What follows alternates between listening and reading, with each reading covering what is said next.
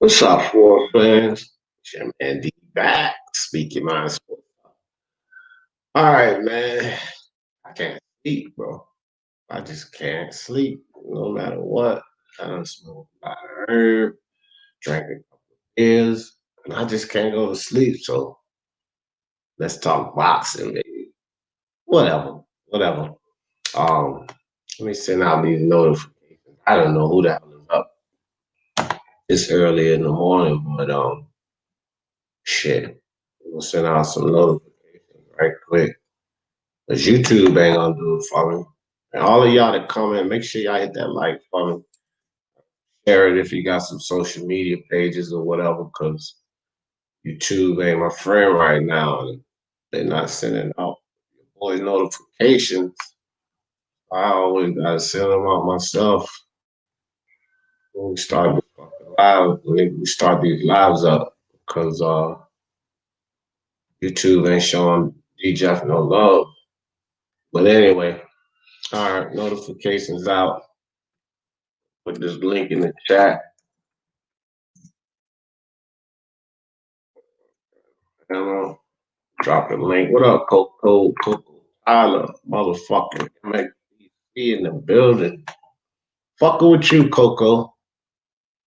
That's why I can't go to sleep. I jumped on that goddamn live you had, and I couldn't get back to sleep after that.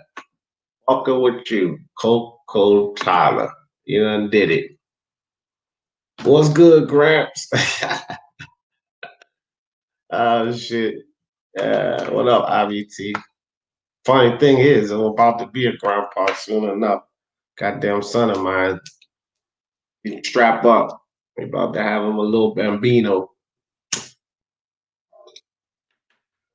Yup, I am about to be a granddad. All right, there you go. Link in the chat. Well, I don't even know. You know, I was just on Fred Barbershop. I was on his live. He was the only one live, so clicked in.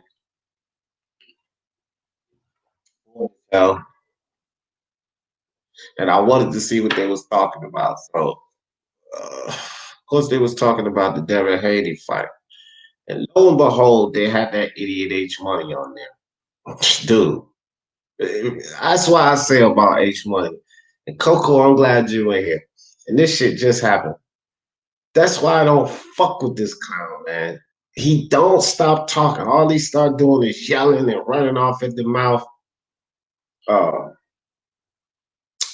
Fred had Cunningham over there, a renowned coach. H Money cutting him off. Wouldn't shut the fuck up. And Batman come on there. And they start talking about Gary Russell Jr. and Devin Haney. H Money wouldn't shut the fuck up. Fred had to put him backstage, fam. Just to keep the conversation going. He had to put back H Money backstage because he would not shut the fuck up, man. Like, that's why I don't deal with that dude, man. This dude H Money is a class A clown, bro. He's a clown. You know what I mean?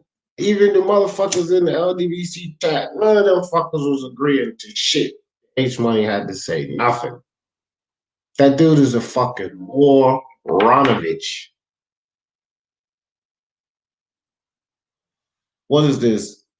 Kazuda Ioka versus Kosei Tanaka is official for New Year's Eve. Hallelujah, fam. That is good stuff right there. How about that? I think that's a fight. Well, I can't say everybody won. A lot of them don't even know who Tanaka or Ioka is, to tell you the truth. But that's great news, bro. I'll drink to that. It's decaf coffee. Just to let you know. I do want to go to sleep. I just can't go to sleep. High as hell, can't go to sleep. But no, that's good news. Ioka versus Tanaka, man. I like that shit. I like that shit. Yeah. Yeah, I want to see that. But anyway, back to Fred Barbershop. It was an interesting live, actually. Pretty good live. Fire. Batman came up there. He was talking some real shit. Cal Cunningham, not Cal Cunningham, what is it? Anyway, Cunningham, he was up there. He was talking some real shit, and then this freaking H Money. That dude is such a clown, bro. You know, he's sitting up there hollering, "We want Gary Russell Jr. next. We want Gary Russell Jr. next." Man, that is not even something you should even be promoting for Devin Haney. It's like that's the challenge that you want next. A 126 pounder coming up. Let's be honest about this, man. We just and then how embarrassing would it be if Gary Russell Jr. did come up and beat Devin? Because when I first heard about the fight, and you guys remember, I was saying, man, Devin Haney's gonna beat the hell out of Gary Russell. Look, man, after that performance against Uriokas Gamboa, I'm not putting that disrespect on Gary Russell's name. I'm not even doing that no more. I don't know if Haney can beat Gary Russell Jr. I don't know. I'm not capping. I'm not trying to be funny or anything like that. One thing for sure, two things for certain. I seen Gary Russell Jr. at like 147 pounds, rip the fuck up, get up there and make weight. And when it comes to boxing skills, man, Haney is not a better boxer than Gary Russell Jr. No, I still think that Haney is a little too long for Gary Russell Jr. and too tall. Like, he presents a lot of problems for Gary Russell Jr. I'm not counting Gary Russell Jr. out of that because I think Gary Russell Jr. is far ahead and much better competition at this point in time than Uriokas Gamboa. And regardless of how Bill Haney and H Money dumbass and these people try to pump that fight up, that wasn't an impressive win. That wasn't an impressive win at all. So, what up? What up, Toby? What up, Toby? Coco, you fucking crazy, man. A lot of boxing fans do care about those guys. A lot of real boxing fans do care about those guys. Ioka's going go. Ioka has done more than Devin Haney and Tank Davis put together in his career. He's a much better boxer than both of them. So I care about that fight. I would love to see that fight. I'll say that right now. That's a fight that's higher on my list. Kosei Tanaka and Kazuda Ioka. I want to see that fight. So yeah, yeah.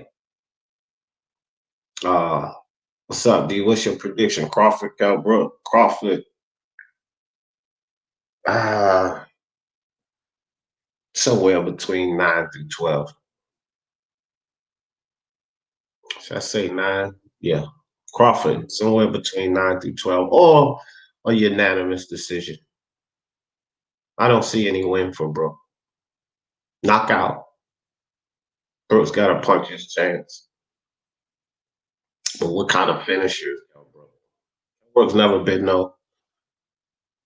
he's never been a finisher, a knockout artist. But I do believe he may have the power to hurt Crawford. He don't really have the boxing. I don't think. I mean, what does Kell Brook bring to? Kell Brook's going to be extremely drained in that fight. That's my problem. Jose Pedraza should have had a better chance versus Tank Davis. Stupid drained in that fight. It's the same shit we're gonna see with Brook. Yeah, at 154, interesting fight. Kell Brook versus Crawford, but Kell Brook to drain down to 147. And weight that he was having a problem making 3 years ago after he was pretty much beaten to a pulp by GGG and Errol Spence. I don't see much chance for Terrence. I mean, for Brook in that fight. So my prediction is Terrence Crawford somewhere stoppage, somewhere between 9 and 12, and or unanimous decision. Either way you look at it, Crawford wins. Crawford wins.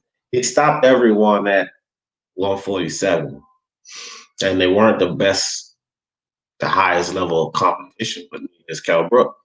Kell Brook is not one of the top guys at 147 right now.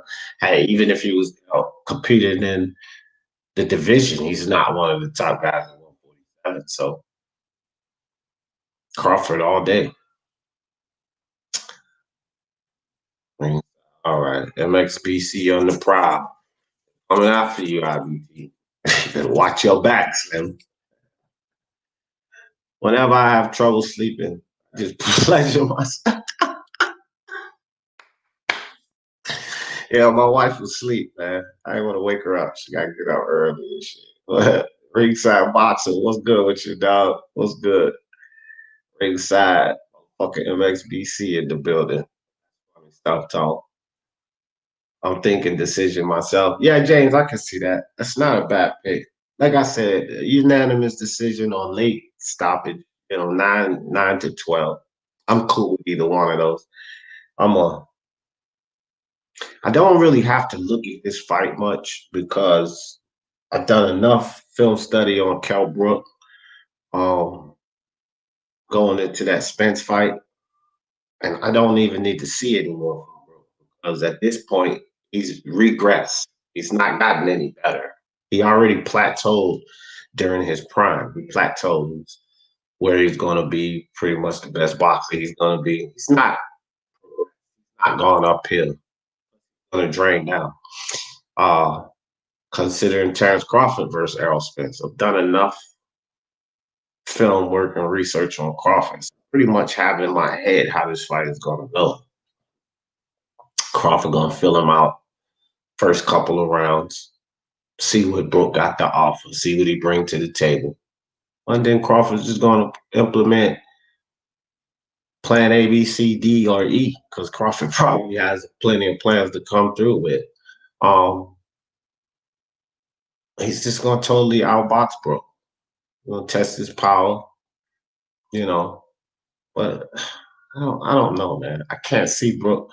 I don't see Brook offering too much. Let's say Kell Brook was healthy at 147. We know Brook's big, right? With his skill set, if he was healthy, if he was like the Brook before the GGG fight, or way back then, still don't think Crawford beats him. I mean, he still don't think that Brook beats Terrence Crawford. When I look at it that way, talking about Kell Brook now, I can't see how he beats Terrence Crawford. Well, Little John, what's up? What's up? Nah, bro. Oh, you at work? Oh, okay. Yeah. Well, shout out to you. You over there in the UK, right? Yeah, you guys 5 hours ahead of me, so it's what, like 9 something in the morning. Yeah, that's cool. That's cool. I just couldn't sleep, man. I could see Brooks starting well and then fading. Pretty similar to my love making techniques. Must be close to my age, Tom. Start off strong and then goddamn. That's good stuff. Good stuff. Am I wrong for saying that Teofimo's talking style reminds me of Ricardo Viola? Uh, mm, no, not really, but I would say Ricardo's a little, no, not a little more. He was more crass than Teofimo. You know what I mean? A little more raw than Teofimo. Uh, but yeah, I get it. I get what you're saying.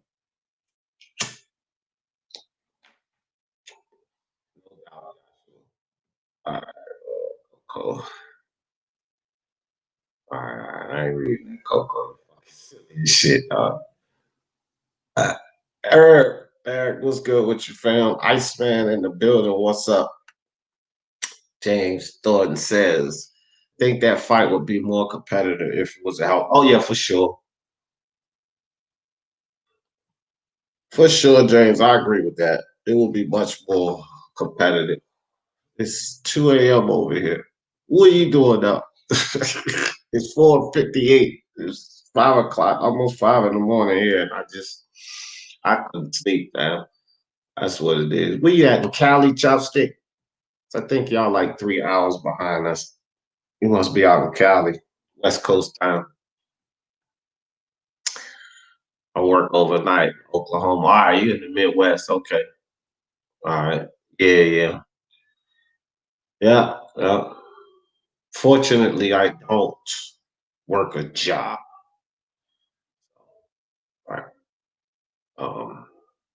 do YouTube and a couple of online ventures.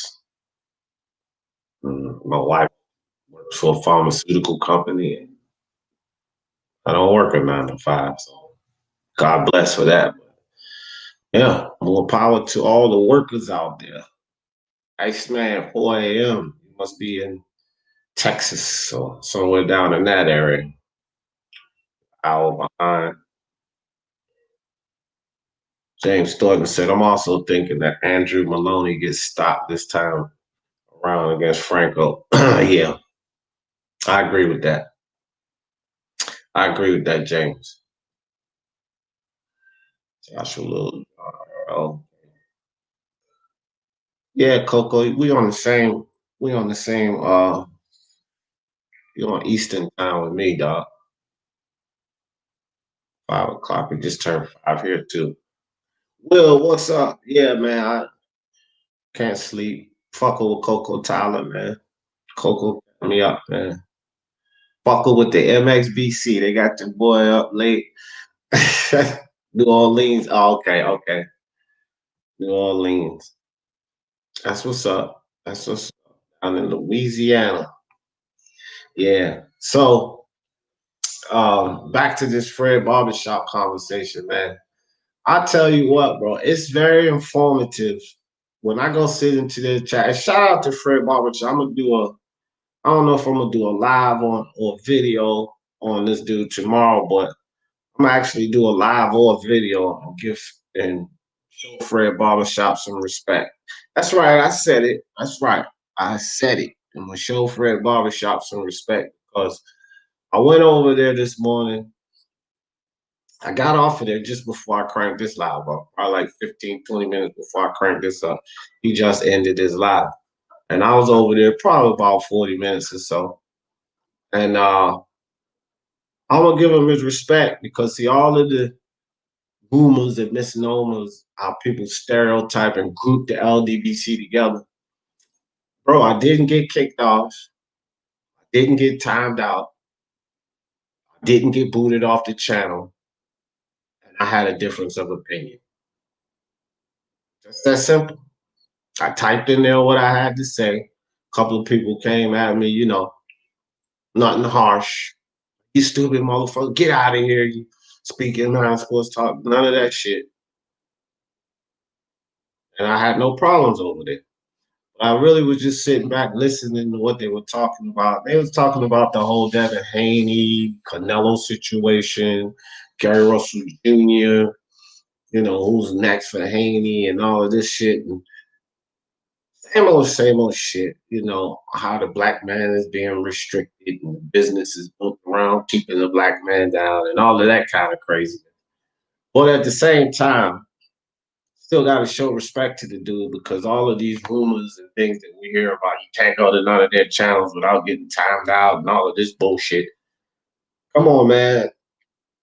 Respect to Fred because look, he's been a special guest of you, right? So they know who I am. He knows he was on a You Idiot video. All of them fucking ran and told him. But I didn't catch any riffraff or backlash from that. I said in this fucking in the chat. I didn't go up on the panel. He did drop the link, but I didn't go up on the panel because fucking idiot H Money was up there. And the thing is this, the dude is so disruptive that Fred Barbershop had to put him backstage.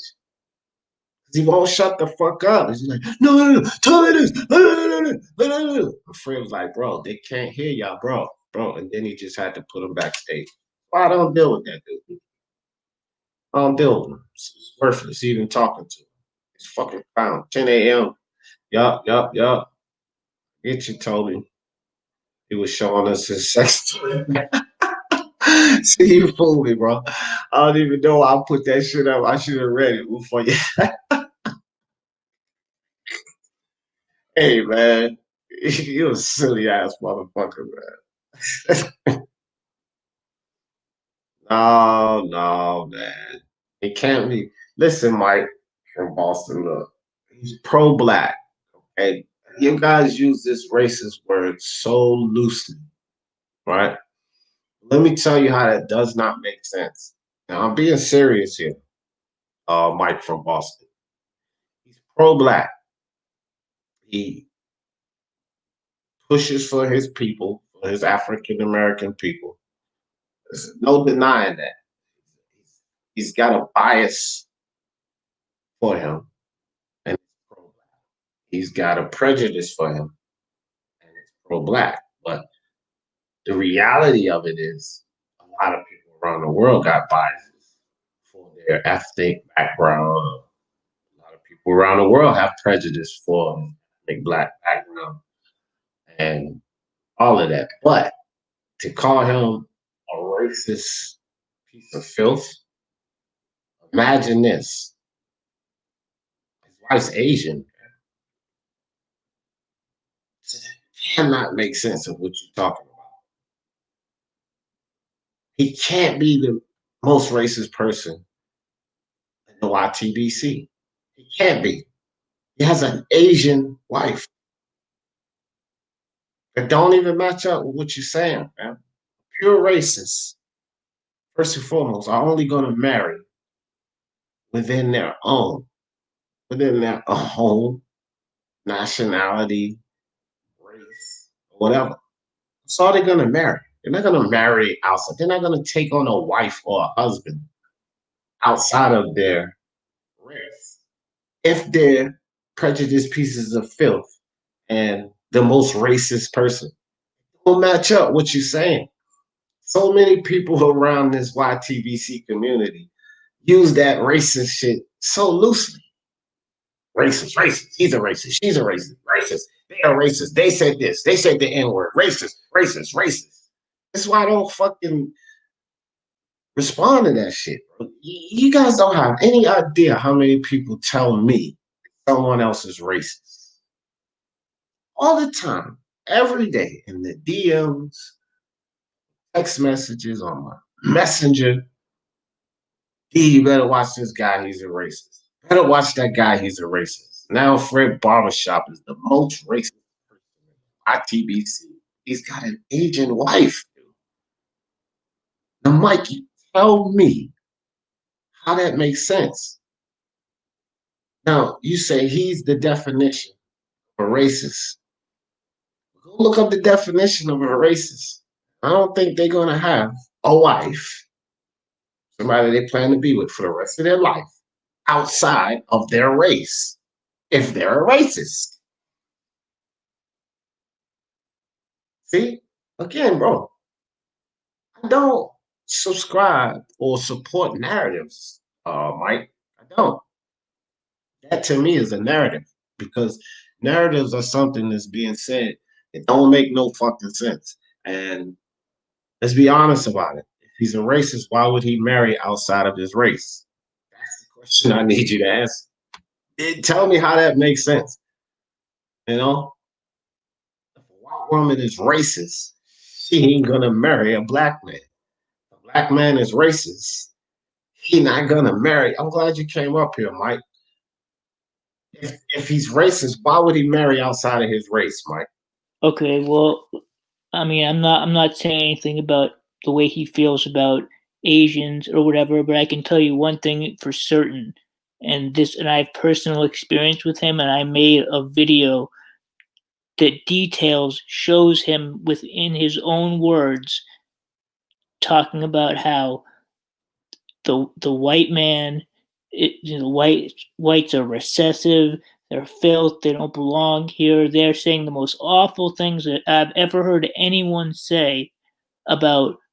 I've never. It's the most racist stuff I've ever seen in my life, and I'm telling you, I've seen some shit, and I'm not just trying to do a narrative. I used to be a fan of the LDBC channels. I used to like Deontay Wilder, so I gravitated towards them. I used to watch them. I have even donated to Fred before I realized what he was really like.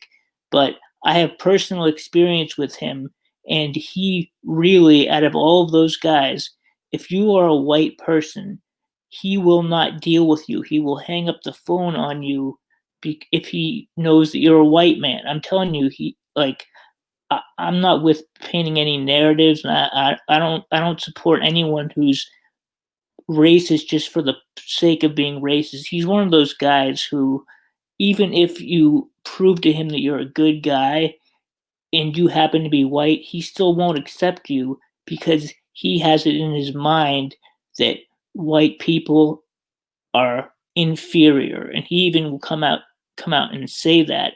And I can't understand how somebody could look at him and have any type of respect for someone who's such a prejudiced, hateful person towards someone just based off of race, all based off skin color. Right. I get it. Um, and this is what I just said. I think that most of us have biases and prejudices, whether we want to admit it or not. But I think that people use the word racist too loosely. And again, now what you explained to me is prejudice, your prejudice against white people. But what I'm telling you is if he's a racist, and this is why people use this word so loosely, racist, racist. The news, the media, racist. Trump's a racist. Ain't Biden? Yes, he is, right? Is Biden just as prejudiced as Trump? Yes, he is. Did you see it over the media? No, you didn't. My thing is people use this word racist so loosely. And what I'm trying to tell you, Mike, is he biased and prejudiced? I believe so. I agree with you that he has prejudice, a severe bias and prejudice toward the white man. But if he's a racist, then it's nothing outside of the black community. But he's married to a fucking Asian. So you can just strike racist away from it. Does he have severe prejudice against the white man? Yes. I won't argue with you about that. But let me ask you something, Mike. Are you Caucasian American? Yeah, I'm Caucasian. Yeah. Do you agree? And then you realize that the Caucasian American severely fouled the African American. Sorry, can you repeat that? The Caucasian American has severely fouled in so many ways the African American race. Do Yeah, you believe that? that's true. Yes. Okay, so you just gotta appreciate that some African Americans and a lot of them are not like D. Jefferson. Because the way I look at it is that is the past and we need to move forward. But some of them still feel that pain.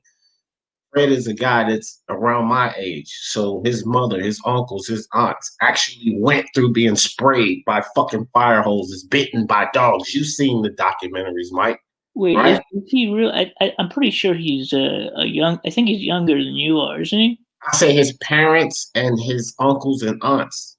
That's what I say, Okay. right? They lived through that. Yeah. They lived through that, Mike.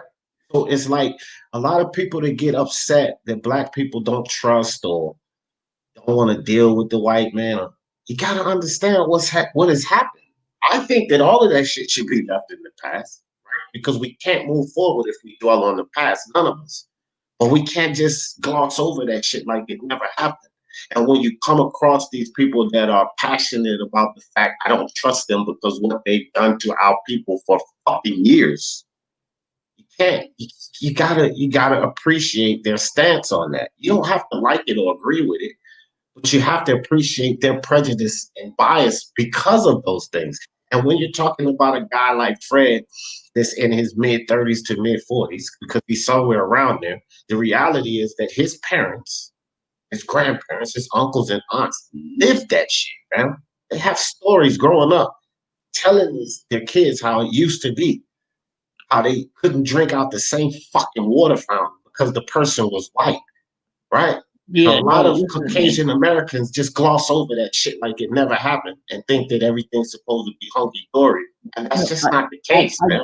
I get it completely, and I'll tell you, I'll admit it. If I was a black man, I wouldn't trust the white man either. Okay, I'll be honest with you. But this is the difference. This is the key difference, is that even if I was and I did hold that prejudice, which I believe that I would, I think it's natural given the history to be a little bit, to have a certain bias or a prejudice, and I think it's natural, and I think that it would be weird if you didn't have some type of prejudice.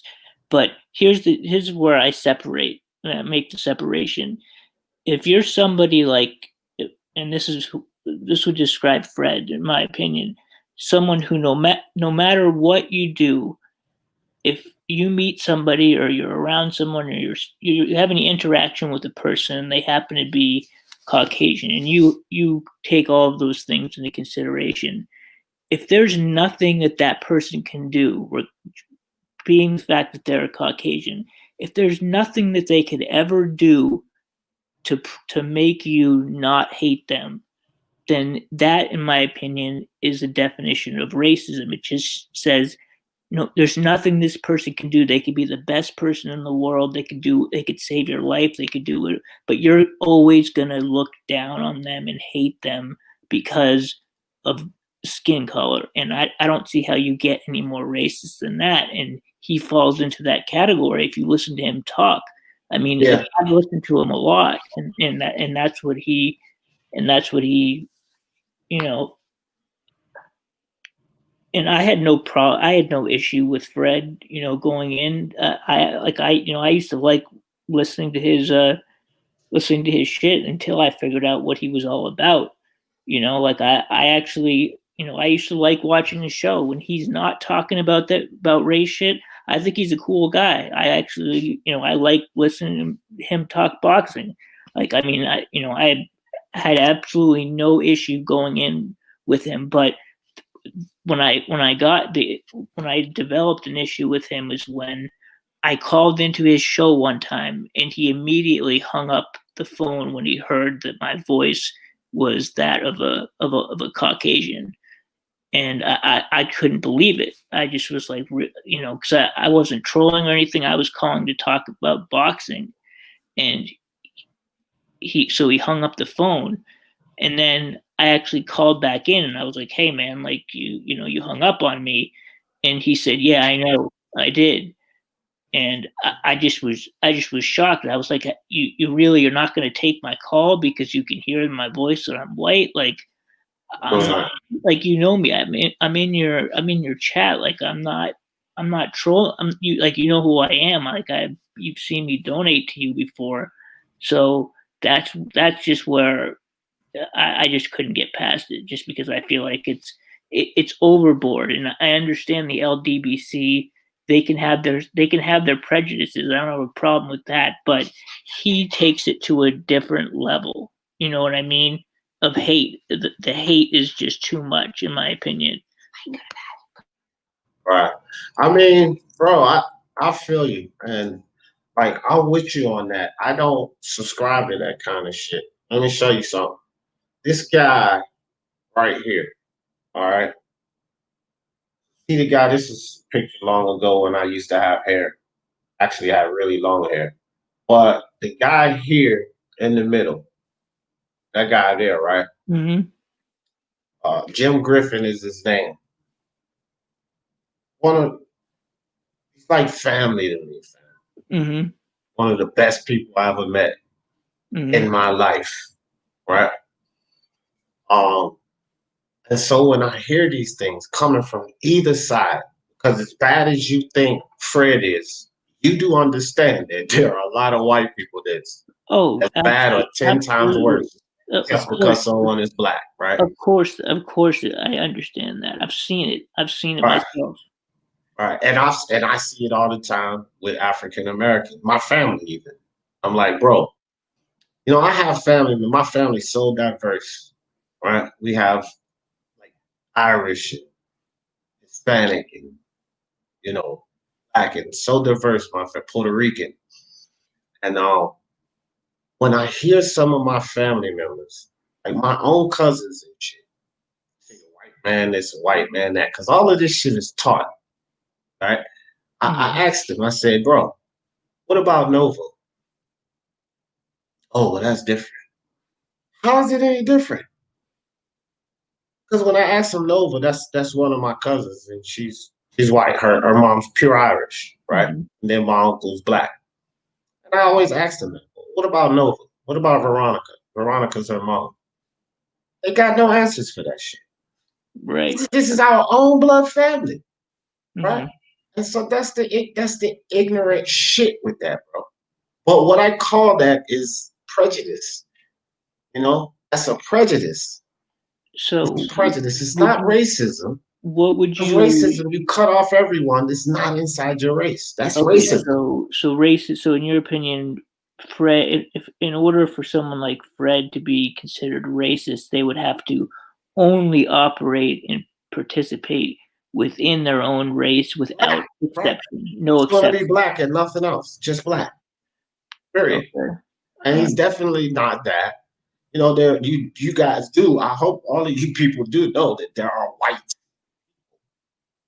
that are members, subscribe, and a part of the LDBC. Yeah, no, I mean, shit. I used to be a bit like I said. I when I first got on the YTBC, I happened to fall into the LDBC channels because that's all I knew of. I didn't know of any other channels. So I listened to them, and every other there was certain channels I liked, certain channels I didn't like, but his channel was the only one where I felt like I can't be here. Like, I'm not, I'm really not wanted here. Like, you know what I mean? And, I mean, and I'm not trying to say, and I understand that, you know, on both sides, and there's probably more white people that are racist when it comes to these topics than there are black people. I'm just saying my experience with him, and the reason I had such a problem with him is because I showed him that I showed him my character before and anything happened. Like, so I know that he knew that I was a decent person, that I wasn't, that I certainly wasn't racist, and I was there really just to support him and to talk boxing. So I felt like, there's nothing I could ever do to convince this guy or to get this guy to accept me. And in my opinion, that, like, I mean, I can't call that anything but racist, because it's like there's not, if you're only focusing on that one aspect of a person, you're not taking into consideration the thing that matters, which is the character of the person. If you can't focus on the character and you're focused on something superficial, then there's no way to grow. There's no way to move.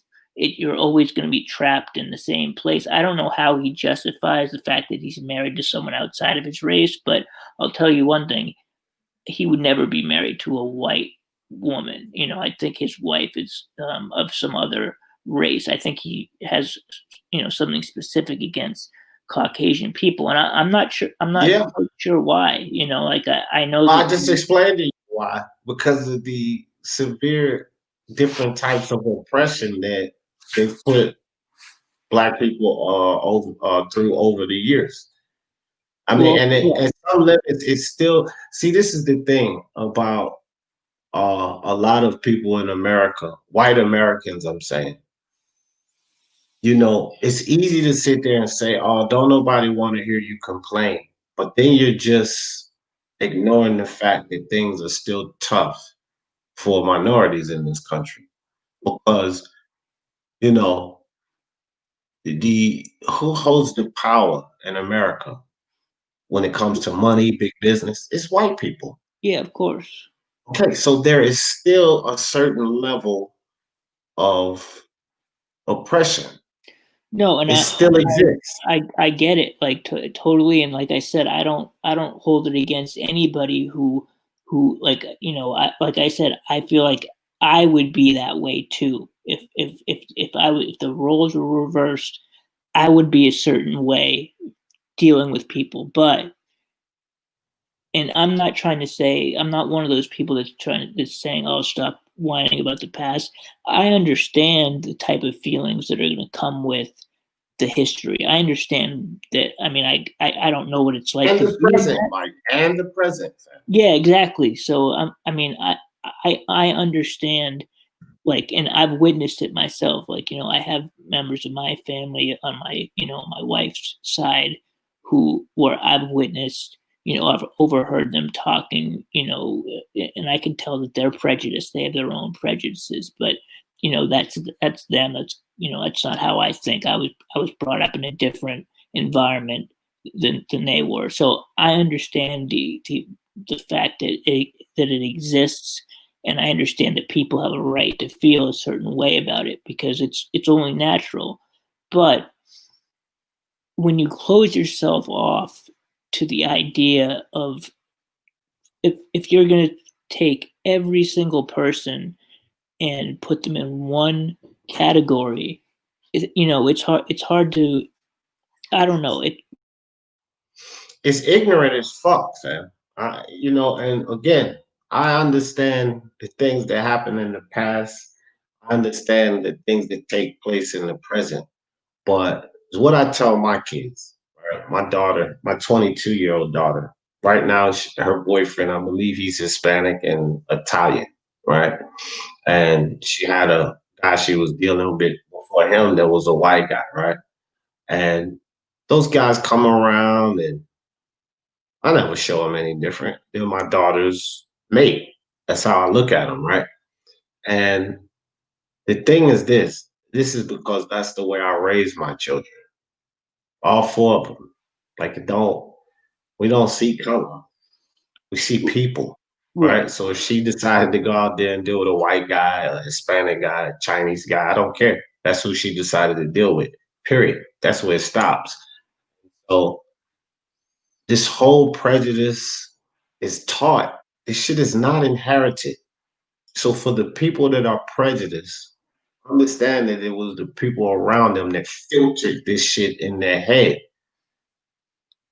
I have family members that filtered that into my head. When we become men, when we become women, it's our responsibility to seek the truth and to live by the truth. So what I did is I did not carry that shit on.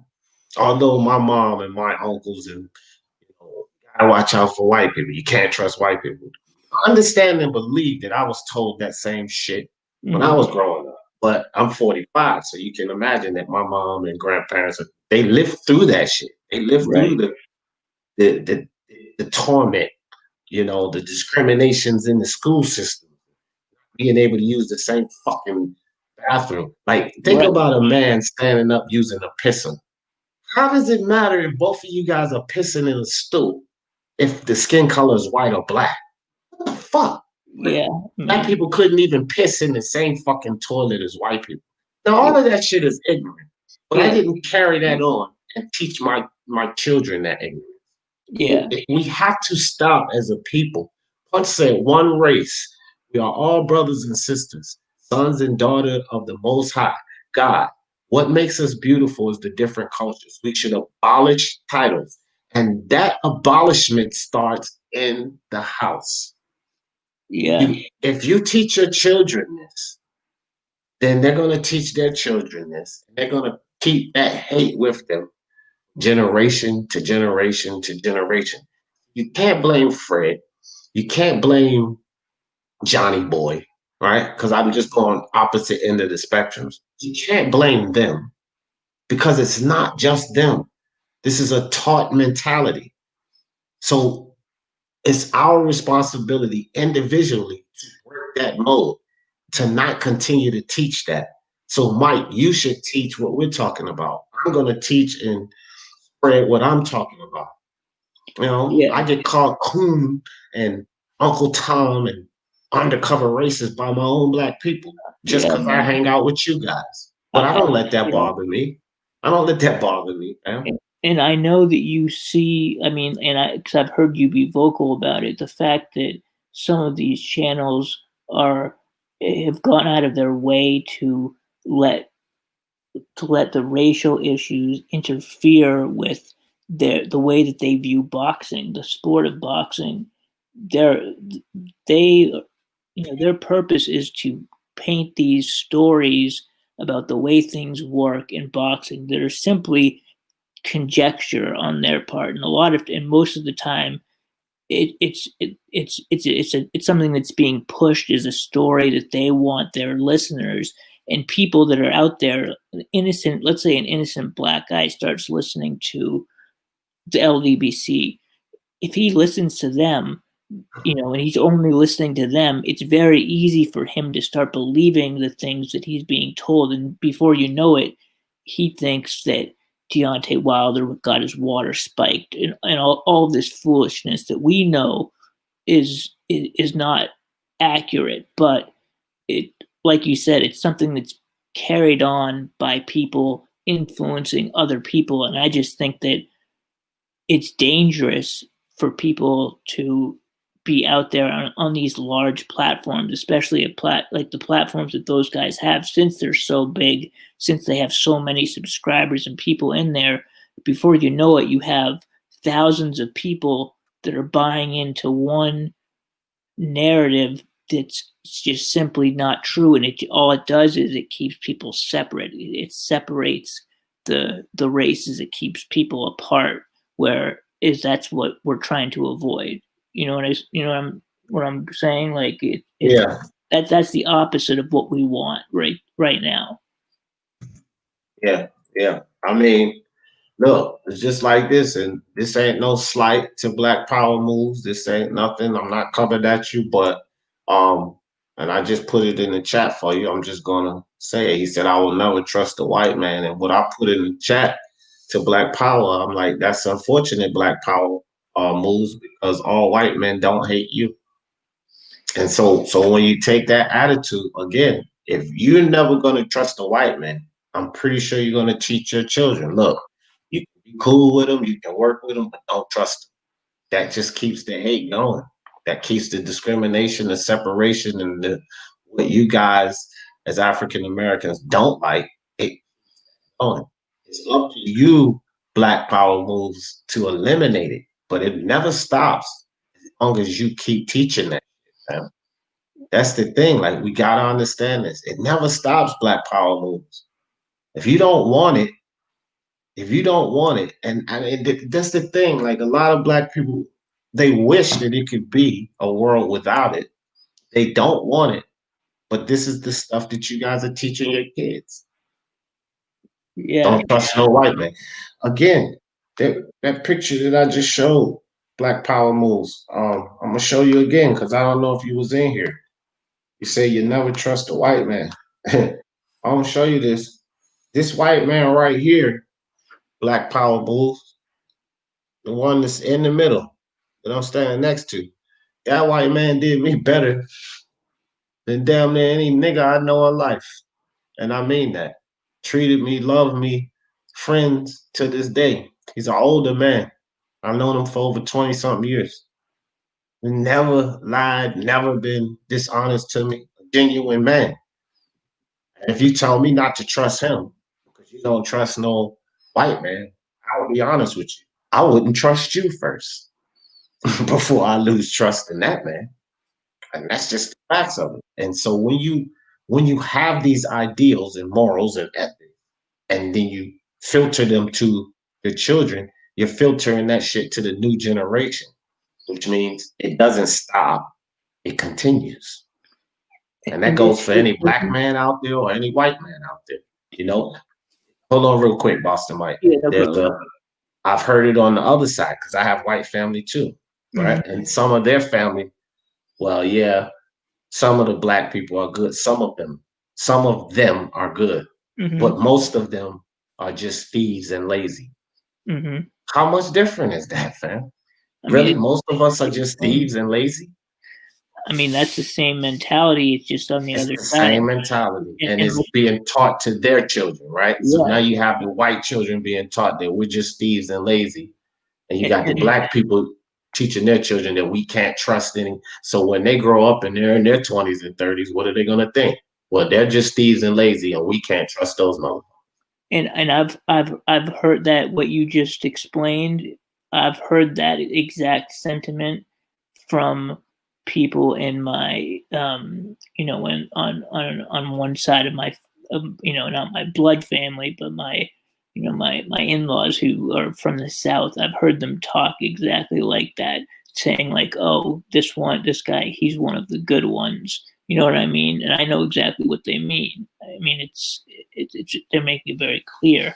So I'm not I'm not blind. I can totally see that it exists, but just the way that I grew up and the people that raised me and the people that I grew up with, and the environment that I was in, we weren't we were never around anybody that ever, if we ever heard anyone speak like that, we would have automatically have looked down on them, because that's not what we were taught. We were taught always that you judge people based on their character, and you never make the mistake to prejudge someone based on anything superficial. And that was kind of drilled into our heads. Now I realize that some people never got that benefit of learning that. They never had parents who drilled that into their heads. They never went to schools where they were taught that. So I can understand that it's very easy for anybody, no matter what race you are, depending on what you were taught or depending on what kind of family you came from. You could wind up having a whole different set of morals and principles and guidelines that you live by that are incorrect, and there'd be nothing really you can do about it, because that's the environment you grew up in. But I've since I've listened to you, I watch almost all of your, every single one of your videos I've seen, and I've heard you talk about, I know you're very much against the racial politics that are being the things that are being spread around by these channels. So it must put you in kind of a weird situation, because you are of the same race as these guys, but you don't see things the way that they see them whatsoever. You're able to point out some of the hypocrisy and things like that. So I mean, I think it's, I wish everyone could see your videos, because you do a good job of breaking down why these things just don't add up and they're not logical. You know what I mean? And right. so I feel like if people were able to have access to, it's very easy to fall into, if you were watching LDBC videos and you're not aware of other channels, you could become a boxing fan through YouTube and then develop all these preconceived notions based on a bunch of nonsense that's being pushed. And you're missing the bigger picture because you're listening to people that are trying to get you to think a certain way. They want Right. you to see what they see and nothing else. And that's why you can't go to any of these channels and have a different opinion than them on certain things, because they're so focused on one aspect of the sport, and the sport is so much bigger than that. And I'm not saying that that racism exists everywhere. I'm not going to say it doesn't exist in this particular sport, or that sport. It exists everywhere to a degree, but you, you know you know things need to be put into a perspective that's logical. And a lot of the you idiot videos that you put out, I feel like that's kind of taking what they say and putting a logical spin on it to have it reflect what it really is. You know what I mean? I mean, Yeah. that's just the way that the way that I see it. I feel like it just kind of calls it out for, you're, by just presenting the facts of what's going on, instead of adding in extra shit like the way some of these guys do. It really kind of exposes some of these things in some of these channels and some of these guys for what they are. Just kind of, you know, I don't know if you want to call them fanboys or whatever it is, but it exposes just how simple-minded and how easily, that they can be manipulated into thinking these things that just are blatantly untrue. Yeah. Troy, Troy Graham, that's something that I don't believe in. Let me tell you something, man. Whether you say nigga or whether you say nigger, right? And I know the ER is supposed to be derogatory. GA is supposed to be a term of endearment or slang for the urban community, however you want to put it. Whether you say nigger or nigga, and for whatever reason you say it for, doesn't change a goddamn thing. And to say that we need to stop saying that, that ain't gonna help shit, man. And I honestly believe that. Look, man, I look at things from a spiritual sense and from the creator. What we all need to understand, and this is how I get this is one of the ways, one of the main ways that I get through all of this. Man, woman, child, we're all created from one creator. We're all sons and children of the Most High God, Allah, Jehovah, whatever you want to call it, right? The source, whatever. We're all an extension from that source, which means we're all brothers and sisters. Okay? Words, skin color, discrimination, a creator that created everything that is to be known, never worried about those things. Those are boundaries and separation created by man. Words, fuck, damn, nigger, spick, chink, whatever, is only offensive because those words were created by man. The creator didn't say nigger. The creator didn't say chink. The creator didn't say wetback, spit, dago, wop, whatever the fuck you want to say. It wasn't something handed down to us by the creator. It's just words. And those words will be offensive to people because of this here. Those words mean absolutely nothing, Troy. Nothing anybody says can hurt you. No, I'm going to repeat this. Nothing anybody says out their mouth can hurt you. What people say out their mouth, you take in your brain and you decide if I'm going to be angry, if I'm not going to give a fuck, or if I'm going to find it hilarious. And I find it hilarious a lot of times when people come at me like that because it just displays their ignorance. So it's nothing for me to get offended by. They're ignorant. They're the one that's ignorant. And they think by spewing these things that it really affects me. And for all of the people it do affect when they spew these derogatory slurs, is because those people allow it to affect them. This is why I laugh so much at all of this bullshit, because it's funny to me. They're only hurting themselves, man. Yeah. You know, you teach this to your children, you're only making your children ignorant. So for all of you prejudiced motherfuckers that's teaching this prejudice shit to your children, you're hurting you and your children. It's no need for me to get offended because you're hurting yourselves. You're making your children fucking ignorant. Understand that. This is what you're doing. So, Troy, I don't agree with you, not even a little bit. That word don't have a fucking thing to do with this problem that we have with this worldwide. Nigga doesn't have a goddamn thing to do with it. And uh I wanted to say something too to Black Power. I want to ask you a question, Black Power.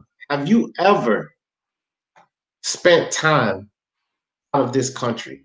I spent 3 years in Europe. I spent 5 years out of this country altogether. Have you ever spent time out of this country, Black Power? Before I even ask you this or make a statement, I want to ask you this. Have you ever spent time out of America? I really need to know that. But Troy, yeah, I don't agree with that at all. Let me put this link back in the chat in case somebody want to come up here and talk about it. I don't believe in any of that, bro. Words don't mean shit. It's not gonna change anything. We stop saying nigga to each other. What the fuck is that gonna change, man? I mean, come on with that. Just to piggyback off what you just said, like, you know, when people use those, let's say someone uses a word like or whatever, uses some racial slur, calls someone a wetback or calls someone a cracker or whatever it is. In my opinion, the way I see it is, if someone says that to me, I don't take offense to it because I don't see it as an insult. By someone telling me, and I had it happen to me. Someone said to me one time, "You know what? You'll always be a cracker or something like that." And to me, my response to that was, you're not telling me anything that upsets me. I know what color I am. You think you're telling me something I don't know? You're not. The only thing you're telling me is the way that you think and feel. You're showing that you're ignorant, and that's something that you're just basically what you did was you came up and told me that you're ignorant because you're not telling me anything I don't already know, and you're not telling me anything that's insulting me because I don't feel ashamed of of the color of the person that I am. But what I know about you now is that you treat people a certain way based on things that are superficial, and I can't respect that. Right. Yeah. Go ahead, Troy, because I know you wanted to come back and speak your piece about the word nigga. I never said the word nigga. What are you talking about? Well, you said okay. Well, that's why. Okay. Well, explain what you meant by this comment. Then. Good. I'm glad you phrased it that way. I used the word race, right? Right. Isn't that what I put in my statement? Okay. Well, explain this. Explain it. Very simple. When you use the word race and you speak about other people, race simply is just another way of saying another species of human. There's another species of human that walks the earth. Of course, we could be separated by ethnicity, sure, but we're not. There's no other race of human beings that walk the earth. I mean, some people want to separate themselves because they're white, black, whatever. That's on them. I never use the word nigger. That's a much smaller thing you're talking about. What I'm saying simply is that the word race you should stop it. You stop using it when you understand how powerful it is. Because you take away someone's humanness when you say that. Okay, so you of a different race than I am, right? You know because you're white. No, you're the same species as I am. Yeah, you're just a different. There's no such thing. No such thing as a different race of people anyway. You see any two-headed humans walking around? You see any three-legged humans walking around? No, there's no other race of humans that walk the earth. I don't know where you get the word nigger from because I never used it. All right. Well, I misspoke. All right. You got a lot of feedback. Go on mute until you're talking, Troy. It's a lot of feedback. Okay. So I misspoke. It was race. I jumped the gun there, but it's almost the same thing to me. I hear what you're saying, but it's almost the same thing to me. Okay. If you say race or you say Puerto Rican or you say uh background, any different ethnic background, Nicaraguan or Filipino or whatever, or you say race, considering black, white, Asian or whatever, right? It's just a way to describe people. I think what you were describing there is there's no different species of human, right? Because you got like rodents, but there's a bunch of different species of rodents. This is humans, we're just humans. I get that. But if you're a black human, you're a white human, that's all the race or the ethnic name describes. Even saying the word race ain't gonna change shit. That being taught that a different race is a problem, or a different race is inferior, or a different race is superior, that's the problem. Not using the word. Just like Punch always say, we all different.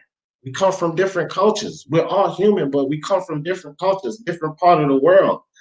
So we're all the same in the sense of being human.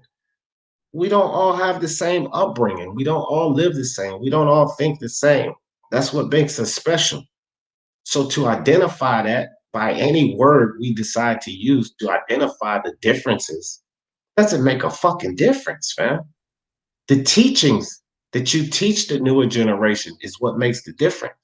Doesn't matter what word you use. It's the teachings, man. Because people are being taught this dumb shit.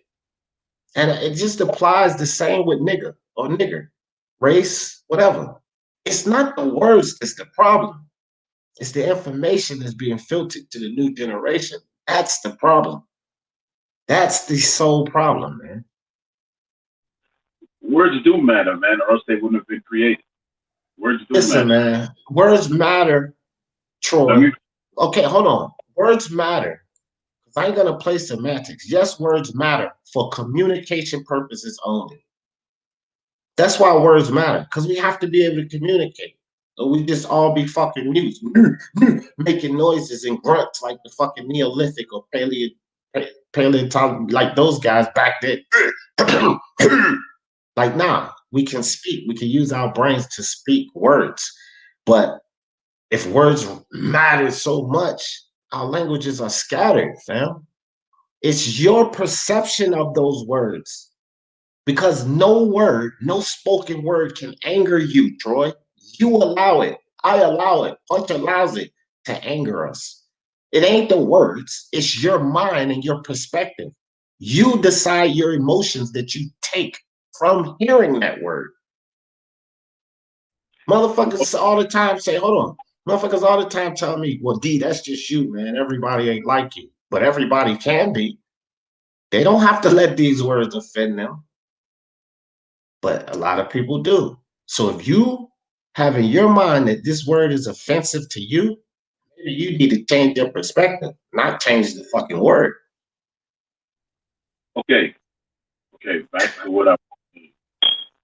Words do have power in how you use them, and how you express them, and how you say them. You just spoke about if we didn't have words, we could use sounds and so forth. My simple point is this: what you speak is what you speak is what you become and what you believe. I don't believe this. I don't believe in anybody could ever make me into any. There's no other race. Nobody could make me a nigga. Nothing like that. I didn't even use that word. You know. Bro, But I already, you can kill that, Troy. I said I misspoke, bro. We don't have to keep going back to niggas. I got it. I said the wrong thing. You didn't mean that. I got you. okay, cool. Let me finish my thought. My point is this: yes, a lot of us meaning humans are taught certain things, but what you confusing what I'm saying is I'm talking about something much larger. You're saying that we're separated by color. Yeah, sure. Of course we are. I'm not stupid. I've experienced a lot of things. What I'm saying is that if, if you would take the time to simply just just listen to each other and maybe understand it, then all that culture difference don't matter. Because at the end of the day, there's only one thing, two things that are true. We are given life and then we die. Anything you do in the middle, that's on you. Now, everything else that we're talking about, this separation of color and everything else, that's something that human created.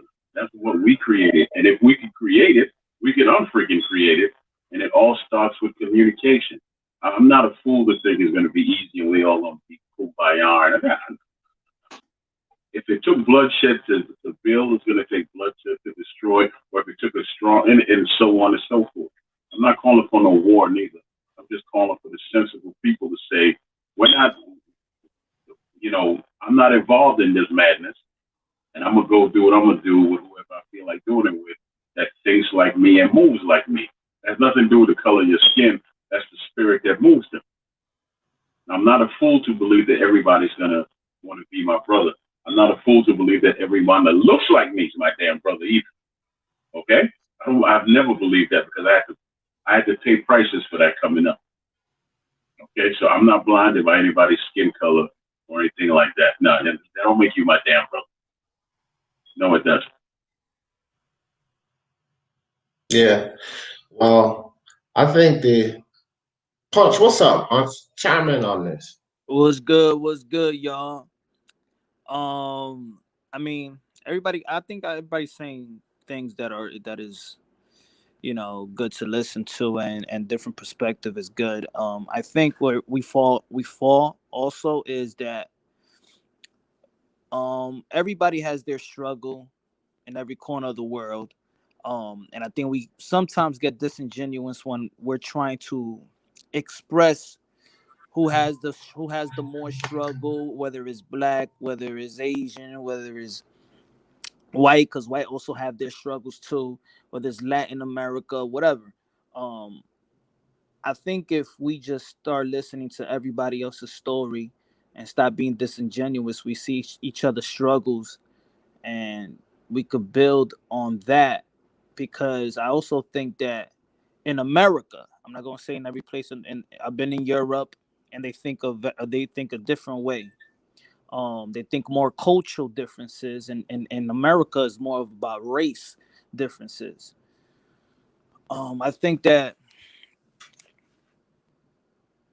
you know, I'm so over, like, I'm drained by these race talks, to be honest, because it's like an everyday thing. Yeah, it ain't never gonna stop, Punch. Never. Because we can all, like, everybody sitting on this panel can have a perspective on it. But until it's a global perspective, the shit ain't never gonna stop. Now, Black Power said I never lived outside of the country, but I have been outside of the country. I've been to Ghana, been to Nigeria, I've been to Angola, I've been to Egypt. Okay, so you've been to Africa, and then you've been to Jamaica and Haiti. So you've been to countries around Black people, right? I mean, predominantly Black. Well, I lived in Europe, Black Power movement. And the reason I asked you that is because I was looking at a lot of your ideals and what you said and how people look at the Black man. And I think that's an American mentality. Because in different countries that I've been to and spent time in, that a lot of the things you said don't apply over in those other countries. You said one thing about the Black man is the most hated and intimidated. That's actually not true either. I've been to countries where people not of our color love and worship us, man.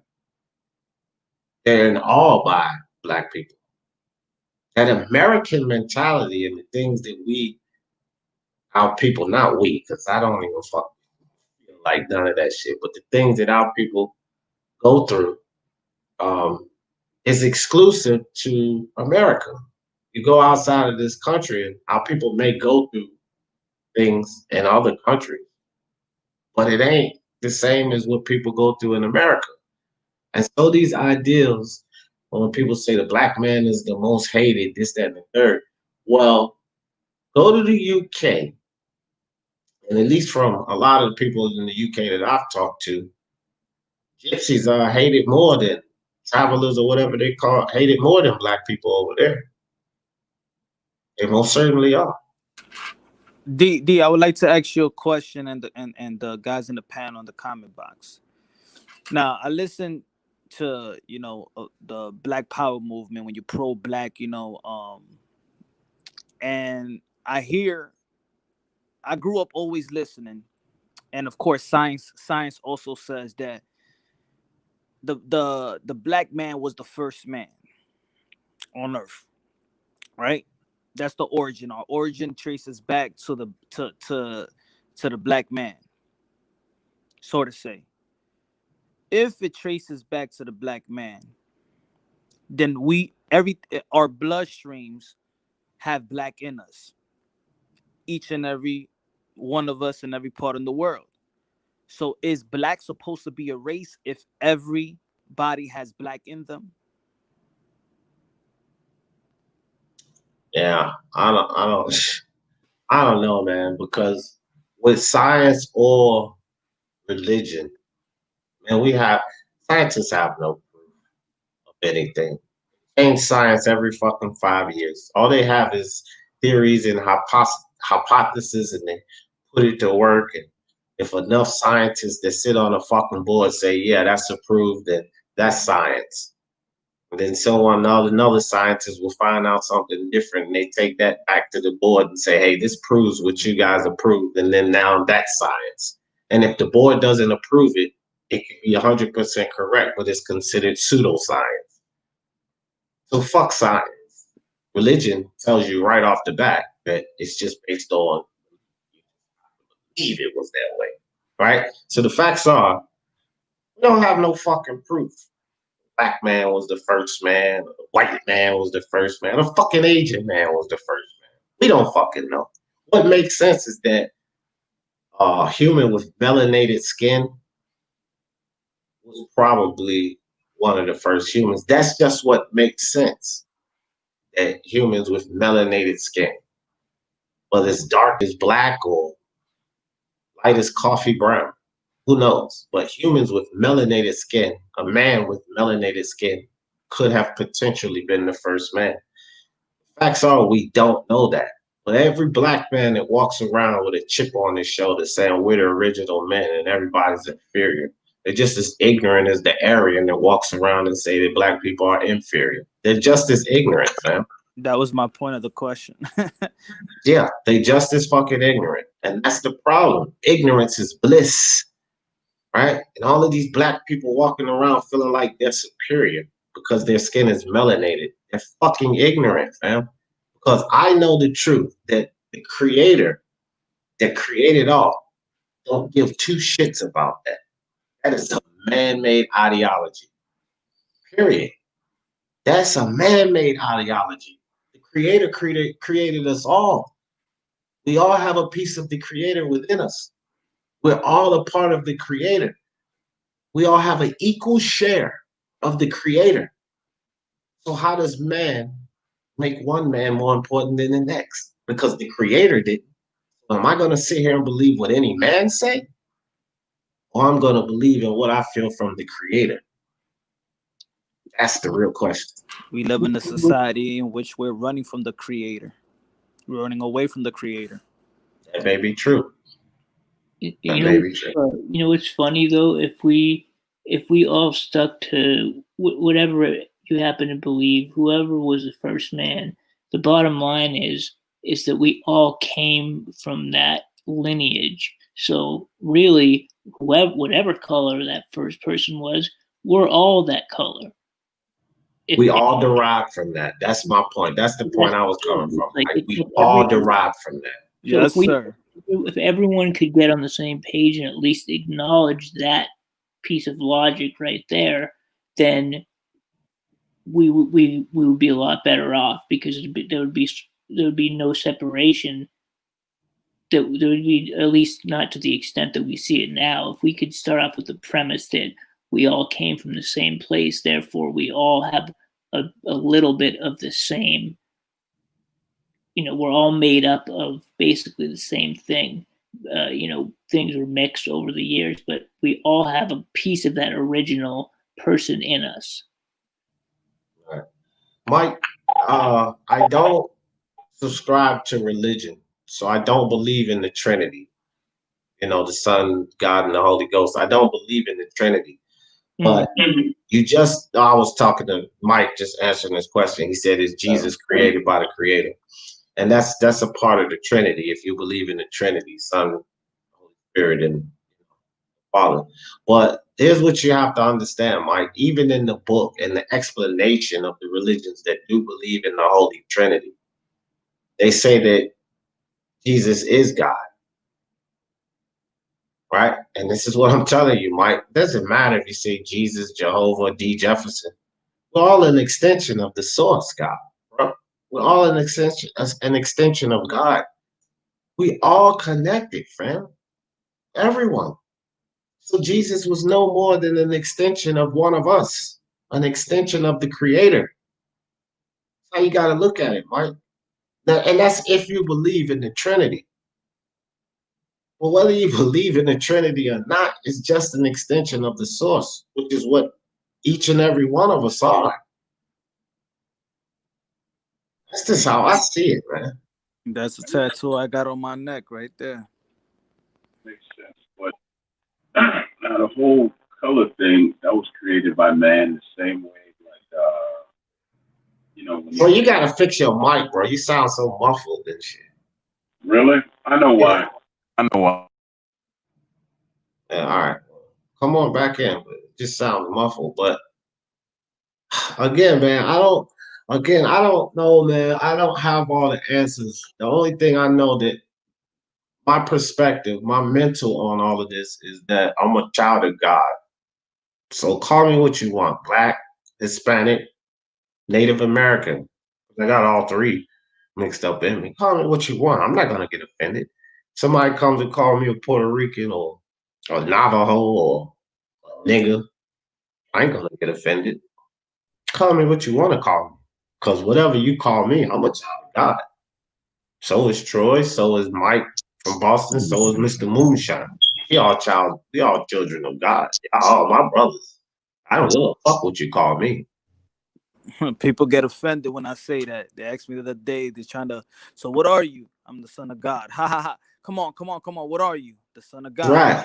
But come on. What are you? No, the son of God. That's it. They want you to answer. They want you to say, yeah, that's what I'm telling you. You're a black man. You're not telling me anything. What I'm telling you is you're my brother. I'm a child of God, and so are you. Now, if you don't want to accept that ideology and you want to stick to what man told you, that we're separate, what's wrong with a lot of people, especially people that carry these prejudices around with them? They want to stick to what man has told them. You want to stick to what the Honorable Louis Farrakhan has told you. You want to stick to what Pope John Paul has told you. You want to stick to what, whoever they've told you. I don't want to stick to that. I don't want to subscribe or believe or push that shit. I want to believe and stick to the fact that I'm a child of the Creator. And I look at all of you guys as my brothers and sisters. That's just it. You want to label yourself as ethnicity or a race. If you want to label me as an ethnicity or a race, fine by me. I'm not offended. But that's not how I look at myself. I'm in America and I have black skin and my origins from Africa. So if I say, oh, okay, I'm an African American man, or someone says I'm an African American man, fine by me. But I don't. I identify by what the fuck I want to identify by, not what you want to hear me say. If you want to hear me say, well, admit it, you're a black man. Admit what? I'm admitting to you what I am, a child of God. If you don't want to accept that, that's your problem. If you want to label me as whatever, that's cool with me too. But if you ask me, what am I? Then accept my fucking answer. A human, a child of God. And the people that can't accept your answer is because they hold that prejudice with them. They want you to say you're a black man. And when they don't, you're a coon. You don't know who you are. You don't know yourself. Black people tell me that shit all the time. You need to learn yourself, brother. No, you need to learn your fucking self. That's the problem. Don't tell me what I need to learn. You need to learn yourself. And that goes to all black men that feel this thing about being the black man. You gotta know what you are. You need to know what the fuck you are. You are a child of God with the power to create in your experience. And if you want to keep leaning on what these black men tell you are, that's your problem, not mine. Now, I agree with most of that, but you know what? I'm gonna tell you like I tell the ladies when somebody asks me what I am. I tell them I'm the finest man you'll ever meet and the last one you'll ever meet because then God ain't make none finer than me, right? And I'm gonna call you Gumbo since you said you everything like this or that, and I'm gonna call Punch over here Adobo simply because I'm hungry. Okay, so there you so there you have it. You got gumbo and you got adobo, and if you want to really classify me as food, call me jerk chicken because I'm Jamaican. I Yeah. just want to add some humor to it because I was about want to add some humor to it. So go ahead and speak your mind, gumbo. Land the plane as you like to tell me, I gumbo. mean, I just always say, man, like look, man, everything is perspective, fam. Like everything is perspective. And you can only have your own perspective. I always say this, whether we talking boxing, well, this is early morning boxing talk, but we got into this, so fuck it. I don't mind talking about this, but perspective is everything because it's our minds, man. It's our minds that teach this hate. It's our minds that decide to accept this hate instead of learn the truth, right? And ever since I was 16 years old, stopped going to church and all of that. Because as soon as my mom said, well, y'all don't have to go to church if you don't want to, I was like, yes. Because I never wanted to wake up and do that bullshit anyway. You know what I mean? And ever since I was the age of 16, I started searching for what's really true. because I never believed in this. You know, I grew up in the Baptist Pentecostal holiness church. You know, all the dancing and singing and all of that bullshit. I grew up in that, and I would look at these people, and they dancing and they performing and they carrying on talking about the Spirit touched them. When we get over to their house on Sunday dinner, look, I'm not playing that shit. And I'm like, wait a minute. Didn't the Spirit just touch you about 30 minutes ago in church? You told me the Spirit ain't supposed to. When you get the Spirit in you, you don't do those type of things. Now here we are at Sunday dinner and you cussing like a goddamn sailor. So I knew it was something fake about that. This could be the deacon of the damn church. Wait a minute, you a guy that's in position in the church. And the pastor sit up there on the pulpit and say, when you get the Spirit in you, all those things go away. Well, your deacon ain't living by those rules. I seen your deacon with the Spirit in him, but he was just cussing up a storm at Sunday dinner, right? So I knew something wasn't right about this so-called religion. And I started seeking for the truth. Found the Islamic religion. Let me see what they talking about. The white man is the devil. No, this can't be right. And then I started to get in my mind that, you know, religion is just foolish. Everybody has their own interpretation of what God's word is. I need something that's more stable about what God's word is.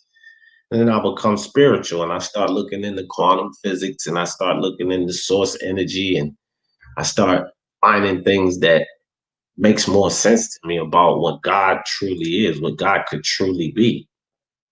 And it didn't really coincide with any religions, but it didn't contradict it. And what I thought to myself is that this spirituality actually correlates with a lot of religion because it's based on the same book. And I thought to myself, if it doesn't contradict Christianity or the Islamic belief or Mormon, Jehovah's Witness or so forth, if it doesn't contradict that, only correlates with a lot of what they say, this is probably the right thing because not all, but a lot of religions contradict each other and they damn you to hell if you don't believe in theirs. And my thing is, if it's God's word, then it's one word. God ain't gonna have all kind of scattered words with different meanings. And from that point forth, I knew that religion was bullshit. It's complete bullshit. It's a tool used for control, right? So you believe in their interpretation, and the guy in the cloth is the savior. He'll lead you to the pearly white gates. Can't lead you anywhere. God gave you the tool to communicate with him. So only you can lead yourself through those pearly gates, if the pearly gates exist, right? Because that's a part of religion too, heaven and hell and purgatory and all of that bullshit. That's what religion tells you. Fear. You don't want to burn in hell for eternity, but that's what religion tells you, to put you in fear.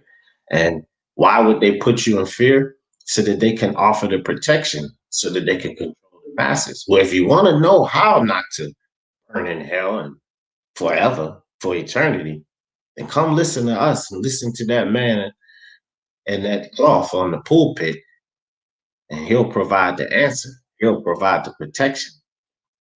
He'll control you, your household, and how you should live. That's what religion is to me, a form of control. Like that movie, The Book of Eli. He told the guy, why are you so worried about this book? You got us out there dying, all searching for this book. And he slammed his hand on the table. It's not a book. It's a weapon. It's a weapon that you can control with that book, with that. It's power. People are willing to believe and follow you. He knew it was a weapon. Religion's a weapon, man. A weapon to control. Spirituality is of God. Yeah. Hey, I got a question for both of y'all. Can you hear me? Yeah, we can. Good. Listen, did either one of y'all ever have chicken foot soup? No. You never had chicken foot soup? No. Yeah, How I about hear you? that. It was creepy. Yeah, my father. Nah, you know what I did last night? I had some chicken foot and I made some General Chow's chicken foot.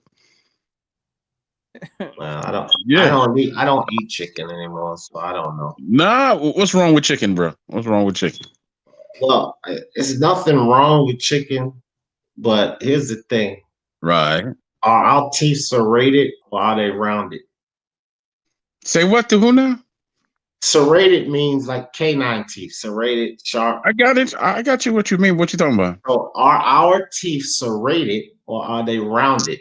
I don't even know. Go ahead and tell. You go ahead and break Okay, down the math for me. our teeth are rounded. They're not serrated like hyenas or sharks or lions because they were not meant to crush and break through flesh. The reason you have to cook the meat to tenderize it because you weren't meant to eat that. Our teeth are rounded because we're herbivores. We were meant to eat what the earth has given us. The predators were meant to eat the prey. The predators were meant to crush through bone, and their intestines, their stomach acids are at a higher strength than ours so that it can break it down. Their intestine walls are lined so that they're not punctured, right? How animals that are meant to eat other meats are created, from their teeth to their stomach acids to their intestinal walls. We weren't meant to eat that bullshit. I Well, don't eat meat. well, I tell you what. My grandma lived to be 94. Her brother lived to be 98, and her sister lived to be 101. And they were meat eaters. Now I don't eat everything that they have eaten now because I just can't. I stick to white meat, but I eat meat. If now 4 days a week I don't eat meat, and then 3 days a week I eat meat because that's how I have to. That's how basically that's how my diet is. How I broke it down. But I eat meat. It don't bother me. I'm even making a rabbit for Thanksgiving dinner. Yeah. It's Well, gonna be Troy, now. Uh-huh. well, Troy, I tell you like this: because of your people ate meat that long and they live, to be 90, hell, 110 years old, still don't change the fucking fact we weren't meant to eat that shit. They ate it and they survived. Okay, that don't mean we were meant to eat it. Doesn't change anything. It's like I say about milk, right? All of these fucking grown ass humans running around drinking milk for strong bones and muscle. Uh, do you see a bull, with the horns, sitting up under a fucking cow suckling that milk? No. After that calf is old enough to go graze in the fucking, they don't utilize that milk anymore. Well, Human baby, oh, Troy, let me finish this now. Human babies suckle from the breast of their moms.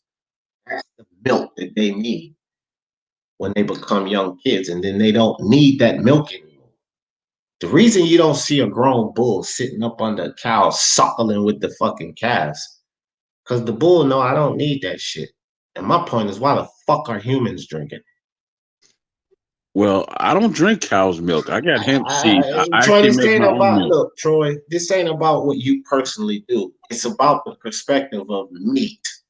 We don't Uh-huh. need anything from land animals because it wasn't meant for us. Not milk, not meat. You Okay. know, we don't Well, need it. It wasn't I meant for us. I disagree. I like chicken. I like turkey. I like fish, and I'm gonna try a rabbit for the first time. Okay, that's cool, Troy. But Uh-huh. I just said that we don't need it. You said I disagree. I like it. I didn't Right. say you can't like it. I said we don't need it, fam. Well, hey, it ain't bothering me any. Okay, I didn't say it don't bother you.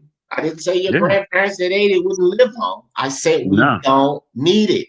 Hey That's man, all I Well, said. We don't need I it. And would, you have not said anything to, you just and told me how much you like it and how your you haven't said grandparents did anything it to and they me was either. fine.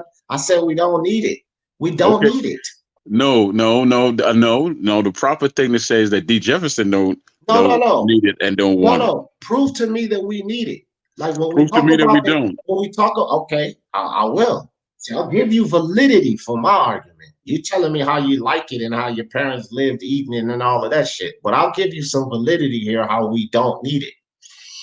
We talk about the protein that we need in red meat. Yeah, the gorilla, pound for pound, is the strongest animal, right? Walking animal. And they live off of shrubbery. Herbivores they are. They don't need meat because the highest amount of protein you're gonna get comes from plants, man. Plants. Shit that grow out of the ground. Nuts, beans. Because cows, goats that we so-called need to eat their meat to eat protein, they don't eat meat. So why are they so high and packed with protein? Because they eat the shit that humans don't eat and think they need to eat meat. Protein is given to us from God, fam, through the same fucking greenery that these animals eat. God already provided the protein. Man told you you need to eat cow to get that shit, and it's a goddamn lie. So it's not about the fact that you like it or it tastes good and your parents grew up with it and they were fine. That's all irrelevant. The facts are we don't need it. Calcium, you got fruits and certain grains that give you more calcium than milk. We don't need it. All right, cool. Hey, D. Jefferson, I haven't had sex since 2011. We don't need it. Yeah, I mean, I'm much Yeah, better. you want it. No. Let me finish. Just like you being a vegan or whatever. I've been celibate since that long, and I'm stronger. I'm fast. I feel much better, and I'm a hell of a lot calmer. We don't need it. That's a fact. We Yeah, only I need said sex. sex. I didn't say meat. I said that's a fact. Yeah, fact for me. No, It it's ain't a a fact fact. for everybody. It is. It is. It is because you desire it makes you feel good. And I won't say that we don't need sex because we need sex to procreate. I have 4 children. I have enough. Okay, whatever. You needed sex to procreate. So I wouldn't say we don't need that, right? If we don't have sex, then no more human race. So we need that. We don't need to eat meat. No. You don't need to eat meat. Don't mean everybody else doesn't need to eat meat. I like meat. Okay, let me rephrase that. Humans do not require meat to survive. I agree with that because you're trapped on the island. That's just All that's you just have is the fact. veggies. Sure, That's just but the facts. Humans don't need meat to survive. You may want it, you may desire it, just like some people may want sex and desire sex, unlike you. Now, sex is needed to procreate for procreation. So I can't say that sex is not needed. It's needed for procreation. Science creating babies in the lab or artificial insemination, that's not needed. But sex is needed for procreation, right? Sex is not needed for pleasure. You can use your hand if you want to do it for pleasure. You don't have to go fuck a woman. So it's not needed for pleasure, but it is needed for procreation. Humans don't need to eat meat. And listen, IBT, as much as you study and read, the only benefits that humans get from eating meat they can get way more from eating natural things. Way more protein, way more whatever benefit. You tell me this, IBT, go research it. Don't take my word from it. Yeah, I am pescatarian. You tell me this, IBT, if there's so much benefit, and I'm gonna use red meat for an example. Why is it that if you eat red meat your entire life, you have anywhere from 7 to 12 pounds of undigested red meat still stuck in your fucking system, IBT? What's the benefit of that? Of that shit being stuck in your fucking system. You know why it's stuck in your system? For what I just explained to you. See, hyenas and lions and shit like that, they shit it out the next day.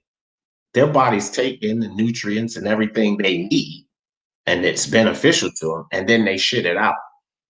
Well, our bodies can't break down that shit as fast as we shoving it down our throat. So what's the benefit of that shit being trapped inside of us, IBT? What's the benefit of men and women catching cancers and shit from that meat being trapped inside of us festering because it ain't supposed to be there? What is the big benefit from that, IBT? Explain that one to me. Why do you have so much undigested red meat still fucking stuck in your system when you're in your 60s and 70s from eating that shit if it's so beneficial? all Why? right. Want me to jump in here? Well, if you IBT, you can, but you can try to explain that to me. No, I don't have to explain anything. I agree with you on red meat. I don't eat red meat. I've spoken to people who stopped eating red meat, and these was, I mean, some real steak eaters and everything else, and they tell me how much better they feel and how calmer they How feel, beneficial it and is. how calmer they feel from stop eating red meat. But I also only buy halal meat because I'm a firm believer in how you slay an animal is what goes into you and what goes into your spirit and how the hell you carry on. So I don't eat red meat simply because I have a health issue and it's just simply too heavy. I don't eat pork because it's too much sodium, so forth and so on. But you could eat meat if you want. It's just how much and how much you intake, and you match that with your greens and all. Because, like I said, 4 days of greens, 3 days of meat. That's how I live, and I'm fine with it. I boil my own water and everything. But they go to man you want to speak to. Well, okay, real quick, hold on, IBT. Ferd hasn't said humans can eat most meats, but humans can't eat most plants. Will That's kill irrelevant. you if you eat them. Okay, see, here's the thing. Here's the thing with that, Ferd. I didn't say we can't eat it. I said it won't meant for us. That's the thing. When I say that certain things won't meant for us, got Troy telling me what his ancestors did and lived long lives. You got Troy telling me I like it, and you telling me that we can eat it. I never said we couldn't eat it. I never said that humans don't like it. I didn't say people can't consume that shit and live, what in today's standard is considered extended lives, right? I ain't say any of that. What I said to you guys is that it was not meant for us to eat it. It wasn't. And nobody has denied that. People just keep telling me, even IBTU, and I'm gonna let you rock what the benefits are. It's what scientists tell you the benefits are. But you can go ahead, IBTU. Go ahead. Yeah, can you hear me? Yeah. Yeah, no. All I was gonna say. I didn't mean like meat is necessary to survive or anything. I'm just saying I don't think there's anything wrong with eating meat if it's well regulated in portions. And not only portions consumed, but how often you eat them, right? That's my stance on it. Right. And that's fine, but it won't meant for us. That still ain't gonna change the fact that it won't Well, meant we're for us. omnivorous, so I mean, we are capable, but I do agree that at the rate people consume meat, I think it's too much. Like the average American probably eats too much red meat in a week. We're only omnivorous because man saw fit to eat animals. I don't think we were created that way. We're capable of. Everything in our DNA shows that we weren't really created that way. That's not necessarily true. I mean, well, we're explain to me, capable. college boy, because I went for a little while too, but I didn't like the college Why are you life. calling me and I'm college? But no. I'm not debating you, D. I'm just you happen to be up and I'm up, right? Yeah. I'm saying. All I'm saying is that we're omnivorous and thus we're capable of digesting this meat, right?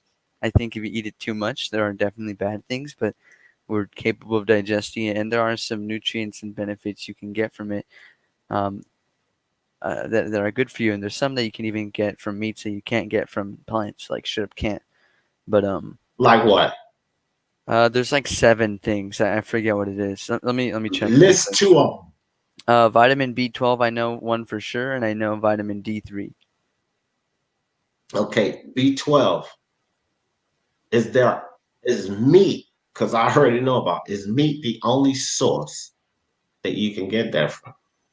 You cannot get it from not plants.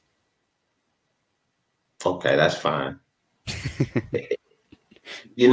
Grains, oats, like beans and shit like that. No, sorry. You can't get it from non-meats.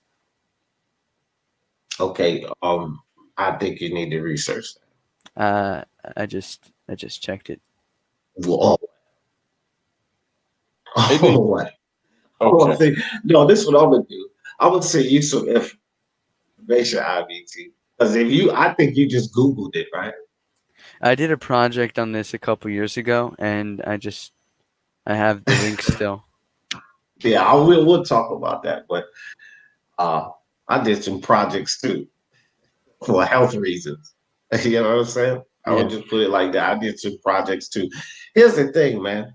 A lot of the information is put out about us, about meats and certain things it's just for money, man. If they let the world, you know how much chicken and beef is sold around the world? An Hey, let's immense be honest. amount, like probably Ridiculous. like maybe billions of tons. KFC alone. Now, this is just KFC, guys. You got Indian restaurants, Chinese restaurants, churches, chicken, Bojangles, different chicken places, right? Grocery stores. Just KFC alone sold, I think, something like over 1.7 billion pieces of chicken last year. Just KFC. Yeah. And There's that just gives you an idea of how much we consume, right? And here's my whole point to this. That's an industry. And then, so if they don't put this information out, tell you how milk makes the body strong and eat your meats for protein, all of your little articles, if they don't put this information out, they don't make money. D, It's just that simple, man. if I heard correctly, you said you're a pescatarian. So Yeah, you eat fish. seafood, yeah. Yeah, isn't that a form of meat? D got no problem eating fried shrimp. Well, let me explain. Fish, right? We can eat fish raw. The teeth doesn't have to be serrated. To chomp through fucking hide, and you try to chew through a fucking cowhide, bro. Try your best to chew through that bitch. Why would I do that? You can't. That's my point. You cannot. You can bite a fish and spit the scales out and everything. And even in the good book, Jesus fed fish and barley loaf to the multitude. Right? So even in the good book, it wasn't a problem eating fish. Yeah, that's all I eat, bro. Just bread and fish, and then I die of mercury poisoning. Well, I'm gonna tell you the true story about Don't eat that bread. whole. Don't eat bread fish. IBT. That's the problem. Like tilapia and shit like that. There's No, bread and that's not real. That's not real fish. But I'm gonna But tell it's you. not even just tilapia. Any fish that's bred in ponds, you know what I mean? Those are the fish that's high in mercury. And they stink up your gut. But I'm gonna tell you what really happened with the whole fish and the wine when he came to the village and he said he turned. In the story, because I read the lost scrolls, I read the lost books. He couldn't find the dude who owned the pig farm that day. That's really what happened. So they had settled for the fisherman who was just on time. He couldn't find the pig farmer, so Jesus said, "Bring that fish over here, and I'll turn it into something mighty and feed it to the multitudes." Y'all got to laugh some more in this life. I know my jokes ain't that great, but damn it, y'all got to laugh a little bit. Yeah, man. Somebody might actually believe that shit. Somebody does in the chat right now. They're trying to Google it. Oh man, I'm telling you, look. I'm pretty sure that IVT have done a lot of research. This guy's a really sharp dude. So No, I'm dull. I've done a whole lot of research myself, and I've done some research behind the scenes. And I got some encrypted sites too, IVT, that I'm gonna share with you. You're gonna have to download some stuff because they're encrypted so that they keep mainstream out of it. They can deliver you things that you won't never find on Google. You'll never find it on Google because the powers that be don't want you to know. That shit lands on the internet, it'll be immediately cleaned off. But a couple of sites that I'm on, it's there. It's there for you to know. And you'll read some of that shit like, get the fuck out of here. And it's very valid. And it makes sense why it was removed offline. That's why I get a lot of information. And I'm in a few groups that, we seek the truth, man. We seek the truth. The cabal, let me not even do it. I don't even know why I just said that. Well, Well, hold on right quick. But the powers to be controls the media, telecommunications in general, man. Social media sites, television station, movie networks, music. They own it. They own it, and they utilize it for subliminal messaging, right? And you're only going to get what they want you to get. You're not going to get the information that they don't want you to have. That's why you need to be a part of these encrypted sites. And I'm gonna send you one really good one, IBT. You start looking and searching up information on there. And some of that shit, I can guarantee you'll never find it from Google. But it won't just made up. It's shit that's been taken down. You won't find it on Internet Explorer, AOL, if that shit is still used. You won't find it on any of that. No mainstream media source, you won't find it. You know what, D, you got some backup in here. Two Hands is in the chat. I know for a fact, word on the street, and B-more, Two Hands don't eat meat unless it's on 2 feet and her name is Brenda. She got a big behind. He don't eat no meat. So you might have some backup in here. The dark web. Nah, Mr. Two Hands is informed, bro. That brother's woke. We all awake. Yeah, whatever, man. Everybody's not awake, Troy. Well, I ain't sleeping. I shouldn't be awake. Most of the people are sheep. I know that, brother. I was making a joke and talking in general terms. No. You could only deal with yourself. Like I said, some will, some won't. So what? Yeah, most of the people are fucking sheep. And the thing is that people want to be led. That's why you can only speak so much sense into certain people, because people want to believe. They don't listen. The truth is scary, fam.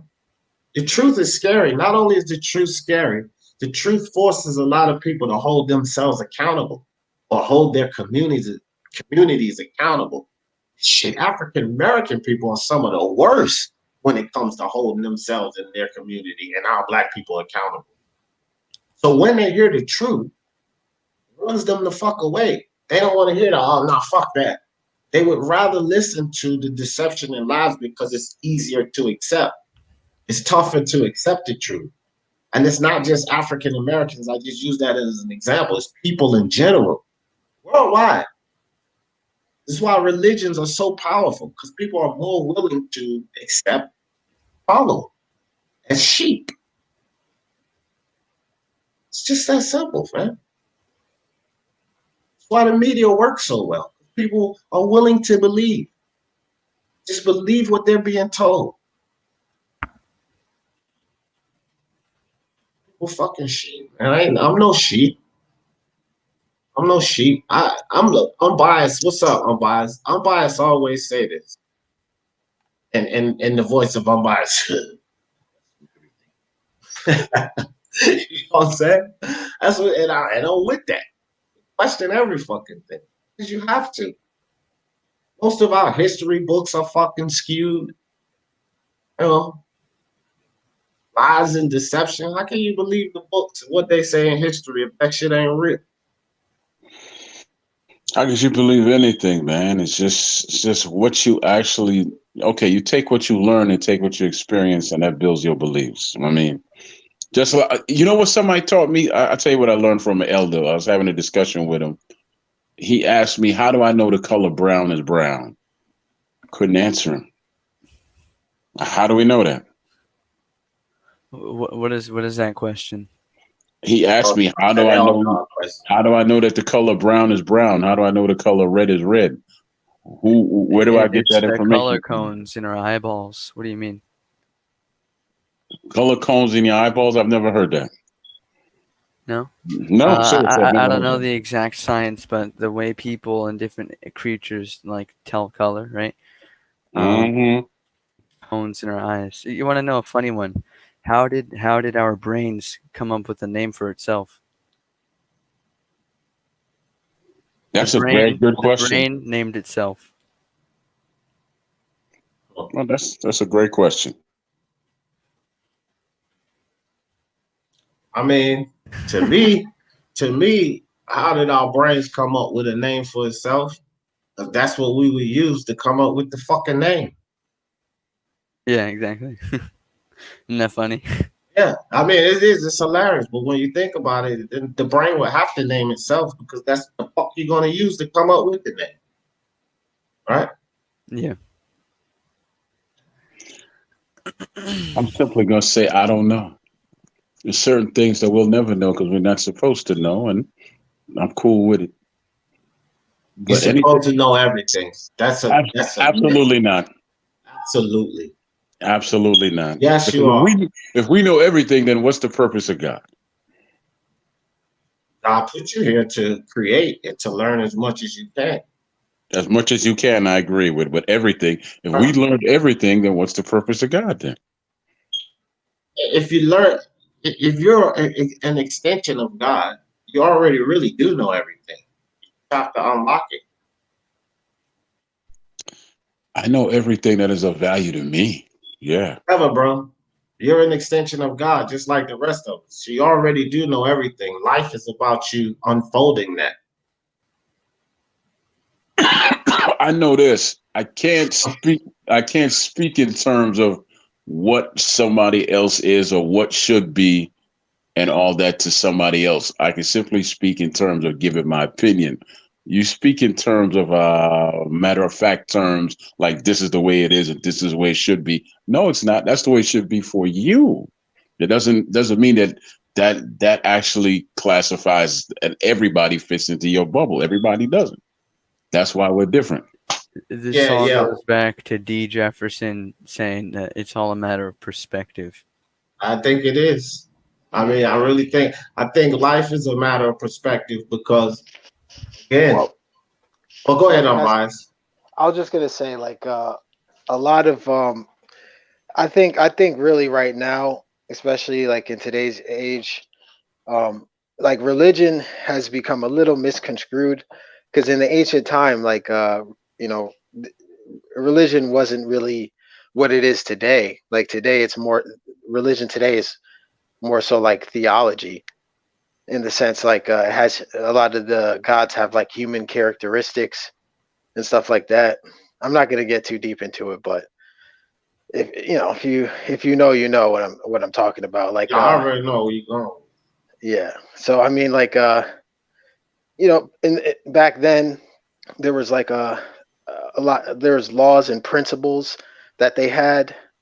They hid it in astrology, alchemy, and then they hid it in religion, what they call religion today. And if you could read the religion, you could actually see what they put in it. And if you're reading it the right way, then you know what you're looking at. But if you're not, then it's just a book. And if it's just a book, then you really don't know what you're reading. So yeah. Yeah. I mean, easy enough. So look, man, we done talked about racism and religion and everything else. It's early morning boxing talk. Let me tell you something, man. Hey, I'm biased. I was just on Fred Barbershop right before I started this live. There wasn't nobody live. I couldn't sleep, fucking with Coco Tyler and them. And so I just said, Fred live. Let me go see what this idiot talking about, right? So this motherfucker had H Money on H Money, and I can't remember Cunningham, the coaches. You know, I don't know coaches and trainer that well. But his last name Cunningham, very very known coach. Anyway, he was on the phone. He was talking about Devin Haney, right? And he said Devin Haney's not ready.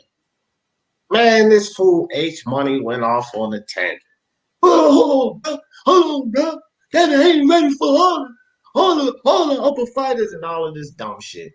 What the dude was telling them was exactly right, bro. Because he didn't even mean it in the sense as he's not ready skill wise to fight him, which we talked about that. He's probably not.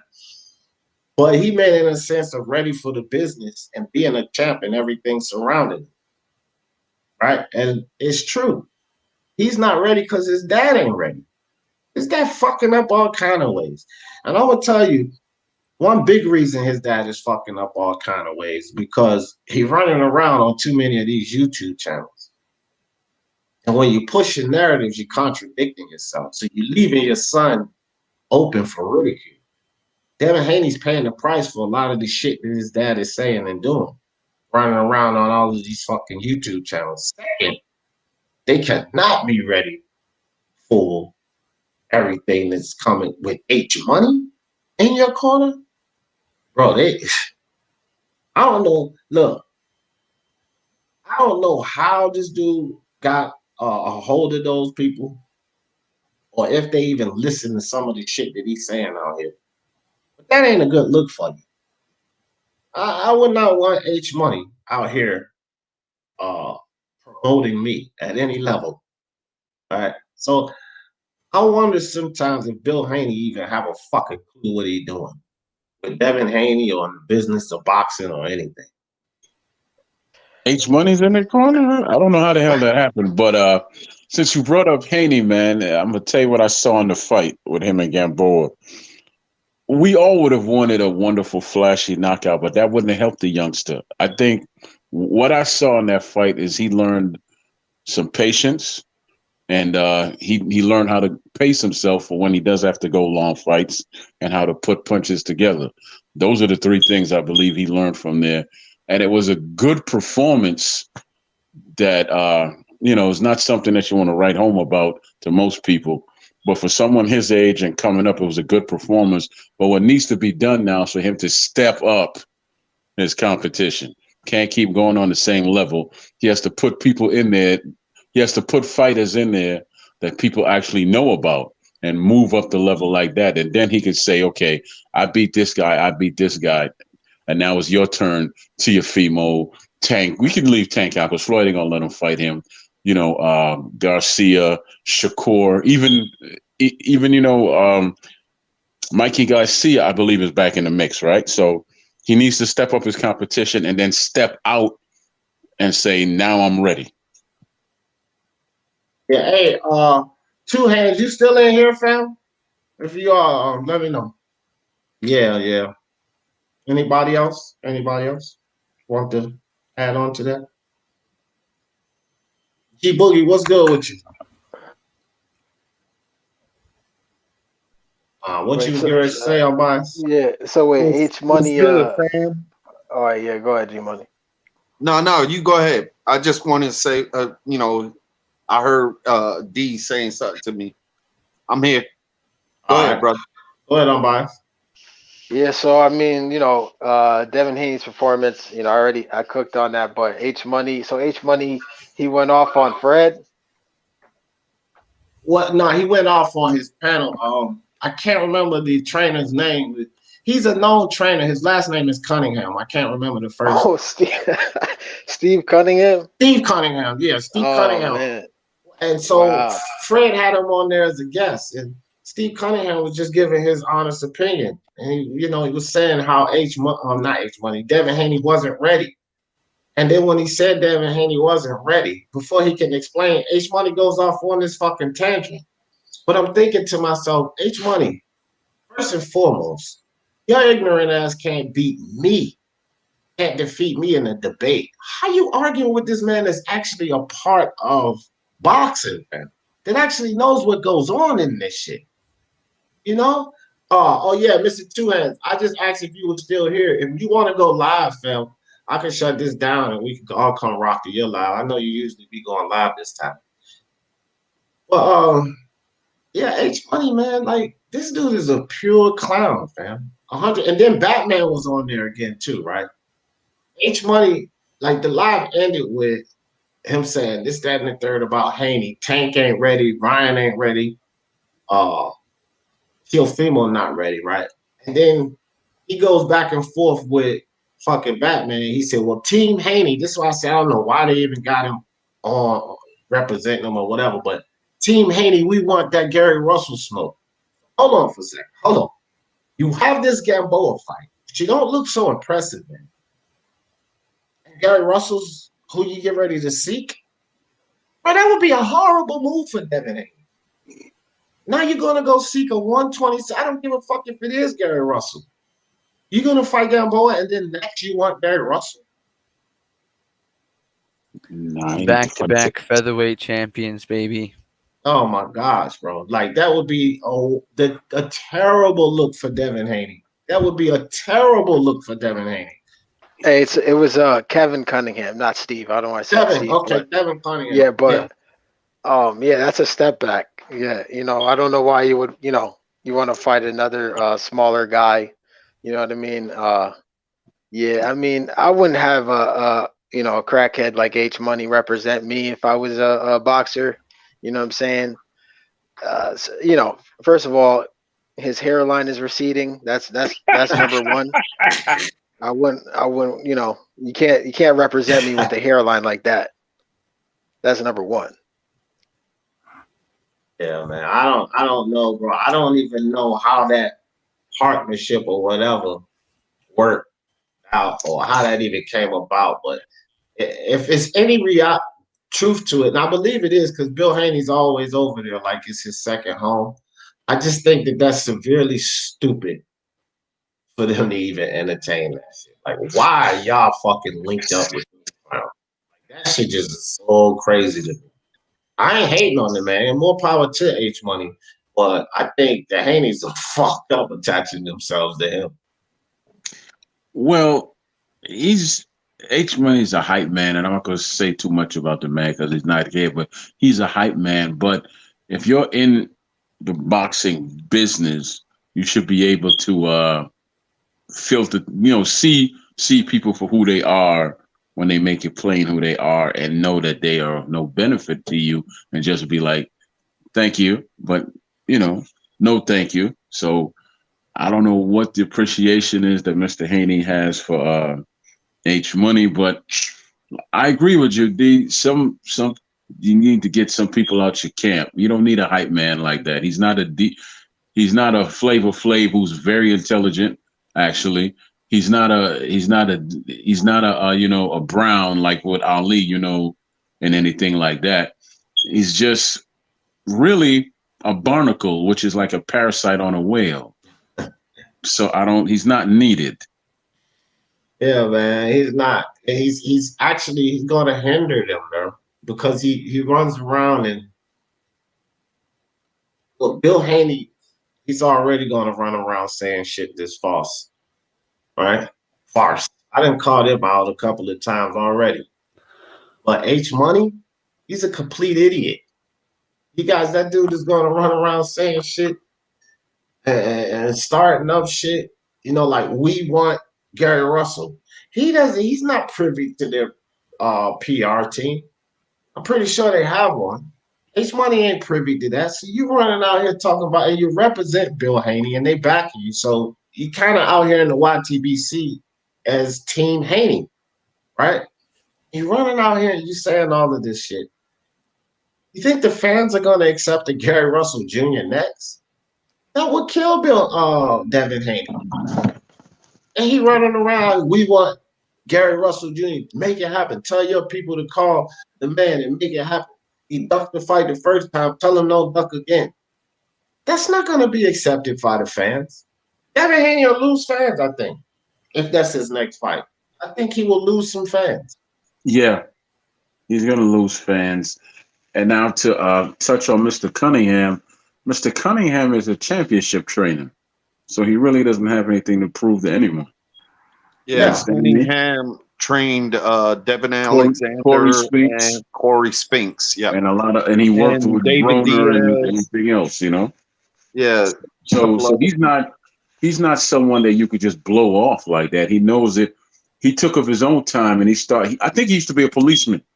And he took his own time and he started the program in like a one-room spot in a Boys and Girls Club or whatever, and he built himself into what he is today. So can't really insult the man on any level of that. I got a lot of respect for him because it takes a lot of heart to do what he does, just to do it from scratch too.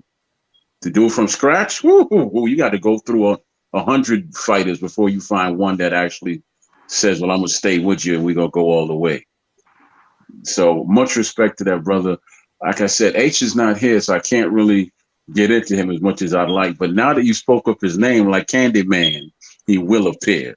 Sometime this week. No, no, the fuck you want. One thing I can rest assured is he won't appear over here. I've banned that dude from this channel. He's banned. How you He's gonna ban banned the for little good. H? Yeah, bro. Listen. Candy man. He's an idiot, fam. The dude is a pure idiot, and I don't have time. Look, I don't even like when we have like 9, 10 people. Like you know how I get. Like, oh, bro, let him talk. There's no saying that to H Money. He ain't going. And then if you body him in a debate, which most people with half a mind will body him in a debate because he doesn't know shit. As soon as you start bodying him in the debate, it goes from the debate and he just start yelling obscenities and fuck you, you a hoe, and you failing and all of this. And it's pointless. Like I have no time for that and no energy for that. So I don't even entertain him anymore. I don't allow him on. You know, I allow damn near everybody on. I don't. He's blocked from the chat. He's blocked from my channel, and I don't visit his channel. And I just rather disconnect from him because he's worthless. He's worthless. On his channel, two hands. Like, bro, he's got fucking. It's always over there. H Money has a channel, and Bill and those Keep A and all of those people are always over there. Just talking the business and what's going on, what's the next move, and all of this shit. Money probably learned more about boxing two hands in the past 2.5 months than ever. Because he absolutely didn't know shit before. Sometimes I hear him talk, I can see now that he's getting familiar with what's going on and actually understanding the sport. That's probably simply from working from them. I'm just curious in how he even landed being in that position with them because they gotta be fucking fools to be tied up with that dude. He's bipolar or something, really, bro. But it is what it is. More power to him, man. Good. Shout out to him for being able to land that. But it ain't really that big the way Bill Haney run around line. It's not. that motherfucker Bill Haney, man. Hey, bro. I can't wait to get him again. I don't, you know. It's fine. I just give me punch drunk. Get punch drunk to give me your info, this, that, and the third. We can hook something up. Nigga, you got my info, Bill. Come click the goddamn link. Matter of fact, I'll put it in here for you right now. If you're up wanting to talk and yell about something, come click my fucking link. You know, it's funny how these motherfuckers always. And Bill don't generally duck no smoke, right? I think he had enough of me that day on Ring IQ video. Let me stay away from that little motherfucker. All good by me, dog. You know what I mean? I'll give him that work if he come over here. Give him all that work. That Lennar situation, too. We're going to dig into that Lennar situation a little more because I'm not just believing what he said about that situation. You reached out to Lennar's. Come on, bro. That's a big fight, Devin Haney and Lennar's. Ain't no articles. Ain't, nothing about Linares and Devin Haney in discussions, and Linares and Devin Haney negotiating. I mean, we heard about the Javier Fortuna situation, right? That man sat right up on Ring IQ and told me that they reached out to Linares to try to work a deal out. Well, where the fuck was we? I mean, you mean to tell me Michael Benson, Box 24, Boxing Scene, nobody picked that up? None of them heard nothing about that? I don't think it ever happened. I don't think they ever reached out to Linares. I don't think Haney's ready for Linares. He's too much of a veteran for him. He has the ability. I give him that. Haney got in the fight that he did with Gamboa. What I liked about him is he was shooting the combinations, going up and down. But from what I noticed, he was hesitant on some of his shots that he wanted to throw, and then he froze. RBT, hold it down. I'll be right back. He froze on a couple of his shots that he needed to commit because he already had the path to hurt Gamboa more, but it was like he held back and he was timid. you know, and I don't know if he didn't want to blow his load, or was he getting gassed at the moment? I don't know. You know, I don't know what's in the man's mind, but he did kind of uh was like frustrated when he got back to his corner and he was breathing a little bit. And I think he caught a second wind on the like 8th round, 9th round. And that's when he started tattooing Gamboa even more on that round. But then he was slipping, and his defense needs to be polished a little bit better, especially when he's going against the elite fighters. Yeah, yeah, I agree. I watched the I didn't get to watch it live, right? So I watched it back, and first of all, Gamboa looks like a blown up featherweight, right? Like he really does not look like a lightweight. Yeah, He's also, I'd say, if he's not shot, he's well past it, like a decade past his prime, and 2 weight classes from his prime weight class, right? 126. yeah, And Devin Haney, I feel he just lacked urgency. I felt either maybe his power is lacking because he's still young, or just all the shots Gamboa saw coming. Because although Gamboa is at this point a crafty veteran, he's not got a good chin. He's got a good heart, but he's not got a good chin. And I didn't even see Haney really buzz Gamboa, you know? It just seemed like Haney should have been a couple gears above him, and I never saw him like obviously he won, right? It was like not even competitive really. It was just I don't know. He didn't struggle, but he didn't dominate. It was like a weird middle ground of just meh, like yeah, uninspired. It just felt like both guys knew that Haney knew I'm gonna win, Gamboa knew I'm gonna lose, and that's about as far as it got. You know what I mean? yeah, yeah. I don't know. I just But Gamboa did kind of look to me like, when I saw him in the ring and compared to when he was uh, fighting Devin Haney, he looked like he was hydrated well for this fight. You know what I'm saying? That's why I think he withstood some of Haney's punches a little bit better. yeah, he definitely looked very solid. I get what Yeah. you're saying. Like I tell y'all something. physically filled out. This is usually wake and bake. Well, since I ain't been asleep, I'm just getting ready to bake. Carry on. Yeah, we're just talking about the Haney Gamboa fight. I don't know. Um, I rewatched it after because I didn't get to watch it live, right? I was asking D during his live if he could break it down to us in the chat. It just felt like I don't know. I didn't see anything particularly special from Haney. I didn't see anything that really blew my mind, or I didn't see anything new, I guess. And I thought we'd at least be able to see him stop Gamboa, who's never lost a fight, going the full distance, and Haney did that. So I think the kid's gonna get some real development fights. I know he's like 25-0 at this point, but honestly, the winner of Ryan Garcia versus Luke Campbell is above Haney at lightweight for me, anyways. And I think they'd have a good chance to beat him, right? If Luke Campbell legit beats Ryan Garcia, and if Ryan Garcia legit beats Luke Campbell, I'd favor that guy to beat Devin Haney because I just wasn't very impressed with his performance.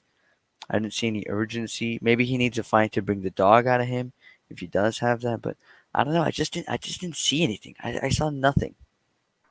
Okay. I'm I with you, give it. bro. I give it to Haney. He does have, because he took some of Gamboa's shots, and Gamboa hit him like a cup. I think that 2-punch combination that it looked like it affected Haney, but then he came back. But when he came back at him, it wasn't structured. It's like he lost his sense, and he wanted to go hurt Gamboa. You know what I'm saying? He didn't go back to the 1-2 jab, jab, jab, come to the body, come back up. He didn't do that. It was like it affected him when Gamboa did caught him with that 2-piece. Yeah, I don't know, and that's kind of concerning as well. I see Devin Haney utilize shoulder feints, and I think he's got a good understanding of that. But I don't really see him feinting with his hands. And I think versus Gamboa, who was overextending a lot with his back foot, lifting up to throw jabs, right? They were having jab battles, and Haney wasn't dominating, which is strange considering he's got the youth, he's got more athleticism, and he's got the longer jab, right? All of his punches, when he would throw them, were meant to land, and I don't think that's necessarily a good thing.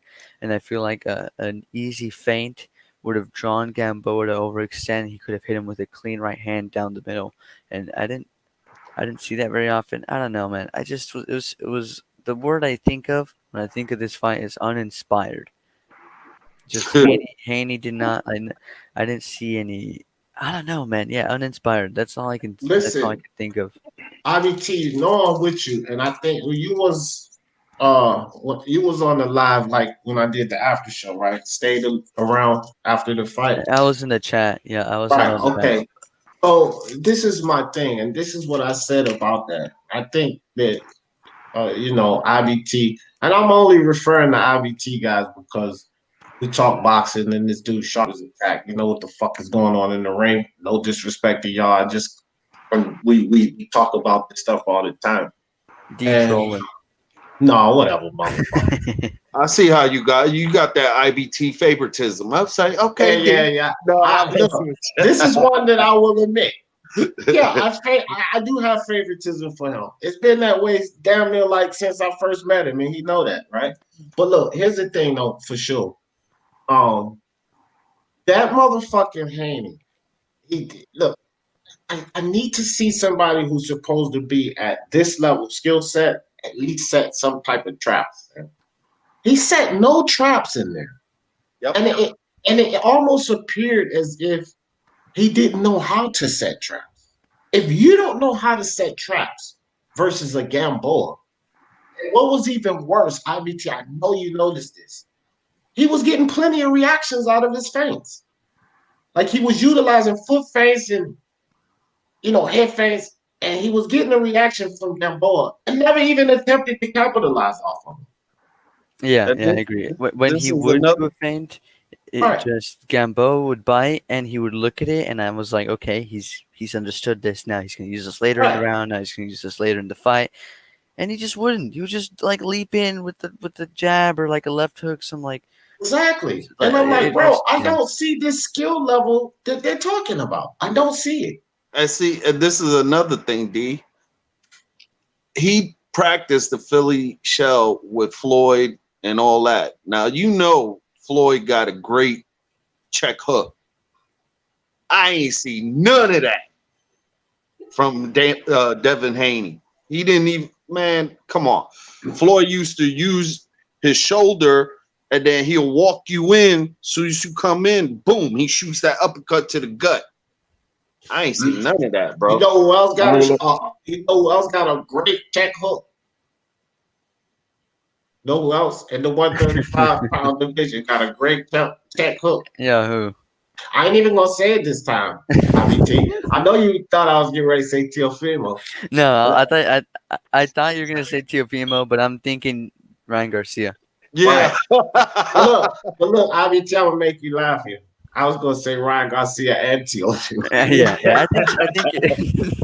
Yeah, let me step up in here for a second. How old is Haney? 21, right? 21. Right. So he's basically, when you're 21, most of the times you just coming up. He's up. He's at a place where most 21-year-olds aren't. So this is a learning situation for him. Now, somebody said that Gamboa doesn't have a good chin. He's only been stopped once. No. And that was been 6 stopped years ago. 3 times. He's been stopped once. He's been stopped. He's been stopped once. That's Troy. That's correct, Crawford. Troy. Crawford stopped him. No, Castillo stopped him and Tank stopped him. What the fuck? Castellanos stopped him and Tank stopped him. He quit in the corner with one dude, and he quit in the corner with Tank. That's called a stoppage. No, Tank. No. Oh. Listen, Troy. We're not going to have this minutia conversation, man. I'm talking about a man who dropped him and stopped him, and that's Crawford, right?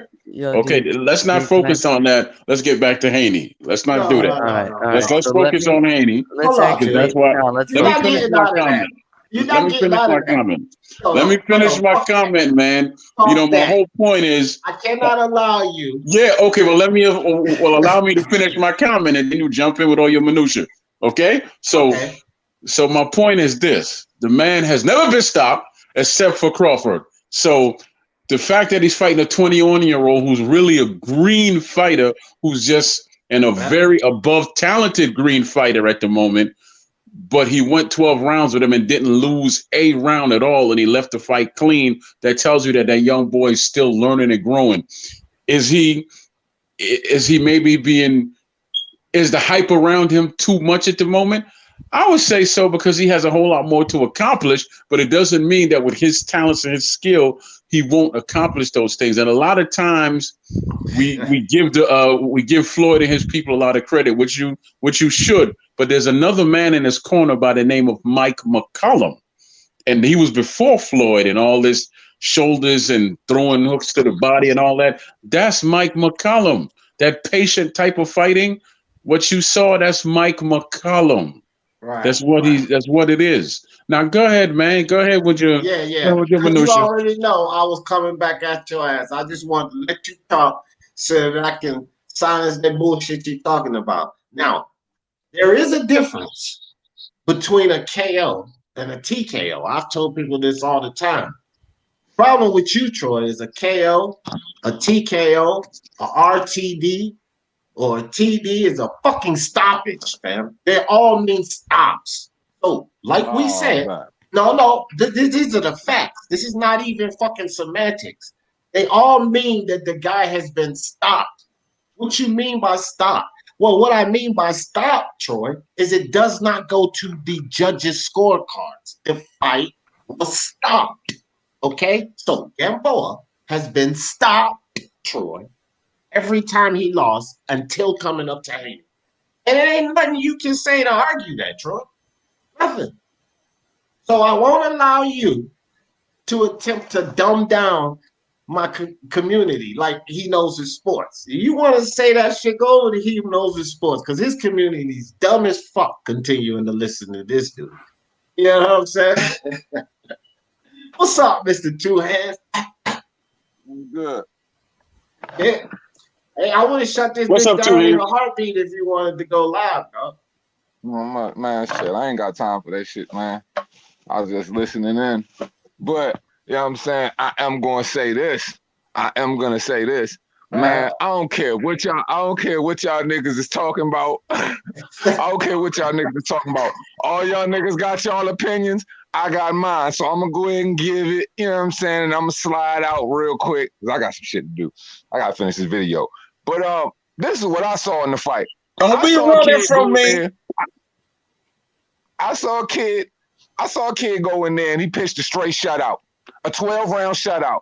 I don't know what is all this talk about. He wasn't willing to engage, because I just saw a guy getting beat up for 12 rounds and a veteran who's got tons of ring experience, who didn't do anything but go in there to try to survive and hold him, and got points pulled from trying to hold the kid. The kid was clearly trying to knock him out, all from the 8th round all the way until the end. And all of this stuff about him not willing to gauge and looking timid, that shit sound kind of crazy to me, because the nigga's way taller than Gamboa.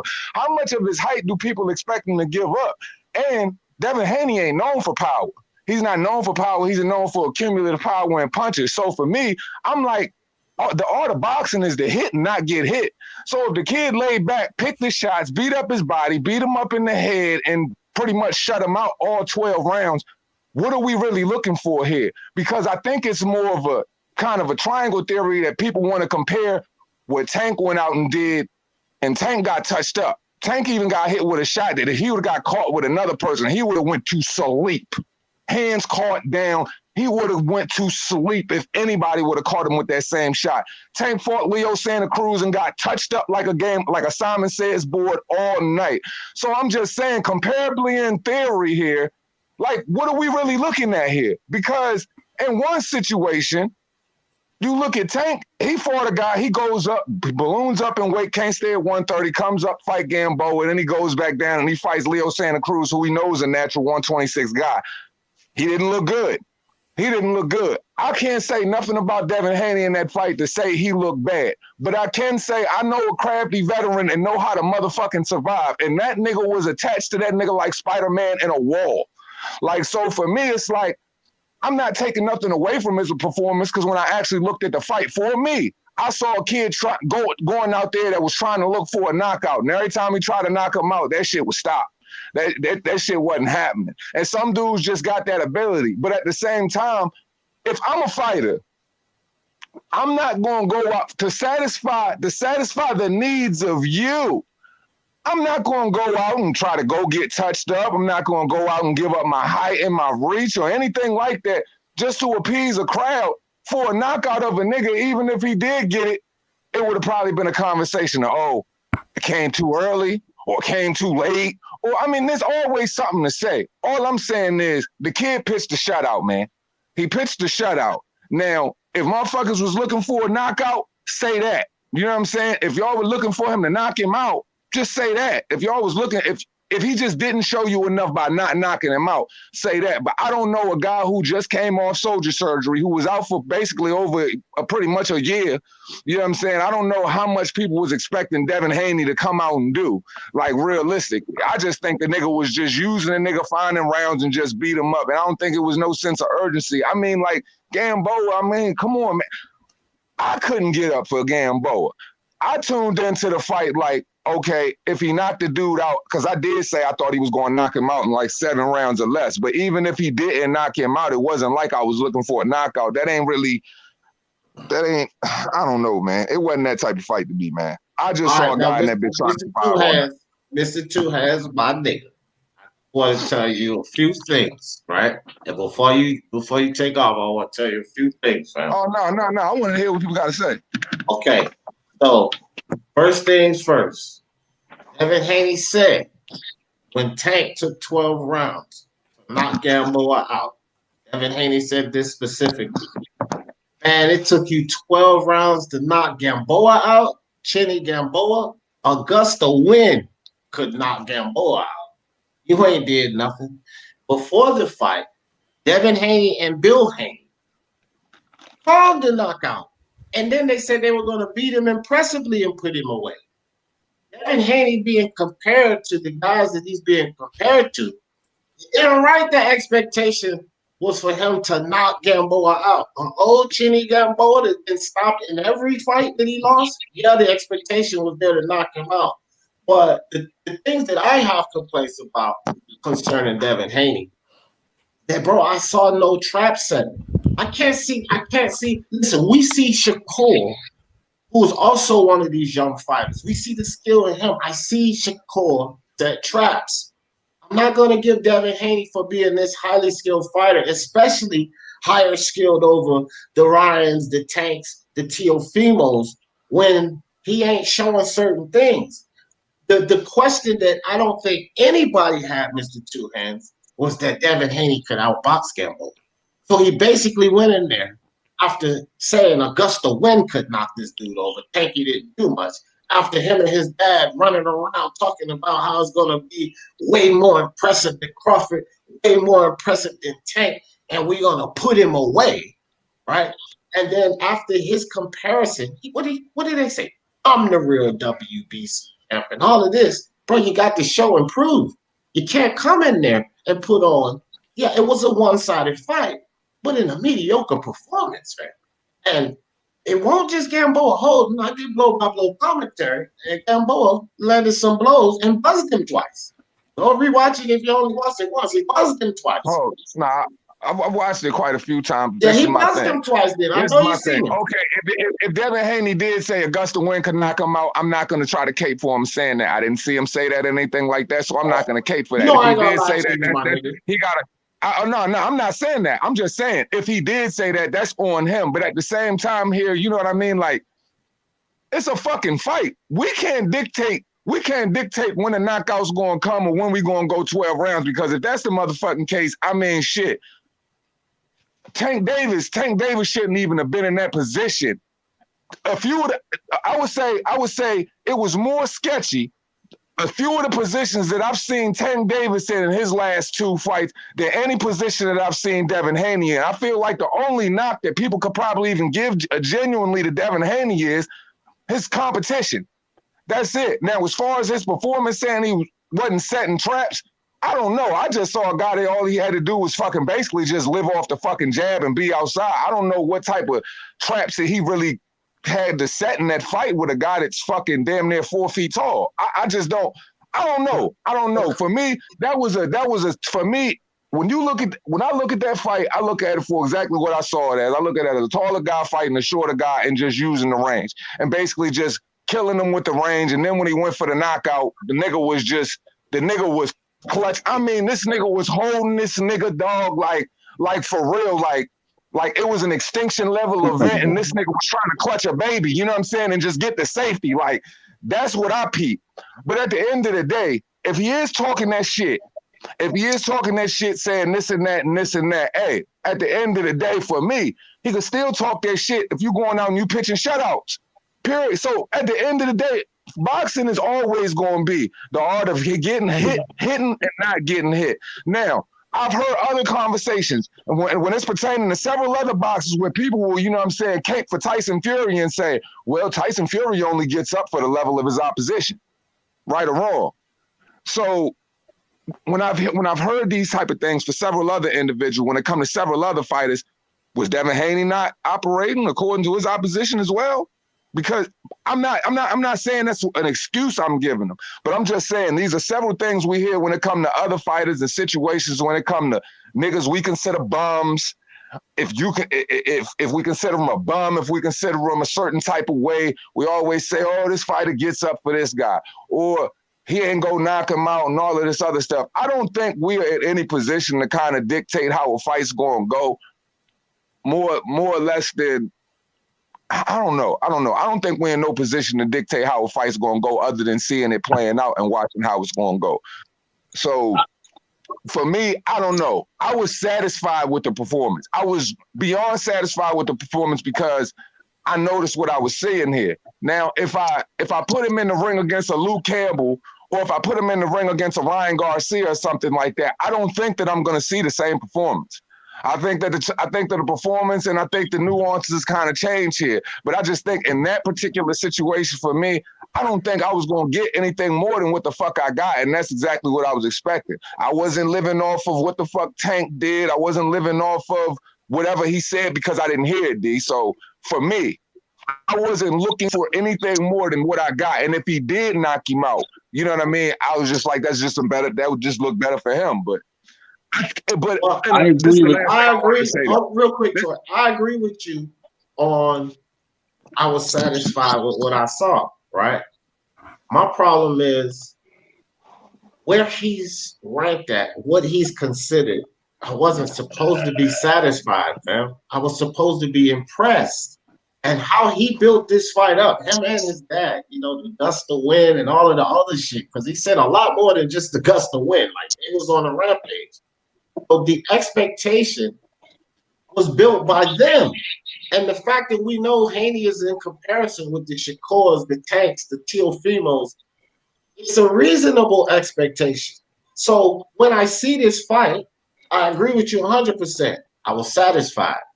But I wasn't supposed to be satisfied. Bill Haney and them said we were going to be impressed. They were going to beat him way worse than Crawford. And so they built the expectation up to put on an impressive show. This is what they said. They're going to make it something to never forget. I think we will never forget this because of the argument of if it was impressive or not. That's why we won't forget it. Okay. Now, in that regard, I agree with brother. In that regard, I understand what you said, D. I understand what you're saying. If a nigga set you up to believe that you were gonna go out, that you already had this preconceived notion that a nigga gave you that you're gonna go out and you're gonna see this man go out there and slide the shit out of him based on a performance of Gamboa. I think he was bugging out with the whole Crawford Gamboa thing because that's when Gamboa was in his prime, considered, you know what I'm saying, the top guy. And that was a whole different bag right there. So I think he was kind of bugging if Pops Haney gave that kind of response. He was a completely different animal. My whole thing with this, I think that you definitely got to hold a man responsible for what he says out his mouth. I'm a firm believer in that. So I can't give a nigga passes on what he say and what he doesn't say. My thing is, it's like I can't really engage too much in that other than say, I hear what you're saying, because I didn't hear what he said. You know what I mean? If I would have heard it, then I'd be able to be like, yeah, I'll probably tend to his ass a little bit more. Pause. If I did hear that. But for me, not hearing these things, going into the fight, watching the fight, I got everything that I was expecting to see.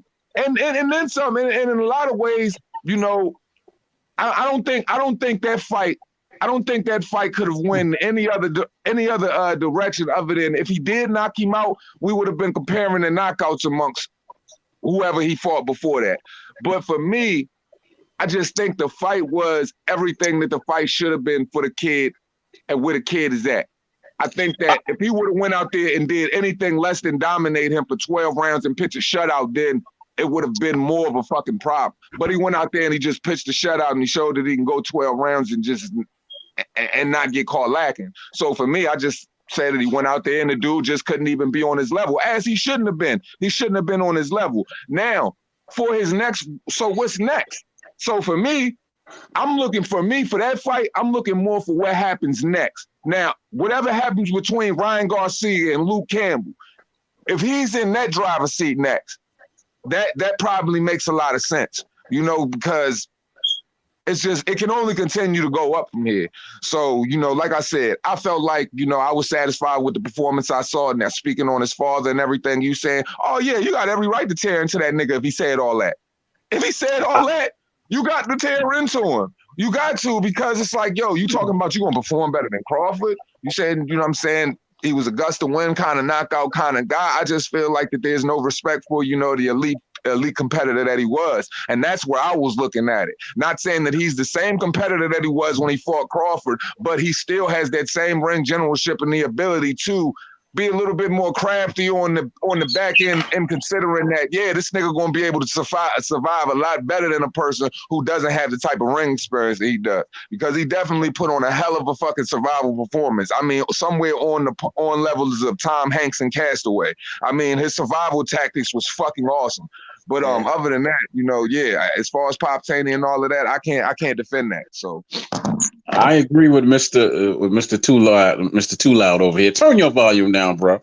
Man, I'm messing with you, but nah, what I'm saying is I agree with him.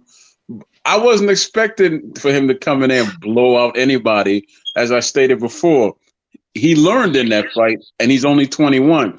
Now, you said something about fighters who push that they're going to do this, they're going to do that. Well, there's a dude by the name of Floyd Mayweather who did that for how many years? And you love him, don't you? So, you know, what's your problem with Haney? Here we go. Floyd did the same thing. And, you know, he ain't deliver. He ain't deliver on all that trash. He, I'm going to destroy him. I'm going to do this. And what he deliver? Nothing. You can put that up there all you want. The truth is the truth. Floyd tossed cash money, and he delivered fair change. That's your picture, Troy. That is specially made for you. I got it on standby, motherfucker. I'm more prettier than this man. Let me tell you something. I'm more prettier than this man. See, that's pretty. About 90% of our lives, this motherfucker bring it around to Floyd. About 90%. That's not true, bro. That ain't true, Jefferson. Yeah, you got 10% when you don't. The 90% you do. God damn, Troy, a whole 90 though? The 90%, man. This motherfucker always bring it back to Troy. I mean, to Floyd. Yeah, you're absolutely right. I always bring it back to Troy because I'm self-involved. I don't bring it back to Floyd. Cut it out, D. Cut it out, Gumbo. Cut it out. Troy hates Floyd. Listen, man. Listen, I'm just like this, fam. This is why I denounced Tank Davis. I used to be a huge fan of Tank Davis. I'm from the fucking DMV. How could you not like Tank Davis when he came? I was a big fan of Tank, gonna fucking shock the world. That was me. Advocating for Tank Davis. And then that goddamn Floyd Mayweather, since you think I like him so much. This motherfucker and Leonard Ellerby get their hands on my dude, Tank Davis. And I just seen it going downhill from there. And then I got to the point where Tank keep doing all this talking, Lomachenko, Tevin Farmer, but you ain't fighting them. You fighting these little guys and shit. I can't advocate for that. Because what you say to me as a fan, what you built up to me as a fan, I need to see that. When Errol Spence ducked that smoke with Terrence Crawford, I flamed him. Got a video flaming him. But Spence, you told me you was gonna clean this motherfucker out. Nobody was, nobody was exempt. Now you ducking this fight. So I flamed him. Well, when Devin Haney, his goddamn dad, and his whole motherfucking team, and this goddamn H money that we got in here running around, tell me that it's going to be an impressive show to a stoppage, I was disappointed. I was highly disappointed. And this is the thing about the traps, bro. And I feel you, like Mr. Two Hand, I'm hearing you, especially if you didn't hear all of this shit. I feel your perspective too. Like, it was again, I was satisfied with the performance. How can you not be satisfied with a one-sided event? But my thing is this: he came close to knocking Gamboa out. That's why he started playing the huggy game, because he hurt his ass 3 times, right? But if you run a motherfucker into that uppercut, or you run him into that hook, that's when you wobble him up and finish him off. And that's where the setting of the traps come in. And if you're so highly skilled, which they make to believe that Devin Haney is far skilled above Tank, Ryan, and Teofimo, which I don't think so anymore. But if you're that type of skilled fighter where you're a superior skilled fighter to them, then you should at least be able to set traps. You set no traps. Yeah, but here's my thing about setting traps, though. If you're setting traps, you got to set traps against a guy who's willing to offensively engage with you too. I didn't see a guy who was willing to engage and throw that many combinations where that many traps could be set. And once again, when I say, I didn't see a fight to where it was really conducive to him setting a lot of traps, I'm looking at a much taller fighter to a fighter with a fucking chicken wing wingspan. So it's like, how many traps can you set if Gamboa isn't willing to be front foot all up in your shit? You know what I mean? So for me, like I said, it was a jabber's affair. It was a jabber's live on the outside kind of affair for me. So what I saw last night stylistically for me, bump all of the bullshit with Pops Haney, fuck motherfucking the nigga with the invisible hairline. I don't give a fuck about none of that. You know what I mean? I'm just talking boxing with y'all niggas.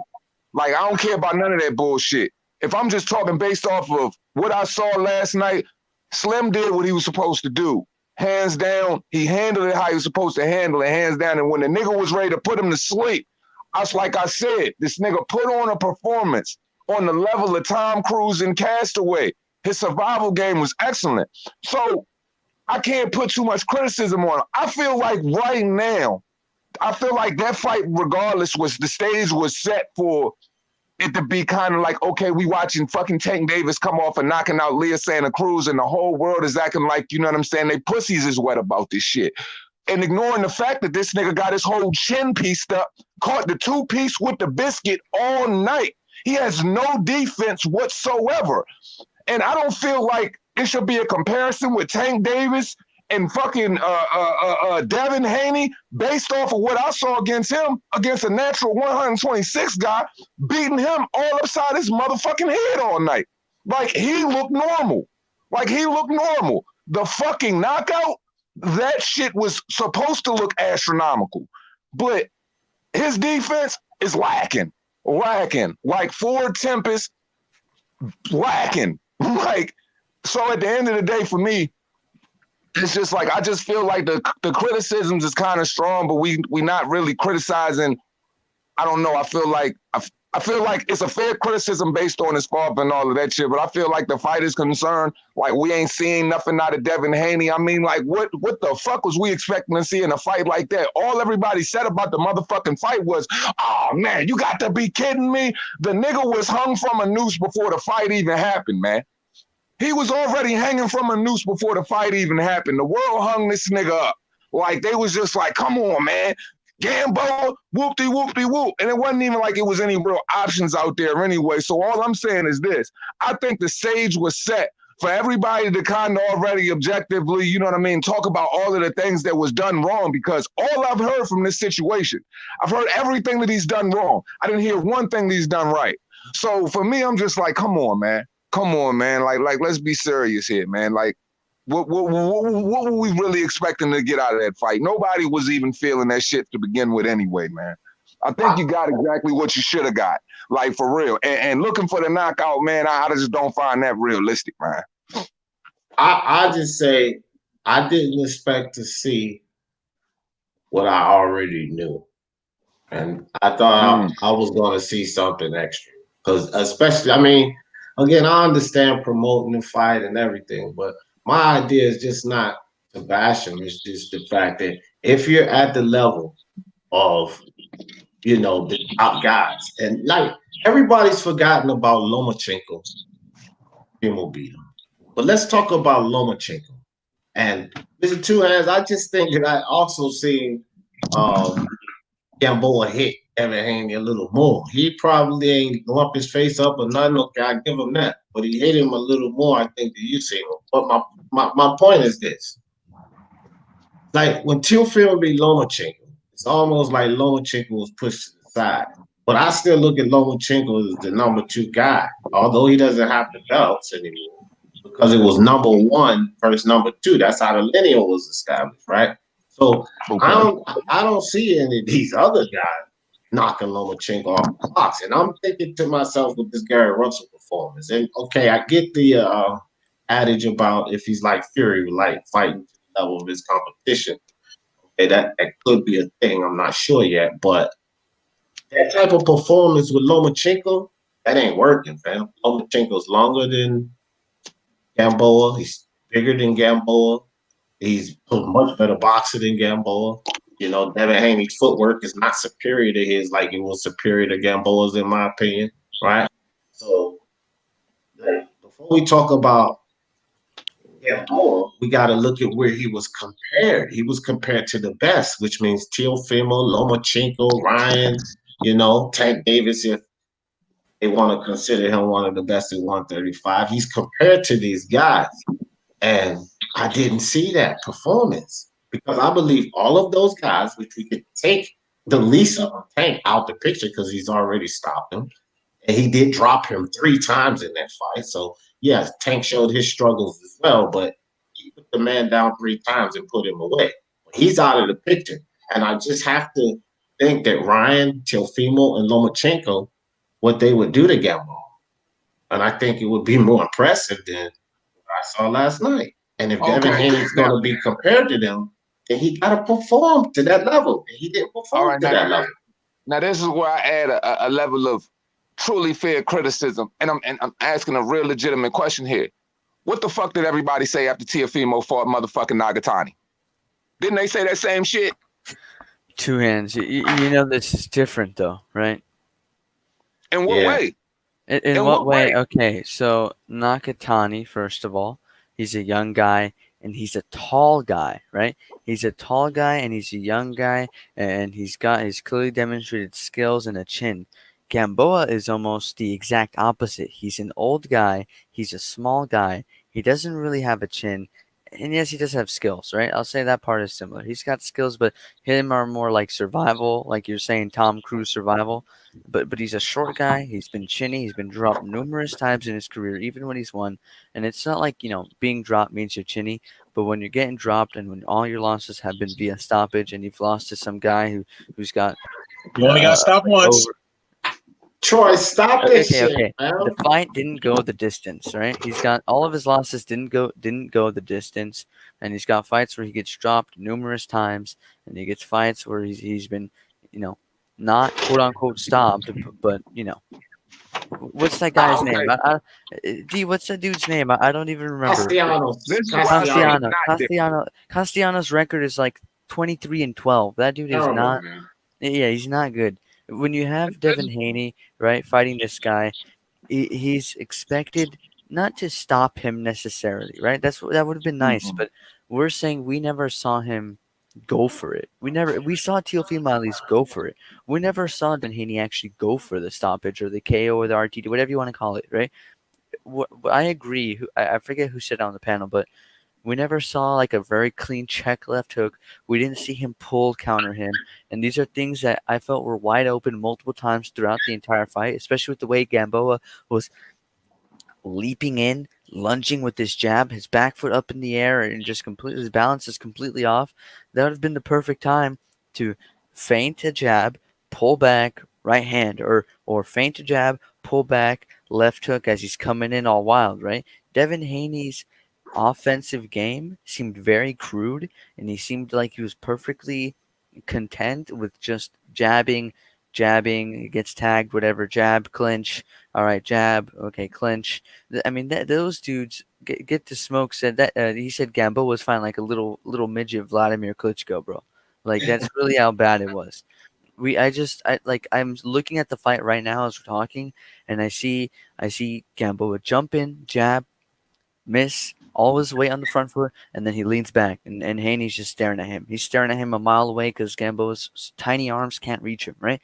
And at no moment did we see him demonstrate any power or no offensive game. To me, the main thing that stood out was the lack of urgency and how crude his offense was. You just said it.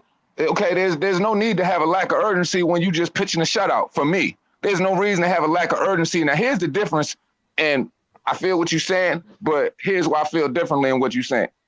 This is what you were expecting. This is what y'all were expecting. What y'all are expecting is different from, okay, at the end of the day, the nigga ain't fought for a whole year. So I don't know what type of performance niggas was going out and expecting him to put on for not fighting in a year and coming off shoulder surgery and shit like that. And I don't know how people look at a fucking fight, because when I look at a fight, it takes time for you to set into your rhythm. You're not just going to jump into the ring and you're immediately going to set in the rhythm. It never works like that. It never works like that. And in every fight, and in a bunch of fights recently, every way we expected a fight to go, it don't go that way. So it just kind of speaks to the fact that everything that we think that we know, we really don't necessarily know it. Now, speaking on Nagatani and Teofimo, I don't find it any differences because everybody should expect it.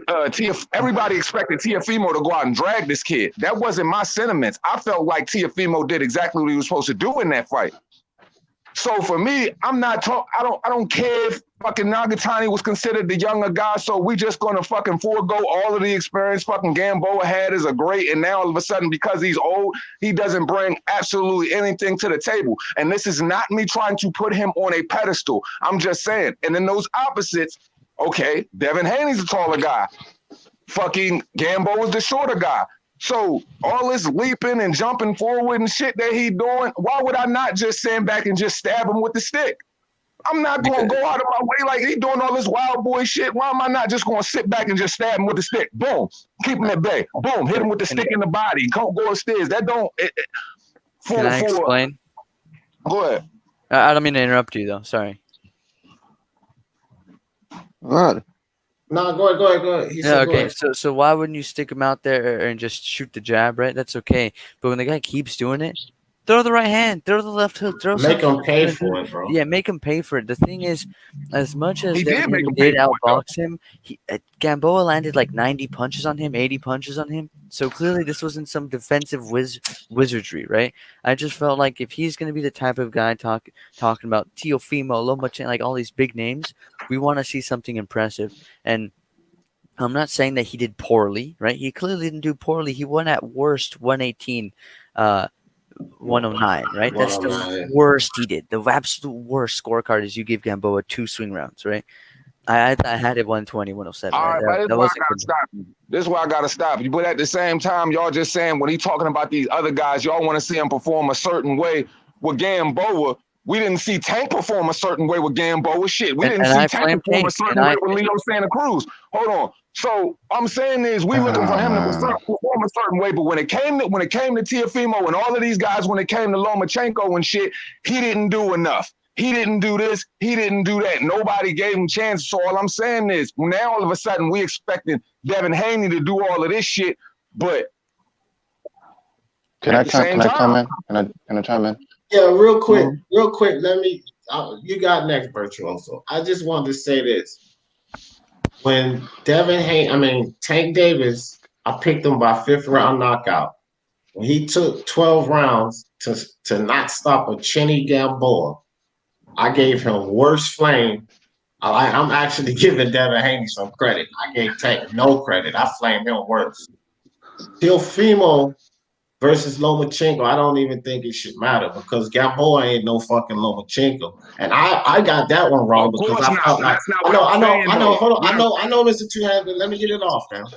I'm just Go ahead. saying, I picked Teofimo by knockout, which I got that wrong. He went 12 rounds, but I'm just saying if Teofimo going 12 rounds versus Lomachenko and still win, like I said earlier on my early live, on my live yesterday, that if Devin Haney would have did that versus a Linares, say he knocked him out and all of that, but he still went 12 rounds and beat a Linares, I'm giving him 100% credit. But against the Gamboa, it's not the lack of what Devin Haney did as much as the opponent too. Gamboa has certainly regressed and is on his way out the door. So a guy like that is supposed to be a showcase fight, and I didn't see much of a showcase, fam. That's my opinion. I seen the one side of the field, but this is something I knew he could do, right? And they said that it was going to be like a showcase, like a spectacle, an event, but I didn't get that, bro. Like it's just disappointing.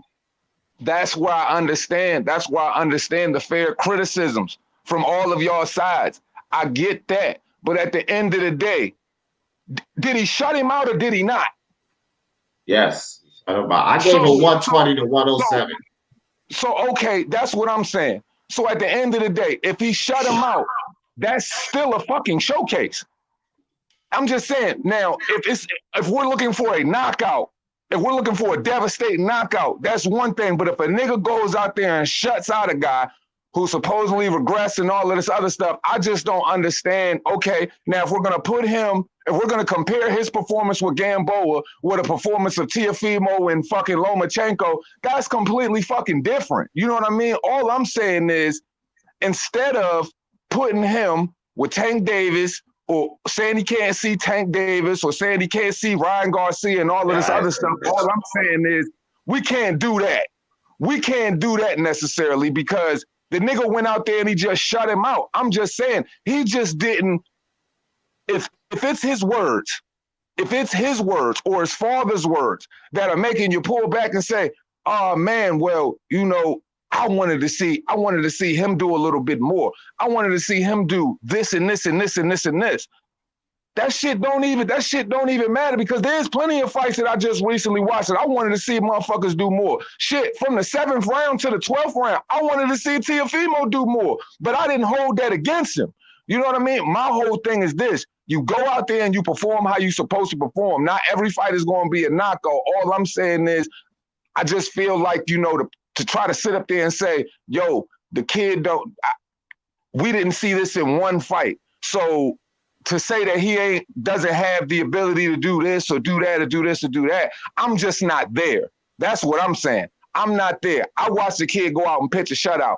So for me, I just can't be there with it. And to say, you know what I'm saying, he not ready for Tank Davis, I would have to say that's a motherfucking lie because I just watched this nigga get his head. I just watched this nigga get his head cracked by everybody he been fighting. And in no way, shape, or form should either one of those two fighters, in my opinion, be able to touch that boy the way they was touching that boy. So that's why it's just like I feel like niggas should fall back with the motherfucking Tank Davis, Devin Haney shit and all of that shit because I just don't think this fight is something that, you know, we can sit up there and say, oh man, this nigga's not ready to fight these dudes. Now, people don't feel like he could beat the dude. That's everybody's personal opinion. I'm not here to change that or anything like that. Well, with the Virtuoso, go ahead. But with Tank, I'm with you because I said, man, I don't know about that Tank shit. Lil Leo Santa Cruz don't do it for me. But with Ryan, Lomachenko, and Teofimo, I think they win. But Virtuoso, go ahead, fam. All right, man. Thanks, D. First and foremost, I want to say good morning to all of you guys and everybody in the chat, everybody in the panel. What's up? So, I didn't watch the fight for basically the obvious reason is that Yuriorkis Gamboa, to me, his role as a stepping stone fighter, his role has diminished for the past 6 years. It was a foregone conclusion that he was gonna lose, you know, to Haney. And what I saw from the fight, I saw the highlights, but it's basically what, you know, every round was basically a Devin Haney round. And to me, it just proves my point that he needs to step up his competition since he has the belt. Now, if you're gonna say that I'm gonna knock him out, and and your father's gonna say you're gonna compare this victory, as better than Crawford and better than Tank, then yeah, you're gonna set yourself for criticism. That's just as simple as that. Um, what I like to see from Haney, and this is what Mark brought up, because there was something that people were saying that he lacks power. Yeah, that's true, but he's still a young guy. What people got to understand is that he is a prospect with an interim title. That's what he is, and he's still trying to grow into his body. He's 21 years old. So what I like to see him is I like to see him like raise up his output, his punch output. All that pot shotting shit, it's not gonna press a lot of people. That's just a fact. Um, um, that distribution of power is like that takes time, and building up strength, with his arms. And I don't see that much. Like it's very unique. It is a unique trait. I gotta say this about him.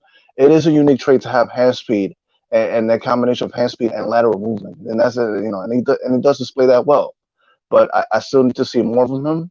I prefer, to see him, knock his opponents out using his volume. There's nothing wrong with that, and I think he's capable of doing that. It's just, people got to slow down about him fighting the big dogs and 135. That's just how I feel. Now, as far as his competition, it takes time. I brought up this to P Boxing, who's a Devin Haney fanboy. That I brought up this opponent, a Manu to go, Lee Selby, Ivan Mendy. Okay, you're not gonna face Garcia or Tank or Loma, but you have guys that are just like within the top 10 rankings of the WBC and other Alphabet Boys rankings that could help him, that could help him improve his resume, not just Gamboa.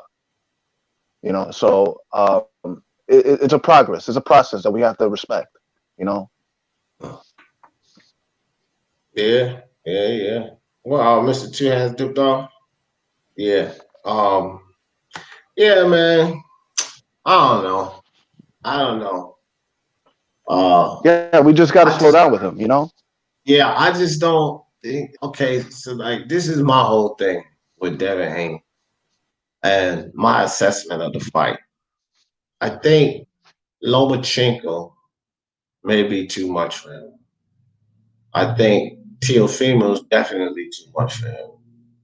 I think Ryan Garcia could be too much for him. I have not put Tank over him because I'm not convinced that Tank Davis. I think that would be an interesting fight. I think that would be the best fight that I've seen either of those two guys in. I think that's actually a good fight to make, Devin Haney, Tank Davis. Because they both got more to prove. Like you said, Virtuoso, a prospect with a belt. Right. So they both got more to prove because Tank ain't really proving shit to us his entire damn career. He ain't proving anything to us. So that's the fight to make.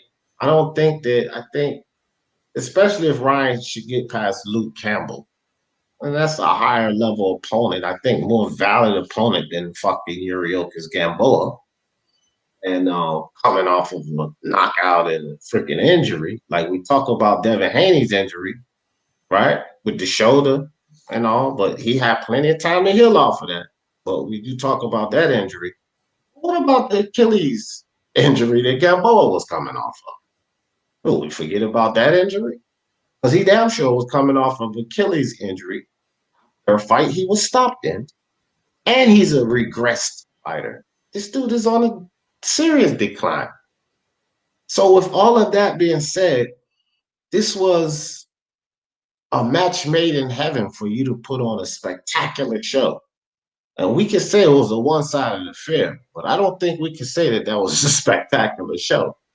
Not at all. Knockout or no knockout. It goes 12 rounds, and it's just, Gamboa hits him 26 times instead of 90 times, Gamboa doesn't buzz him. He buzzed him in that fight. He runs Gamboa into traps. He just does simple things like IBT said, the pull counters, and he makes him pay for his mistakes. One thing about Teofimo Lopez, some of those shots Gamboa missed, Teofimo would have been planting one on him. Some of those shots Gamboa missed, Lomachenko would have been planting like 2 or 3 on him. And as much as I hate to say it, well, no, he doesn't matter. He beat Gamboa. But Ryan would have probably knocked him out for some of those mistakes, right? And Devin Haney didn't even capitalize off of some of those mistakes.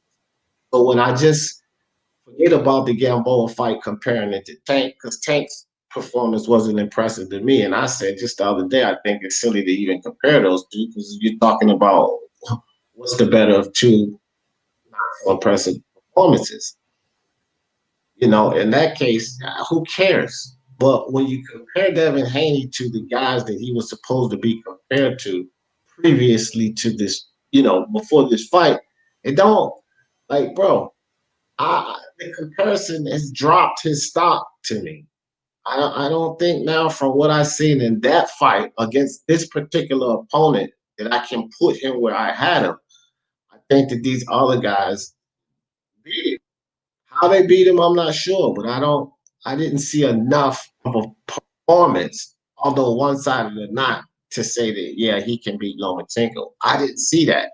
I didn't see enough of performance to say, yeah, he definitely beats Ryan, because before I thought he definitely beats Ryan because he was so skilled.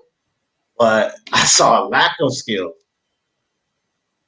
from what I'm expecting to see from a fighter that's so skilled. I didn't see those particular skills that says he easily beats Ryan, right? And then when it comes to Teofimo, fucking forget about it. That dude don't fucking beat my dude Teofimo Lopez. So my whole thing is that it was a good performance against Gamboa, but one I expected. Now, forget about comparing him to Tank, because that was not a great performance. But when I start to compare him now to these other fighters, it was a time where I thought he beats these guys. I thought he could probably get in there and beat Lomachenko as well. I said he'll probably beat Ryan, but now I'm not so sure. I think Lomachenko beats D. Yeah. Can we just leave Ryan Garcia out of the whole conversation then, please, man? Just for the benefit of my ears, because to be perfectly honest, we have nothing to judge Ryan Garcia off of besides 20 fucking seconds at a time. So we can't say how good the kid is, how bad the kid is, and I just think that Ryan Garcia, we took our foot off the gas of putting foot all the way in his ass to where he was tasting Timberland trees all in his throat, simply because of the fact that now he's fighting Luke Campbell. But this is nothing but a fight to gauge where Ryan Garcia is versus a Luke Campbell. So I ain't even going to say, I can't put we got to stop putting Ryan Garcia up here because he hooking niggas that's ranked 30 and 50 in the motherfucking world, bro. I'm just saying, because we ain't seeing shit from Ryan Garcia. Devastating knockouts of tomato cans. Hey, man, fuck it, crush him. But at the end of the day, we have nothing to gauge him off but short rounds. So this is the first fight that we could really say where Ryan Garcia is going to be at. And here's another thing that I wanted to say too, right? So why the fuck ain't we frying Usyk by right now by fucking gasoline fucking dip pitchfork right now? Because clearly Usyk fought a dude that wasn't even a fucking champion. And is a what? How old is Derek Chisora? Like damn near fucking 40 now? And you look normal as fuck. So I'm just saying, so we got all this criticism for fucking Devin Haney. Let's have criticism for a former undisputed cruiserweight champion as well. Because Usyk looked like shit too. But we already did. We already did that. We already talked about it. Usyk ain't ready for these top guys. I even said I think Deontay Wilder might put him out of there. So we already gave Usyk. But you already know that I keep the same energy, fam. Okay, you already know that shit, bro. I'm not saying you guys aren't keeping the same energy in any way, shape, or form. Y'all gotta understand that I'm only hearing fucking short moments of segments that are few and fucking far between in this boxing shit right now. So the conversations that I'm having with y'all is fucking fresh as me pulling out a pair of ones out of a shoebox. So I know nothing more of what conversations were had or weren't, or what wasn't had. So forgive me for what I don't know. So forgive me for for the conversations that I don't know you guys have had, and be patient with what you guys have already talked about that I'm just bringing up.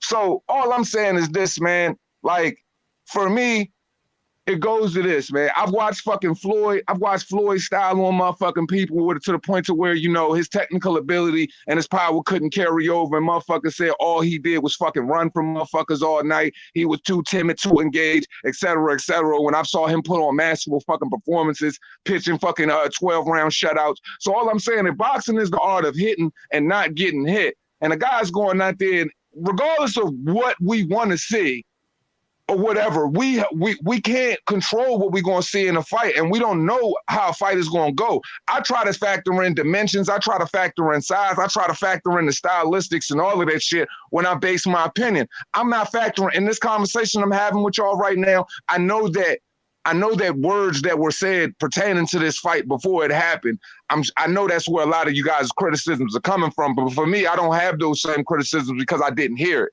So my sentiments are just simply off of what I saw and what my expectations were. And, you know, my expectations weren't for an over-the-moon knockout, but I would be a liar to sit up there and say that I didn't say that he could have got him out there in 7 rounds. But I'm looking at this as the active Devin Haney that I was seeing before the shoulder, you know, so I'm taking in consideration the fact that a nigga got a year ring rust off. I'm not saying that his fucking shoulders bumped or anything like that. I'm just saying when you jump in that fucking ring for that first 3, normally it's always feeler for that first 3 rounds, and then shit starts to turn up. There are only a few fighters that come out the gate firing off all cylinders, and there are very few fucking combination punches that lay them shits on you and heavy in all angles consistently throughout a match all evening. So I'm just saying, for me, I didn't expect him to have to, you know, overly indulge in shooting all of these angles and shit like that, because what he got was what he got.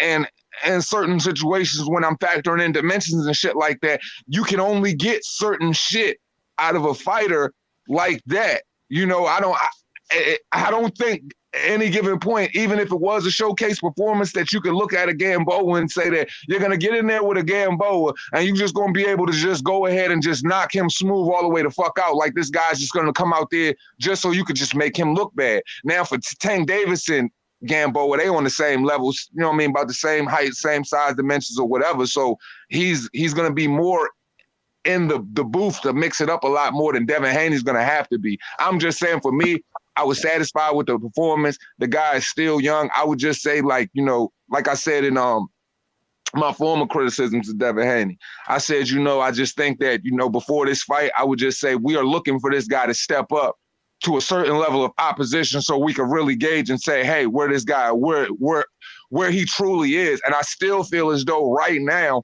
just watching Gamboa, we didn't get to see any of that. We just got to see him go out, pitch out a shutout.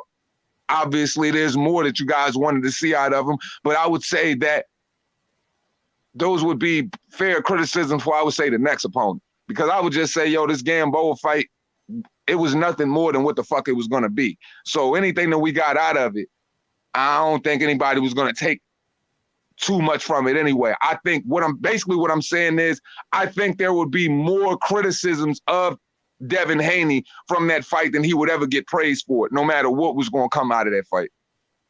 If I take out what his father and him said about building up the knockout, I'll take that out. The fact that I didn't see, like,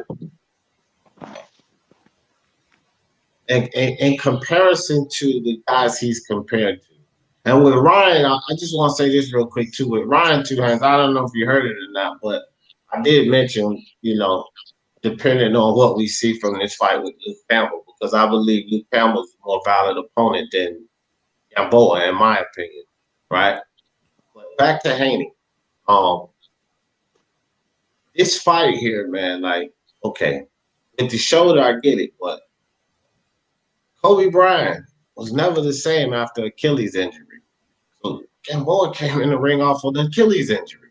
So it's safe to say they both came in off of injury. So that was a wash, you know, because that Achilles injury, moving around the ring, and Gamboa's been a mover his whole career.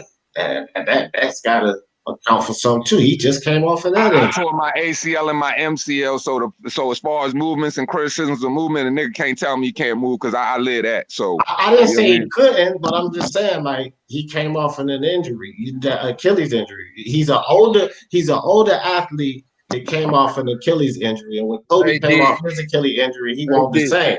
Hold on for a second. He won't the same. He was different, as being an older athlete. So I'm just saying, Gamboa is an older athlete that came off of that type of injury and a knockout fight. So I just think that both of them came in with some ailments and some things. I just felt like that was a wash. But yeah, I never said that Devin Haney had ailments or was comparing ailments. I just said since he had shoulder surgery, he hasn't had an active fight for over a year. So all I'm saying is we can't expect, I can't expect a masterful, output of combinations and a certain level of fluent movement, et cetera, when you've been out the ring for a year and possibly some change. So for me, all I'm saying is there is a level of ring rust and there is a certain level of getting into the groove that you go through, progressing through rounds. That's all I was saying. I wasn't comparing the motherfuckers injured, saying, oh, this nigga injured and he this is working against him. Nah, he just did what he was supposed to do, in my opinion. yeah, I feel you, man. But like I said, without the father and all of that, it was just other things that, the level that he's supposed to, we're comparing him to. Like, even forget about Ryan, right? And I don't consider Tank, but if you still just think about the number one and number two guy, these demands that Teofimo got to come see him and all of this dumb shit. Like, let's compare him to Lomachenko and Teofimo. So when I look at that comparison to the guys he's supposed to be on the level of, right, Lomachenko and Teofimo, and then I look at the opponent, not as much as what Gamboa did in his past, but that was in the past. Look how long ago it was he fought Terrence Crawford. He ain't been that Gamboa for some years. He's clearly on the decline. He's coming off an injury. This was a guy you really supposed to put away, right? And so with that, without him and his father, like that was disappointing to me. We can leave what him and his father said out of it. When I'm looking at the opponent that he got in the ring with him, and where Gamboa is now in his career, the fact that Devin Haney is supposed to be here with my guy Teofimo and Lomachenko, right? Nah, bro, I didn't get that. That attitude, disappointment. Fuck what him and his father Lomachenko's not said. that good though. Well, I mean, as far as I'm concerned, he better than Devin Haney. Hold on. This is what I'm saying. Like there's still this level of we're exalting fucking Lomachenko like Lomachenko's this great. The fact still remains is this. If we're gonna talk Devin Haney and Lomachenko would still be undersized for Devin Haney, and Devin Haney would still be the taller, longer guy as far as dimensions as well. So he still presents that same type of problem that fucking Teofimo presented for Lomachenko. I'm just saying is look, when it gets to this level, we've had this conversation. Lomachenko ain't it with me. He ain't it with me. If he might be that with you, but I'm just saying, as far as the certain guys, he ain't that. You know what I mean? He's tapped at 130. Fuck. I don't give a fuck about all of the average opponents in the world we could talk about all day, but these are some average ass niggas, man. Teofimo is an exceptional fighter. I give him that, but you already know how I felt as though Teofimo was going to handle him anyway. You know how I felt as like nobody was giving Teofimo his respect on his boxing. You know how I felt about that and had to correct niggas on that. Anyway, so what I'm saying is I don't see what people see in Lomachenko. So what y'all see in Lomachenko, I don't see it. And the things that I see in Devin Haney, certain individuals don't see it. So I'm just saying necessarily it's all relatively how we feel in a certain sense. Ain't no proof in Lomachenko being this big dog. It's not at 135. There ain't no proof in that. So at the end of the day, motherfuckers got to stop exalting Lomachenko, dog. That shit got to die for real. Because Lomachenko ain't that. He's been overly exalted. So I don't think so. No. Chill, Rich Ross. Go ahead, guys. So he's been overly exalted. And clearly he was overly exalted because when it came to the conversations of us having Teofimo and us having when it came to Teofimo and Lomachenko, motherfucker said he didn't even deserve to motherfucking sit in the same bathwater he bathed in. So I don't want to hear that bullshit. You know what I mean? Because it's been unfair criticisms, or it's just been, oh, we just gonna have to go ahead and stop that and did that right there because we talking about the so-called great Lomachenko that ain't that fucking great.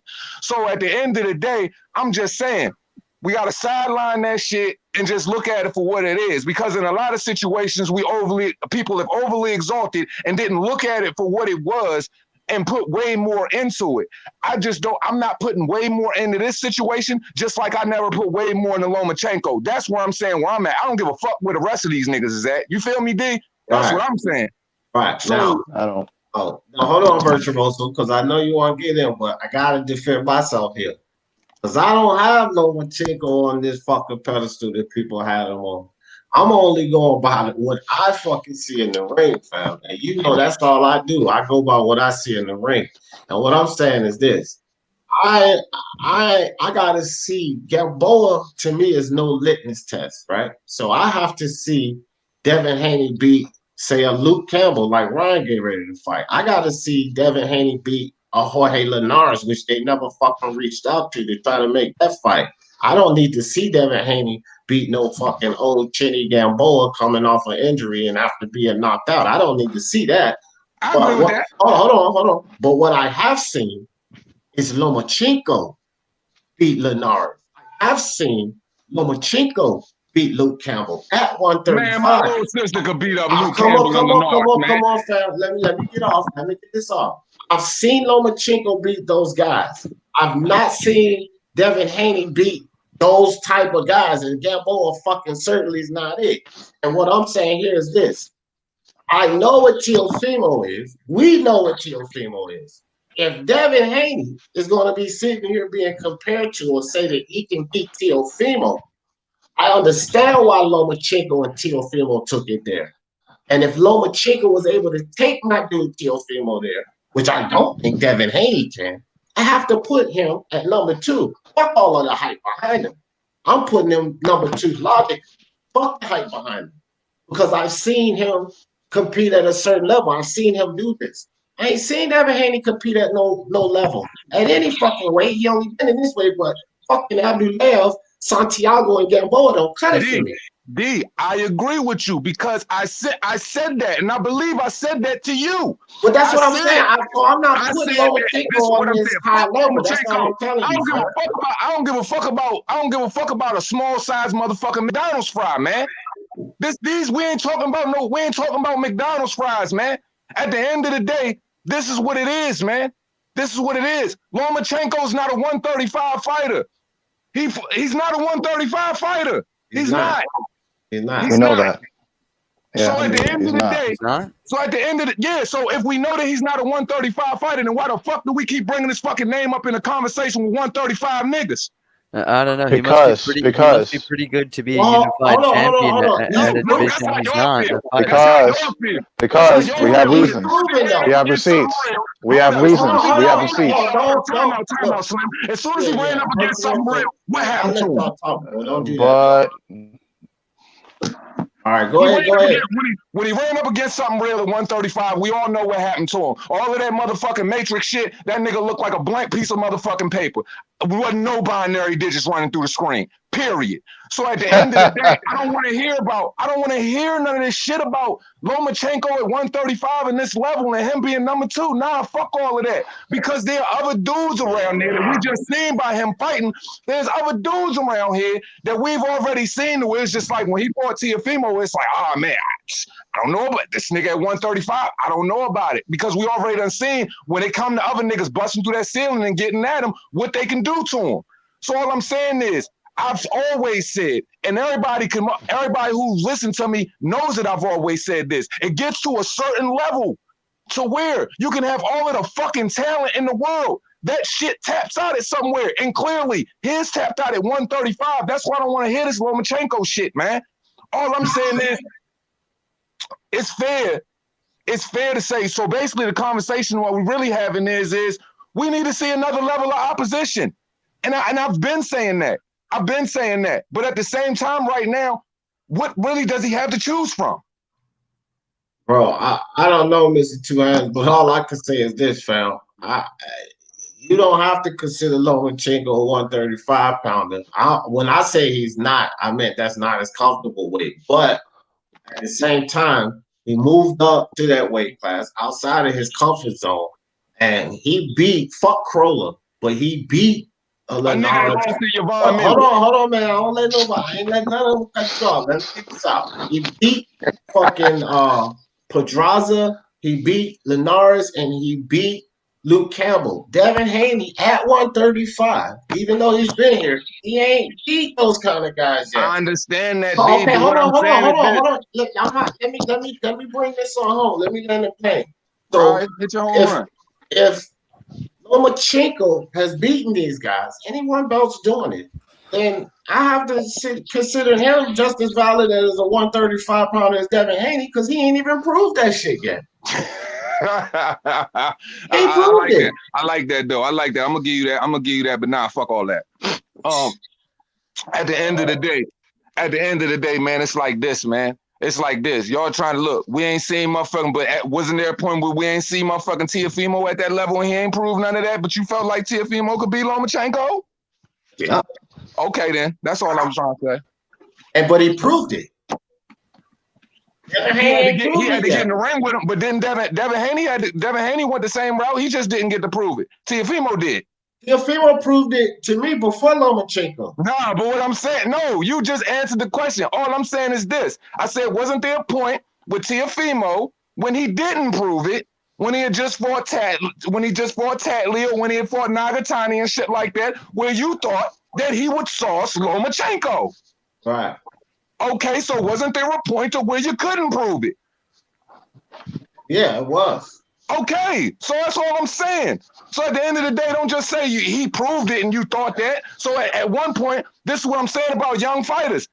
Then a lot of motherfuckers ain't been in the ring with certain people. We ain't gonna say that they proved it. Like people feel about Boots Ennis. But the nigga got skills, right? And you'll put Boots Ennis somewhere. Look at your face grinning and shit, nigga. I know where your head at right now. But that's what I'm saying. So all I'm saying is you got to give me mine. Just like I gave you yours, nigga, you got to give me mine too. That's all I'm saying. I give it to you, but you gotta hear this though.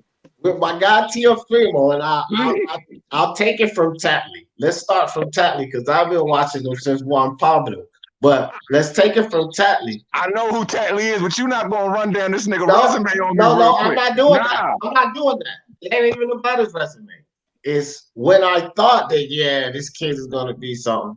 Then he takes his next fight, fuck who it is. He's showing me, yeah, this kid gonna be something. The Nakatani fight, I didn't look at it like a lot of other people because I fucking did a film on Nakatani and I knew what he was getting in there with. Hold on. Let me land it. I said, yeah, he's still doing good. When he went out there and destroyed Comey, yeah, I'm still confident. He's still proving it to me. With Devin Haney, Abdulayev, Santiago, and then Gamboa, like these two opponents that I'm feeling like, and Santiago gave him a handful. So these are two opponents I'm feeling like I'm not feeling it as much. So with Teofimo, he kept making me feel, yeah, he the goods. With Devin Haney, I ain't feeling it so much, fam. But the way people looked at Nagatani is the same way that Santiago was for motherfucking Devin Haney. It's no different. So what I'm saying is the same where you were with Teofimo and how you feel about your guy Teofimo, because you always put the emphasis on your guy Teofimo. You had to be there before you had to get there. You had to start somewhere before we got to this point with Teofimo, correct? Yeah. That's all I'm saying, bro. That's all I'm saying. So the criticisms that Teofimo got are no different than the criticisms that Devin Haney got. But eventually, Devin Haney had to be in that. Teofimo had to be in that same position. So what I'm saying is, bro, he just got to have time to prove it. And regardless of whatever people want to say, I still think that we can't look at. Of course, we're not going to look at Gamboa like proving it. But once again, the kid is 21. I would say that he's on the right track of what he's supposed to be fucking doing. His motherfucking next fight, we got to look at who his next opponent is going to be. But you had to be at a point to where Teofimo, to where you believe that Teofimo would ice Lomachenko way before Teofimo supposedly he didn't even beat anybody to even deserve to get that credit. to even get their praise, anything like that. So what I'm saying, man. So I'm just saying, let's just keep it a buck, man. Well, when I was We are there keeping with it a buck. Teofimo, I was also there with Devin Haney. At that time, I actually had Devin Haney over. I said, this kid got skills because I'm looking at the eye test with both of these kids. I'm like, yeah, Teofimo, he's fast, he got skills, and he got power, but this kid Haney got skills. So I was also there with Haney. When they did the video, this was, a while back, when Devin Haney pulled up on him and talked about he an employee, I'm an employer, and they looked at each other when they was asked about Lomachenko, and they both felt like, yeah, we can beat him. I was digging both of them. I was like, yeah, these kids may be able to beat Lomachenko. They're big, they could be ready for that smoke. Because I was like you, dog, I was never on like the super hot Lomachenko hype. But as I'm watching them move along, let's not forget.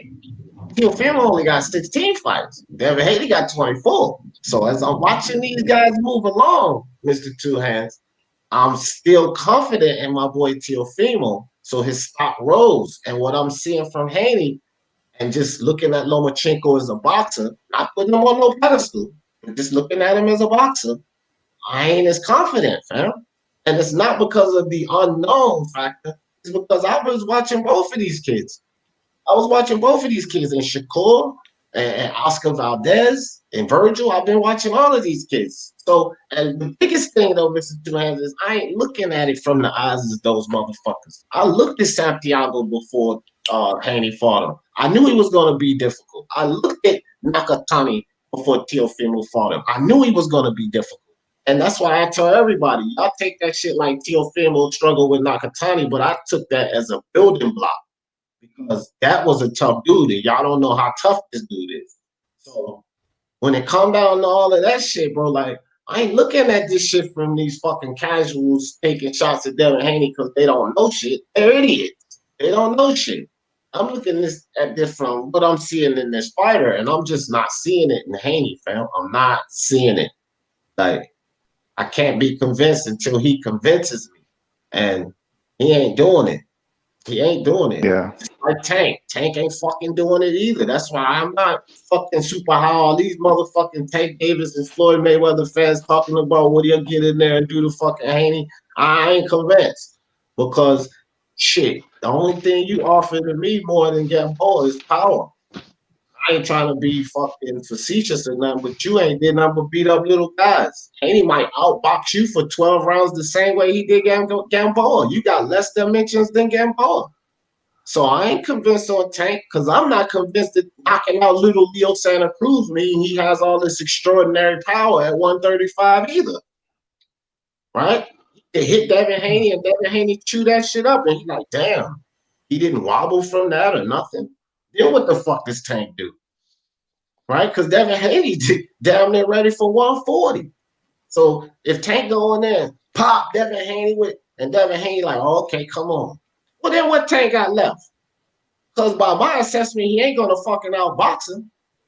But if he can't hit him with that so-called knockout power and hurt Devin Haney, what the fuck Tank got left? But we don't fucking know that about Tank because I'm not convinced of his power at 130 fighting little guys coming up. I need to see him hit a guy at 135. He's ready to fight at 140, which means his punch resistance is going to be much better than little Leo Santa Cruz. So I don't fucking put Tank over top of Devin Haney. I don't. That's an interesting fight, but I damn sure now don't put Devin Haney over top of Tank. Because if he was, to me, yeah, it was a one-sided affair, but he was showing Gamboa some respect. And if you're showing Gamboa some respect, then I would have to imagine you're going to show Tank some kind of respect. So, I don't know. But Lomachenko, that shit with Lomachenko, I ain't jumping gun on Lomachenko because I knew Teofimo was going to beat Lomachenko. Well, a lot of people was telling me, nah, D, you crazy. I'm like, yo, he going to beat Lomachenko. So I'm on all this super high on the Matrix. And I used to tell motherfuckers all the time, all that fancy spinning and Matador shit. Lomachenko ain't doing that bullshit on Teofimo. I wasn't buying the Lomachenko hype. But I think he better than Devin Haney. I think he better than Devin Haney. I'm sorry, fam. That just comes from boxing. I don't look at it like these casuals. that dude boxed better than Devin Haney. And from what I seen in that Gamboa performance, unless Devin Haney shows me otherwise, he not beating Lomachenko in that no kind of performance like that. No, sir. Yo, D. Yeah. Yo, so yeah, what Two Hands was like ranting about, like that vibe is exactly why boxing is losing fast. Like you lose once, and then all of a sudden you trash. And I don't think it's fair to just say like, oh, he wasn't really much of nothing in 135 when he's a natural like a natural featherweight, a super featherweight that went up in weight and fought against bigger guys. And to do the things he did, he had to like change up his style a bit. He had to adapt to a more brawler style because he just couldn't sit outside. Now against guys like Linares and Campbell who are longer in reach, he had to display a certain level of intelligent pressure. And he, to me, he's like he's very adaptable to the situation. That's the way I look at it. And you got to give him his just due in what he did in the ring. And we can't just write off his performance, as against Teofimo as one-sided. We got to remember he did try to close the gap in the later rounds. It's just too little, too late. I scored it for Teofimo 7-5, 8-4. I'm cool with it, but we can't just fool ourselves into thinking, oh, this guy wasn't much of anything. This guy did his thing, man. So he that did. I don't. Mama did his thing. But look, let me ask all of you guys something. Troy, when you talk, and IBT, if you talk too, if the dude ain't on the panel no more, especially if it's one of my people like Mr. Two Hands, let's just make a point. Like, ain't no need to talk about what he said because he wasn't on the panel no more. Let's just make your point because you could have made the point and just leave him out of it. You know what I mean? Just make the point. That's for Troy and IBT too. But he back now, so you can address him now. But if he gone, just make it. Two Hands. Two Hands. You said, hold on. You said I'm the problem with boxing. It's my thought process. The problem with boxing. No, this is my thing. When I looked at Lomachenko, I looked at Lomachenko for exactly what he was. Now you said that he had to adapt. It's not my fault that Lomachenko decided to go to the Olympics twice, and he couldn't adapt to the pros when he came in. He caught his first L because he couldn't adapt because he was fighting with an amateur style.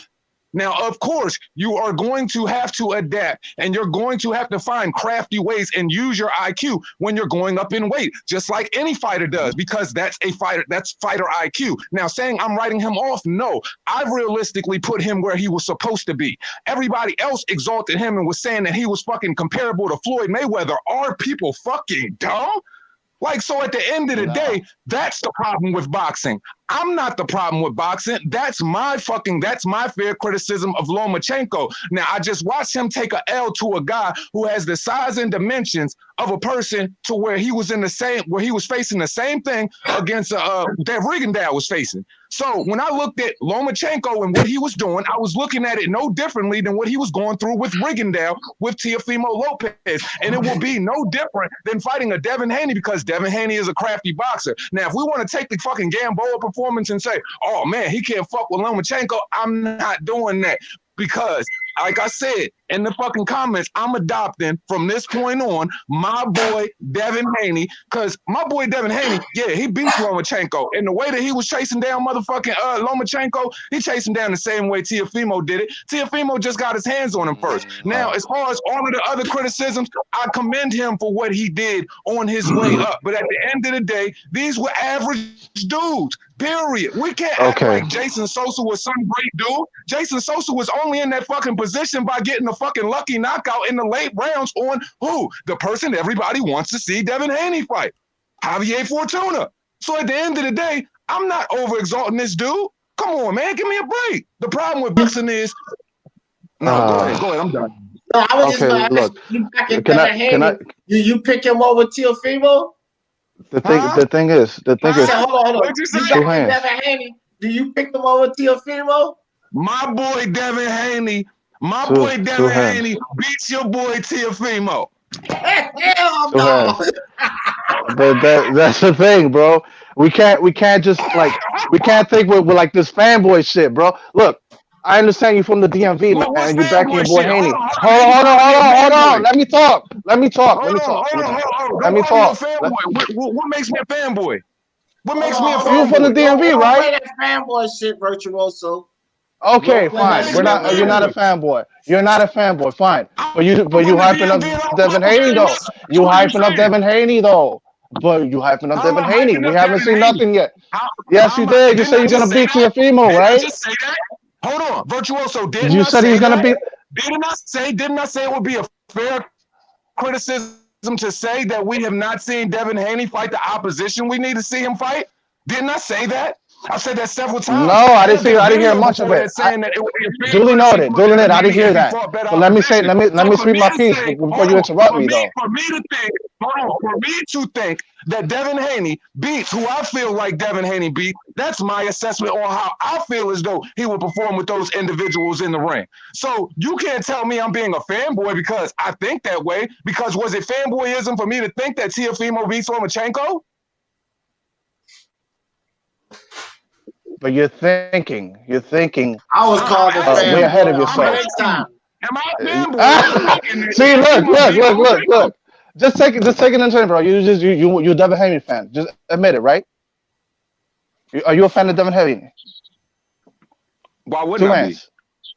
Why A wouldn't fan I of Okay. be? Devin Haney? Now hold on. Let me Why wouldn't I be? Okay.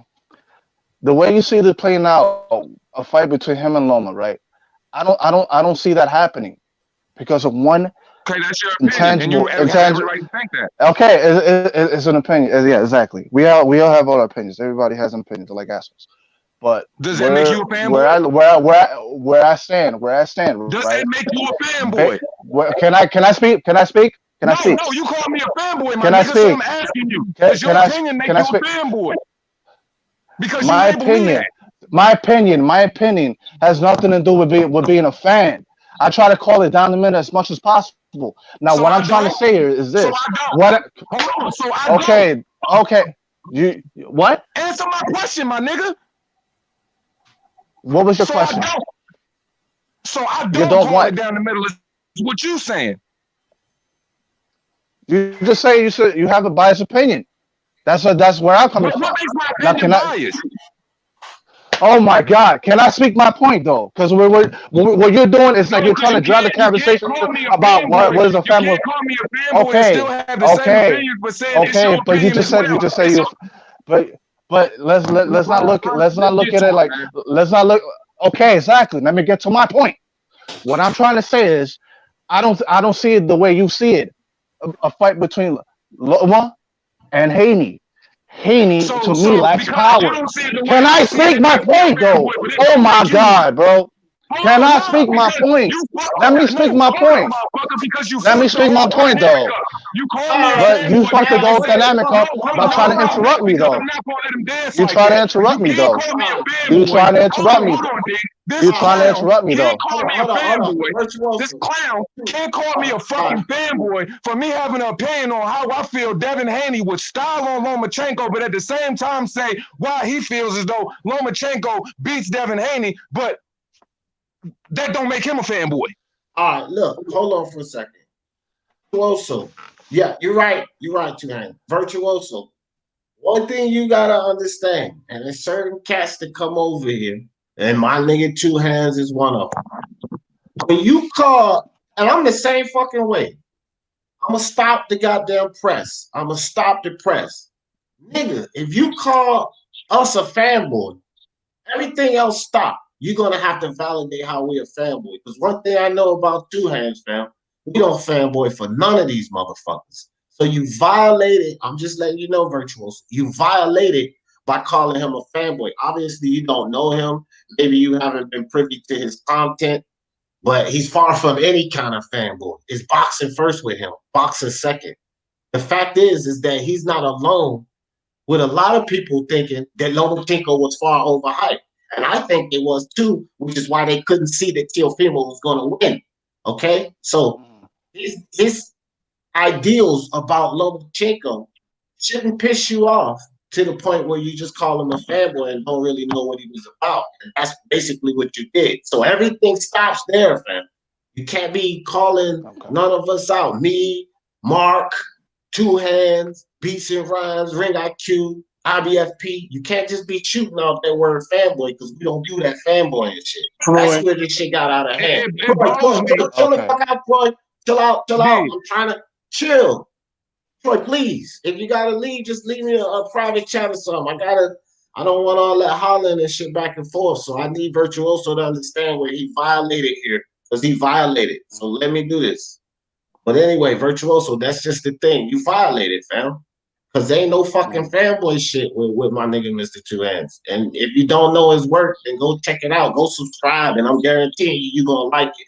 But ain't no and D, fucking that's fanboy. what I was about to say. I'll, He must not be okay. familiar with my work because this whole entire fight, I've called it objectively and I've called it soundly down the middle. I wouldn't shit on either one of those guys. And I did 2 videos on this fight. I gave 2 closer looks on it. The first fight, I did it objectively, straight down the middle, 50-50 on both individuals, highlighting their strengths and their weaknesses on both sides of their camps and both fighters. The second one, when I gave my prediction, I still did it soundly down the middle, but I let it be known who I was going to pick to win. I've never been unfair towards Lomachenko. I've always gave him his credit and respect. That's why I know the shit he talking right now is cap because he must not be familiar. Well, can I respond to that? Yeah, go ahead, Virtuoso. Okay, I understand that. All right, his been over exalted. I've heard the overhyping of this dude, and I think it's embarrassing.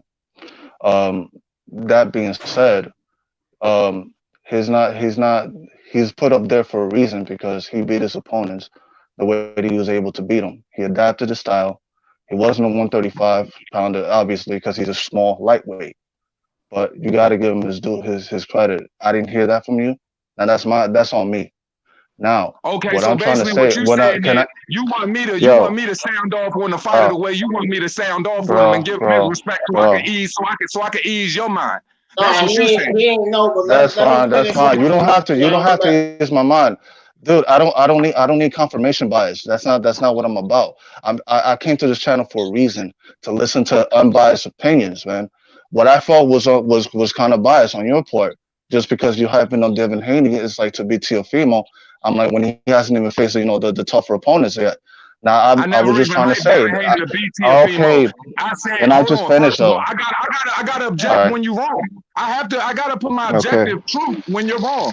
This is what I said. Okay. I came back in the chat when my phone died, and I said I'm adopting the title, my boy Devin Haney, because he says my boy Teofimo. So that was me on a troll rant with D. But D is already knows how I feel about Teofimo. D already knows how I feel about Devin Haney, and D already knows how I feel about all of these fighters, just as well as everybody in the chat. I'm sorry that you unfamiliar, and it might have caused you a little tizzy because I didn't come at Lomachenko the way it was. I'm a very strongly opinionated person, and my delivery is very strong, and it's impactful. It makes people feel a certain type of way. So when I talk about any fighter, it's always going to be colorful, and it's always going to be strong on the side on their pros and their cons. So it's going to sound offensive, but if you don't take time to understand and know the individual that's talking about him, you're never going to understand my true point of view on the guy, because I don't hate Lomachenko. I just hate the machine that was put around the guy who had a loss, who they tried to erase his loss, a guy who fought average opponents, and they put him above some of the most profound, most beloved all-time greats in the game. So those are my problems. So when you talk about fanboyism, man, all I'm saying is fall back a little bit. Okay. Now that I've heard all of that, I'm just gonna say is like, dude, I don't think guys like Gary Russell Jr. was like not average to me. Linares is not average. He won a title. Guys like Luke Campbell, who's Olympian, won a medal. Do you think Lomachenko was overhyped? Let's kill this. Do you think Lomachenko was overhyped? Let's be real about it. Yes or no? I don't feel that he was overhyped because, as a guy who's not. Let him finish. Yeah, go ahead. This is a problem, man. I'm trying to get my thoughts together, man. I can't be interrupted. I don't think he was overhyped because, for one, he's not that well known, accommodated to the mainstream American fan base. People have just started to be privy to Lomachenko and his body of work. If he was overhyped, he would have been on pay-per-view. He's not a pay-per-view fighter. He's only been on ESPN several times. He just got here because of his extensive background in amateur boxing. He had to hit the ground running when he hit the pros. He went after the title, and that's what great fighters are supposed to do. They're supposed to chase greatness, even no matter what time. They're supposed to chase greatness. Now, I can't fault him for that. Now, what I was trying to say is earlier. At the same wasn't time, finished though. Lomachenko's greatness is accelerated by the fact that how he came in here. So you can't sit up there. Everybody's path is different. All right, hold on. Everybody's path is different. I understand that. All right, hold on, Virtuoso, because I just want to get on this Lomachenko thing. Because I hear what you're saying, and you laid out all this accolades for me. But let me tell you this, fam. And you was one of them, too. Because I remember a lot of people about the Teofimo situation.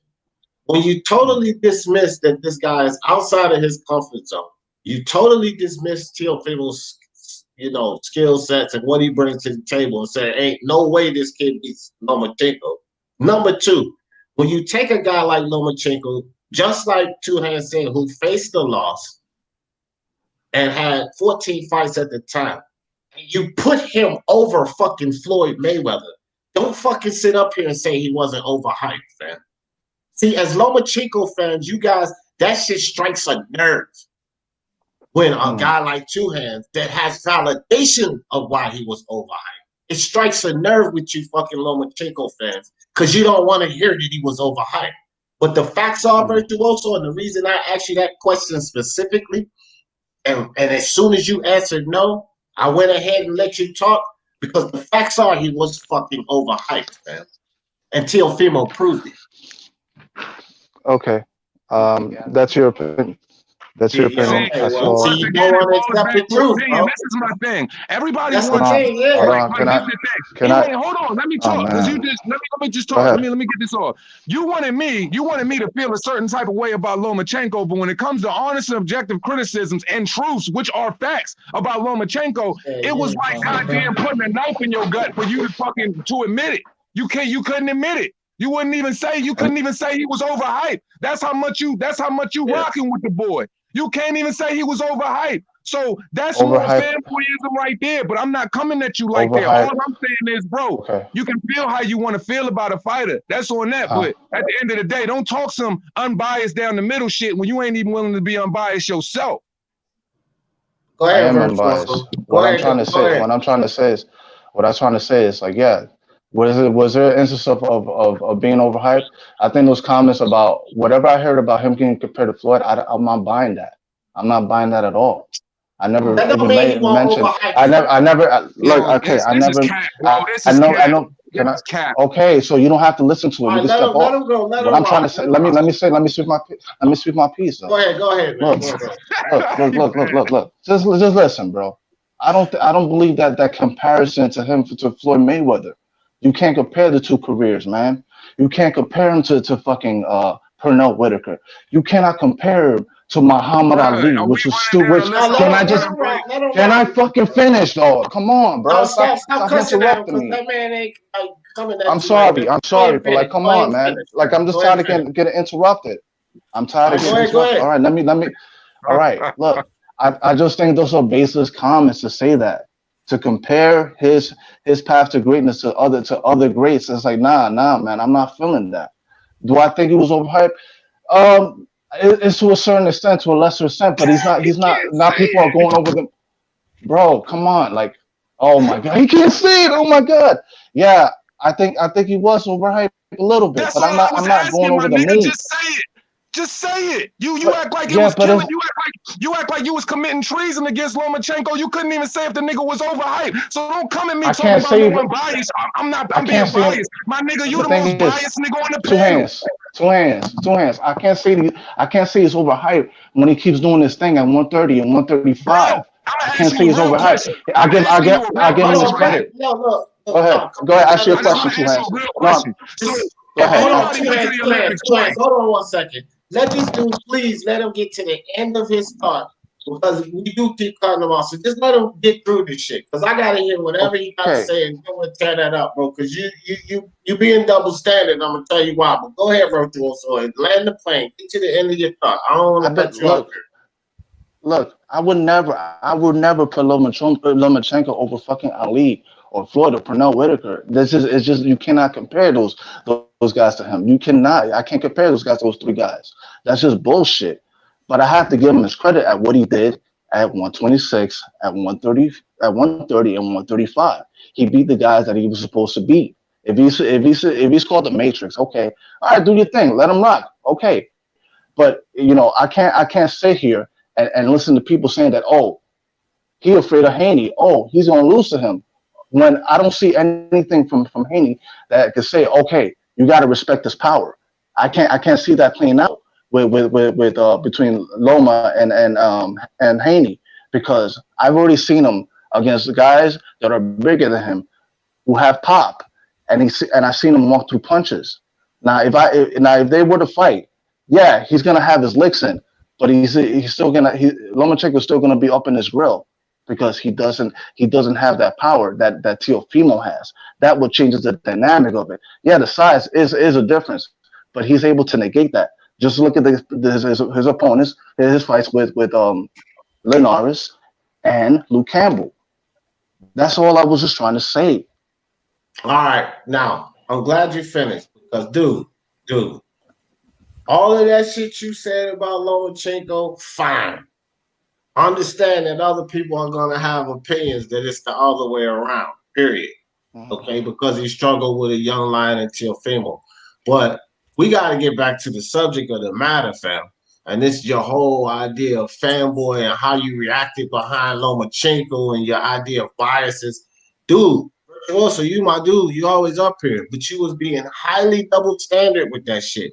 And you done seen me go at the whole fucking BDA crew over this bullshit, fam. And there ain't no way you're going to come over here and I'm going to let you get away with that. Before Mr. Two Hands even dig into you, I'm probably going to clear it all up right here, fam. If you have that much problem saying that the man was overhyped, and then you said, even when you did admit it, my nigga, you said overhyped, I guess to a certain extent. Here's the problem. Fuck how you look at it. The facts are that dude was overhyped. It's not based on how you look at it. If you hear enough about Lomachenko, you hear the fucking Lomachenko fanboys. You hear the fucking Lomachenko fan base. So it should be simple enough, whether you agree with our opinions about, and I say that Lomachenko could beat Devin Haney, but whether you agree with opinions or not, it's simple enough to say, yeah, he was overhyped. It's not even a question, fam.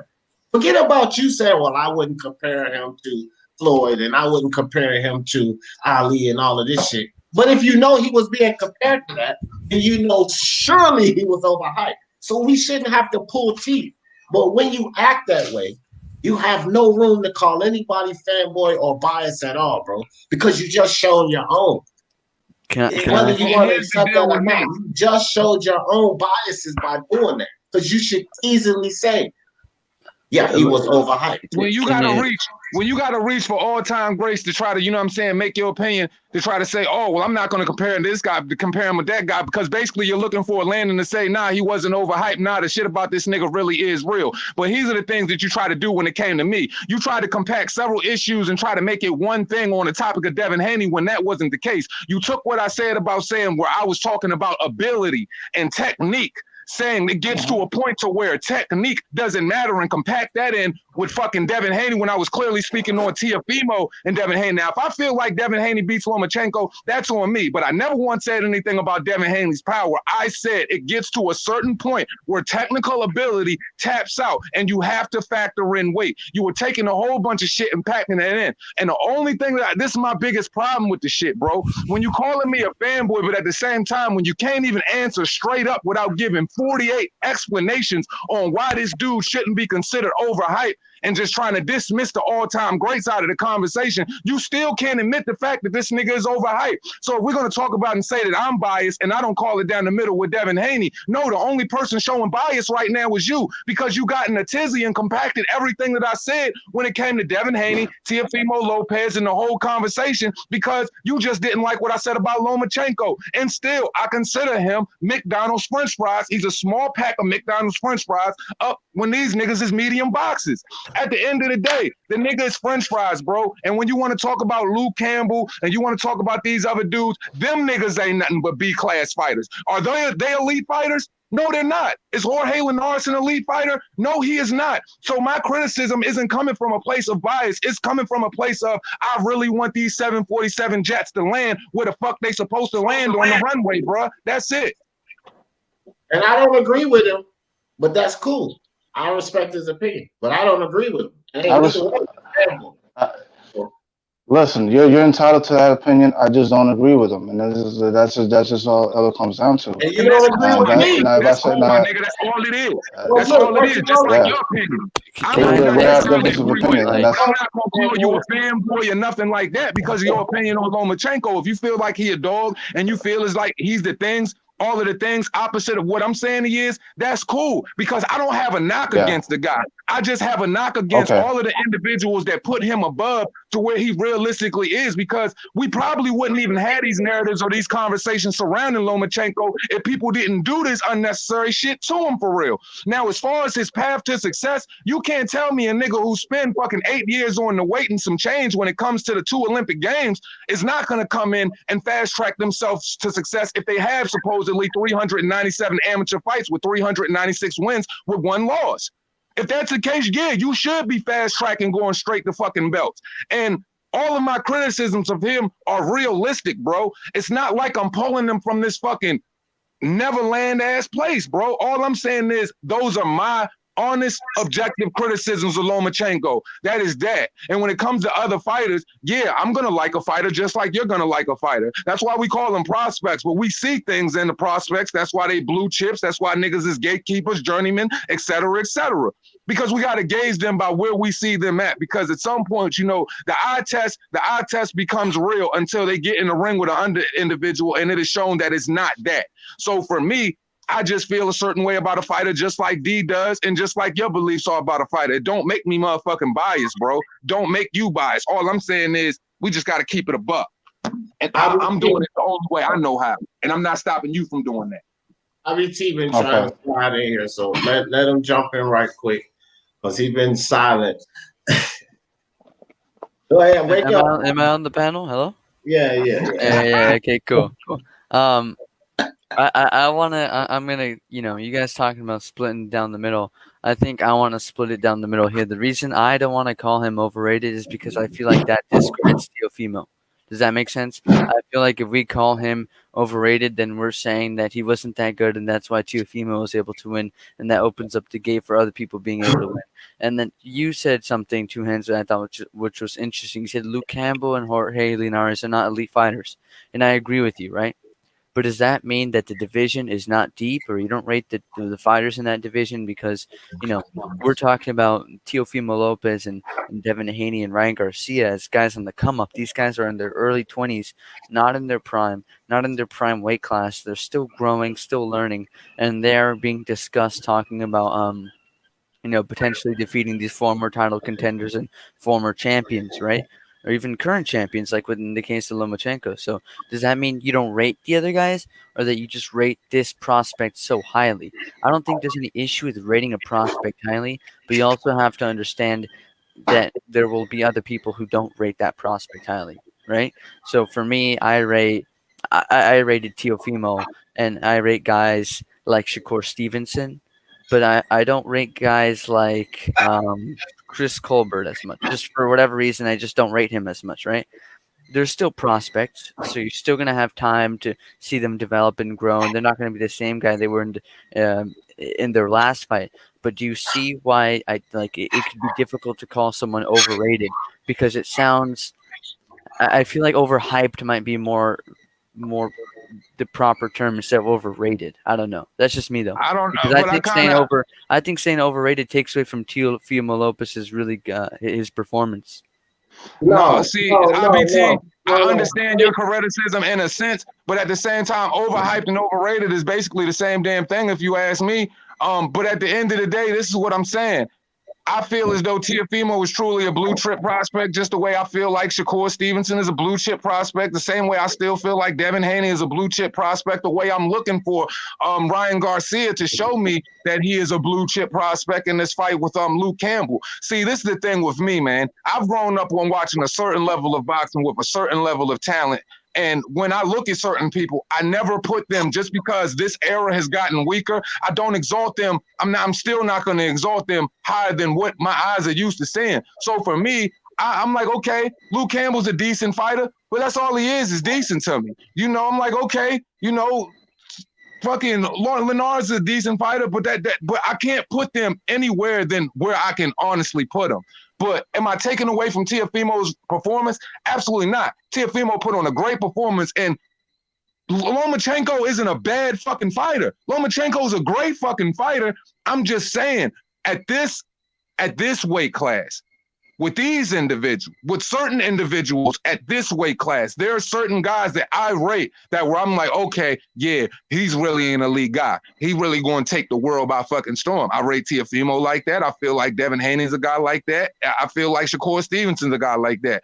But when it comes to certain other individuals, I'm not just going to sit up there and say, yo, this dude is better than what the fuck he really is, when I really see him as average, and really when honestly, I pull back from how I really feel about him, because what I really want to say, because I have a certain respect for those fighters, but at the end of the day, I can't rate you for any more than what you are. But Teofimo went out there, and for me, I needed Teofimo to go out and do what he did, because I'm tired of people fucking pacifying this young class of elite fighters. I want to see them move fast. I want to see them propel more, but you know, that's just all it is, man. Like, I don't know.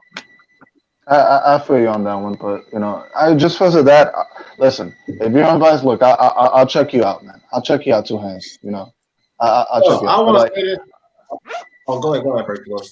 No. It's like, yeah, you've been. It's like you've been around long enough, you know, to watch, you know, certain fighters grow and become, you know, all-time greats, you know. And it's like, yeah, there's something to be said about the level of competition in this era that makes you think, okay, maybe we're going way overboard with this guy, you know, so we should slow down.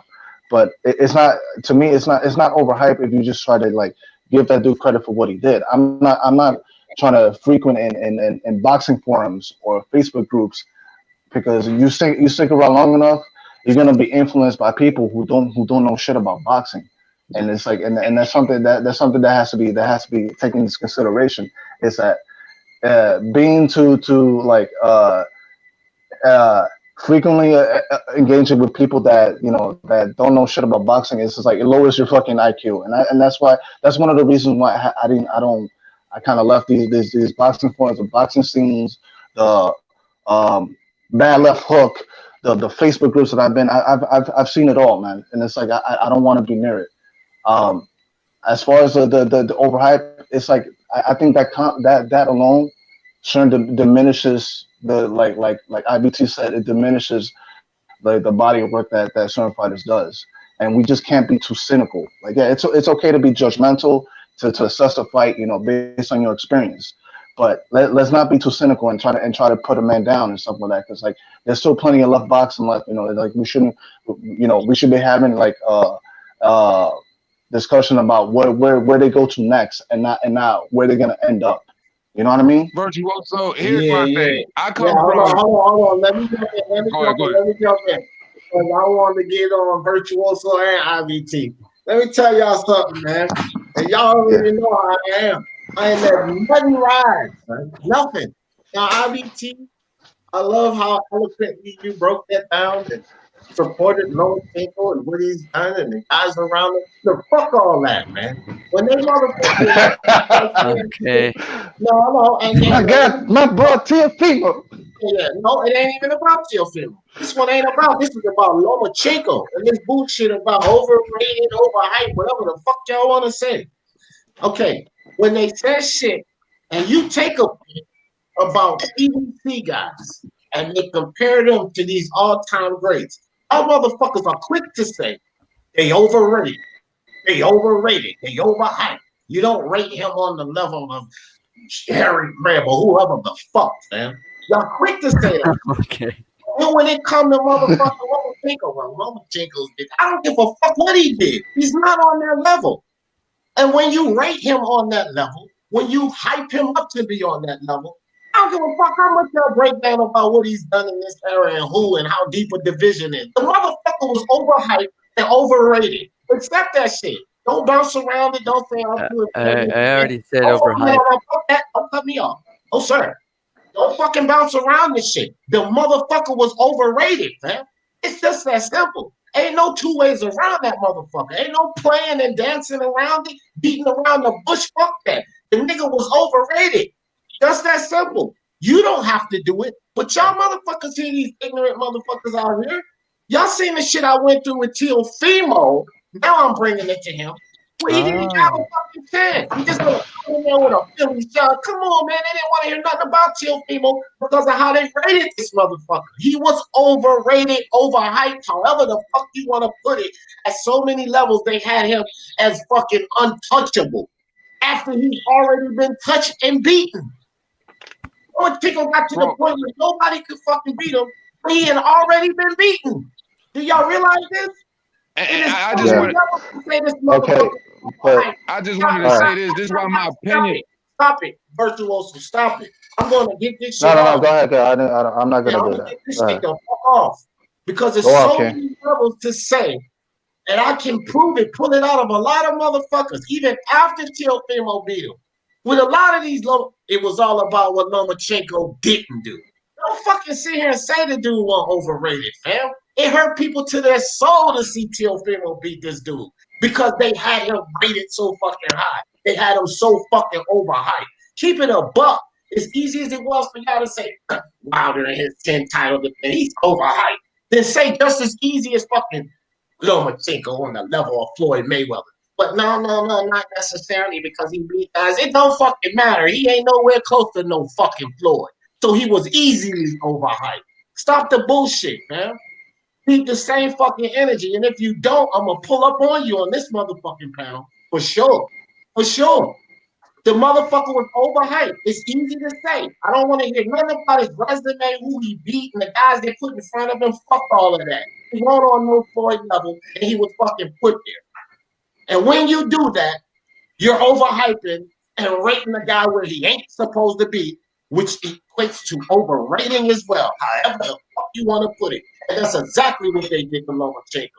And ain't none of these stats and none of that bullshit y'all giving me right now could change that. They overhyped I ain't even trying to turn. I ain't trying to turn down your flame. I ain't got no water for that. This is all. This is all I wanted to say. You know what I'm saying? You can't like people like yo. Motherfuckers will never rock with me or my opinions because they always gonna be strong. And if I feel like a nigga is some cut in that boxing ring, I'm gonna tell you in a very strong way that I feel like he's some cut. And if people got a problem with the way that people portray our opinions on fighters, then you really should have more of a problem with how mainstream media overhypes these motherfuckers, erases their losses, et cetera, et cetera. Our opinions have to be this strong because we exist in a world where niggas is not telling the truth when it comes to these fighters. So if anything, you know, when I talk about them, oh yeah, I'm going to give them that work, but I'm going to give them that work with objectively, and I'm going to give it with some type of integrity. I just can't change who I am. I can't change who I am. I'm always going to be two hands. I'm this way on and off the computer. So I can't change how I feel about it, dude, just because motherfuckers might not like the way I'm kicking that shit, because I'm always going to kick it the way I kick it. We exist in a world where motherfuckers been coddling fighters for too motherfucking long and been telling lies about fighters when they really need to be telling the truth about where they at. Lomachenko got caught up in that. We can say it's the machine's fault. We could say, yo, it's the people's fault. But hey, that's just the unfair machine that he was caught up in. So if he got to take all of the lumps and bruises that come with that, hey man, that's not on me. that's not on me. You know what I'm saying? I'm only dealing with what I'm working with. So at the end of the day, man, like I said, if we realistic about where these fighters are, then we ain't got to worry about, you know what I'm saying? Like, we ain't got to worry about the shit. Yo, shout out to motherfucking Ronald Faker. He said it's almost better than TBV early. Appreciate you, Ronald Faker. Hey, yo, D. What's up, G Boogie? What you got, man? What you got to say about all this? We out of control on the I'm air. not even looking at that, but I was going back to the comment. Mr. Two Hands, what's up, my brother? Fat. What's up, family? What's up? Yeah, when I was discussing earlier about what I saw that Devin Haney was timid, it was, and I don't know if you caught it, said it was around the 4th to 6th, 7th round, maybe, that he threw, which he destroyed Gamboa, you know, boxing wise. And but what I meant by it was timid from one aspect of the frame at that time that I saw him trying to do his thing. He basically, when he shot that 1-2, and he didn't step in on that punch, and he caught Gamboa with that jab and then that punch, but it was like they even froze it in one of those replays that he shot the punch, but he like half shot the punch. He didn't commit fully to that punch. And that's what I was talking about. You know, he was destroying him. You know, it's just at that point in the beginning, he was being timid because he still was implementing his plan. That's all.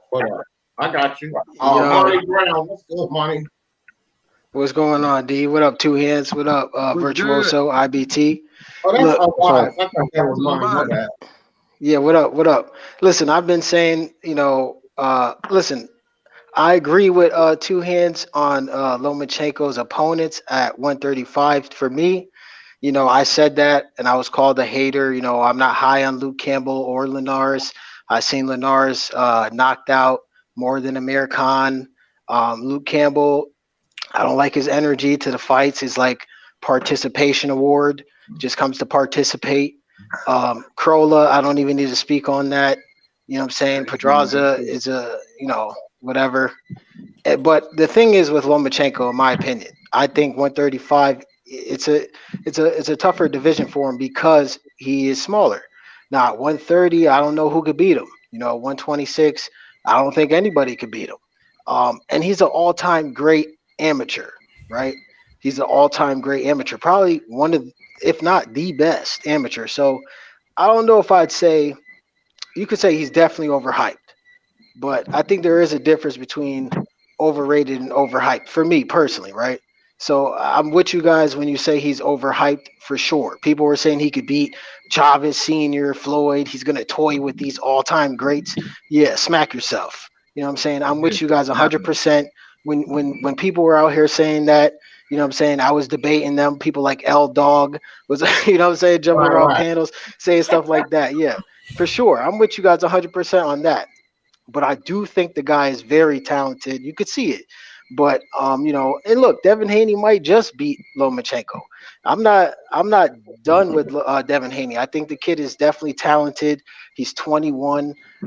You know, I saw things in the fight I just didn't like. I didn't like the fact he wasn't willing to engage with Gamboa. For me, like if you don't want to engage and mix it up with Gamboa, I don't like that because it looks like you're afraid you might get caught with something. You know what I'm saying? And then, so how are you going to fight Tio or Ryan? You know what I'm saying? Those guys got power. They could clip you for real. You know what I'm saying? Gamboa, you know, he probably does have, actually he does have underrated power a little bit too. But those guys I just named, they definitely have power. So it's going to be a tough fight for him. You know what I'm saying? He definitely has the skills. That's something you can't take away from that kid, is he definitely has skills. You know what I'm saying? I don't think anybody up here, I didn't hear one person up here say he didn't have skills. No. So we're all in agreement that kid has skills. So I'm just saying, the power might come. He's obviously not going to be a knockout artist. We all know that, but he's definitely going to be a good boxer. All right, Mr. For me, Diplomat. Hold on, Mr. Diplomat. Let me say this shit. When you rate Lomachenko with a Floyd, with a Chavez, and rating him as this type of fight, that's overrated. So he was overhyped and overrated. That's why I said no matter how you want to fucking put it, I know what Lomachenko did in this era, but when you rate him as the type of fighter that is on the level of those all-time greats, like you just said, he's an all-time great amateur. Fine, not an all-time great pro. And they're I rating agree. him as an all-time great pro. So you're overrated and overhyped, and you're just too much bullshit behind him. And it doesn't mean that he's not good. It doesn't mean that he's not great at what he does. It doesn't mean that he don't probably have the best footwork in the game. It doesn't mean none of that. It means he was overhyped and over fucking rated. And then, like I said, when it was done on the other side, motherfuckers didn't bite their tongue to say that the Spencers or the Charlos or whoever the fuck was overrated. Because if a guy doesn't deserve to be rated or compared to the all-time great, I don't give a fuck who it is and what he did. He's overrated, fam. He's overhyped. And Lomachenko was that on every level. They was I comparing agree. who's on this fucking all-time greats. No, bro. See, it doesn't matter what he did. Because anytime somebody charges Lomachenko with being overhyped and overrated, that's the first thing people start doing. Well, he did do this, and he did do that, and he did do this, and he did fight this guy. I don't give a fuck. He was still overrated and overhyped. Well, this is the thing, right? If you look at his resume, there is no legitimacy to even talk about Floyd or anybody. That's my Like point. there is none. Overrated. So you can't even really even compare. So I don't even know why somebody would even do that. You know what I'm saying? So you must be talking about You skill go over sets. there to BDA and do some playback. you know, Because you got people, right, the people, whole goddamn panel was doing shit like that. Come on now. it's like Yeah. people went out of their way. It's like for me, when I say overhyped and overrated, it's like the same thing because if you overhyping a guy, you're overrating him as well. You are. Because you can't overhype a person and not overrate them. Because what is it, nigga? If your hype ain't realistically what your hype is, then realistically your rate ain't really what your rate is either. So No. Well, you know what it is. You know what it is. Because for me, right? Because I'm in agreement with some of your talking points. So, and right. I also flame Spence fans or Wilder fans when they do that dumb shit too. So maybe I'm just not overrating or overhyping them guys either. I just put people in their correct place. Yeah, So you I just don't know. realistically Yeah. putting them where you see them, and that's what I feel like I'm doing. I just realistically with because at the end of the day, it all becomes opinionated when it comes to us and how we view a fight. Because people judge and view fights in different ways, and what we all look for, and people look for different things. So for me, it's just like okay. 135 is not his resting place. He has no business being here. Then he's definitely overhyped and he's definitely overrated at the weight. You know what I mean? At 130, if that's where he really supposed to be, then that's really where he should be. I'm just saying there was a level of, I just can't, I don't know. For me, I just can't put one and say one means different from the other because I feel like they kind of work in tandem with one another, like overhyping and overrating. I don't know. Right. What's going down, D? What's going Yo, down, D. Chop Boy? What's up, man? What's good? Well, let me touch on that too, because I do agree with homie. What is it? Two hands? Yeah, Yeah. Two hands energy that made me drop the book and jump on the motherfucking panel. That boy cooking. But it's like it's like I say, man, overrated and overhyped do run along the line with each other. It's parallel, so it's almost the same shit. You know what I'm saying? But when you look at Lomachenko, I've been saying the same shit Two Hands been saying, but you still got to get credit where credit is due. That motherfucker, Lomachenko came to the game, and like I say, we can't knock the position these Negroes be in when they come in, but we knew Bob ass, and we knew he was looking for I ain't gonna say a great white hope, but he was looking for someone of that caliber, bro. Because when you look at the situation, everything he was doing, everything Lomachenko was doing, Terrence Crawford already did. But they still put this motherfucker Lomachenko over Bud Crawford. Even when Lomachenko came out his own mouth and said, Terrence Bud Crawford is the #1 pound-for-pound fighter. That went over all their heads. Everybody missed that interview when they asked him, who you think the #1 pound-for-pound fighter is? This motherfucker said, Terrence Crawford. Terrence Crawford. But still, ESPN and everybody else, and you know, like when the machine behind you working, bro, they're going to push you like that, even when they try to take the fucking loss off his fucking record. And I'm a fan of Lomachenko. I like the man because he a bad motherfucker in the ring, and he do that to be great. Can't take that away from him. You know what I mean? But he came to the game overhyped. You know, and when we say that, it don't mean the shit on the man. It was just that when you come into this motherfucker, you got a few fights, and they already met you with the greatest thing since Muhammad Ali, and you know what I mean, since Floyd Mayweather, all this shit. When you got fighters that was already doing the exact same shit that he did, yeah, and more, you know what I mean, and they weren't even getting the fucking just do. You know, even right now they still try to get Lomachenko more credit than Turnbull Crawford, bro, and that was crazy to me. Bob Arum put all his eggs in a basket on Lomachenko instead of doing that shit with Crawford. Just imagine if he'd have put Crawford in that same position, getting him the Manny Pacquiao fight, shit, things of that nature. Like fuck it, he move up. I'm gonna put the money behind his ass, get him the fights that he deserved, and make him that big superstar. He tried Hey, to get but many. Monty, Let to me be finish. fair though, real Let me quick finish though, real to fast. be fair, Bob says that about every fighter. Like he No, did say Yeah, he Bud does. was the next he did say Bud was the the next next Sugar Sugar Ray Ray. Leonard. He Yeah, he said the did. next Sugar Ray, but we know what he was trying to do with. I'm talking about when Lomachenko came to the game. He put him over Bud. He put him over everybody. He put all his eggs in the basket with him, bro. We we Let we, me. we seen Hold him up, pushing man. it. Let him finish cooking, man. Yeah, we seen him pushing that. But my thing is, if he didn't push Bud Crawford like he pushed Lomachenko, bro. He didn't put Bud in there and try to make him, you know, the top Negro in the game. But we put Bud there, and they couldn't deny that shit when Andre Ward got to saying Bud Crawford, you know what I'm saying, gonna be number one pound for pound and shit like that. But if he could, Bob Arum had the ability to put like he still do right now, even though we know Bud for to get ready to leave his ass, but he had the ability to put Bud in there with Manny Pacquiao. What'd he say? I didn't want Manny Pacquiao to get beat up. He knew that fight was gonna make Bud as a star, bro. It was gonna make him a star. And he didn't want Bud to be the face of fucking Top Rank. You know what I mean? I don't know whether it was good for business for him or not, but when they brought Lomachenko in, bro, 2 fights, you get a fucking world title fight, and every fight after that is just a world championship caliber fight. Come on, bro. We seen it. We seen the play right there, dog. But I don't knock it. I don't knock it because you still gotta get into the ring and win. And Lomachenko was exciting as fuck, and he still is excited. And I still am a fan. But at the same time, bro, I do agree with two hands, dog. He was overrated. Tiafimo and them got in there, you know. And even myself, I thought he was gonna edge out Tiafimo, but I knew Tiafimo had the skills to beat him and shit. But it's just afterwards now we can still see how they try to. Oh, you think? You think Lomachenko can do this and do that?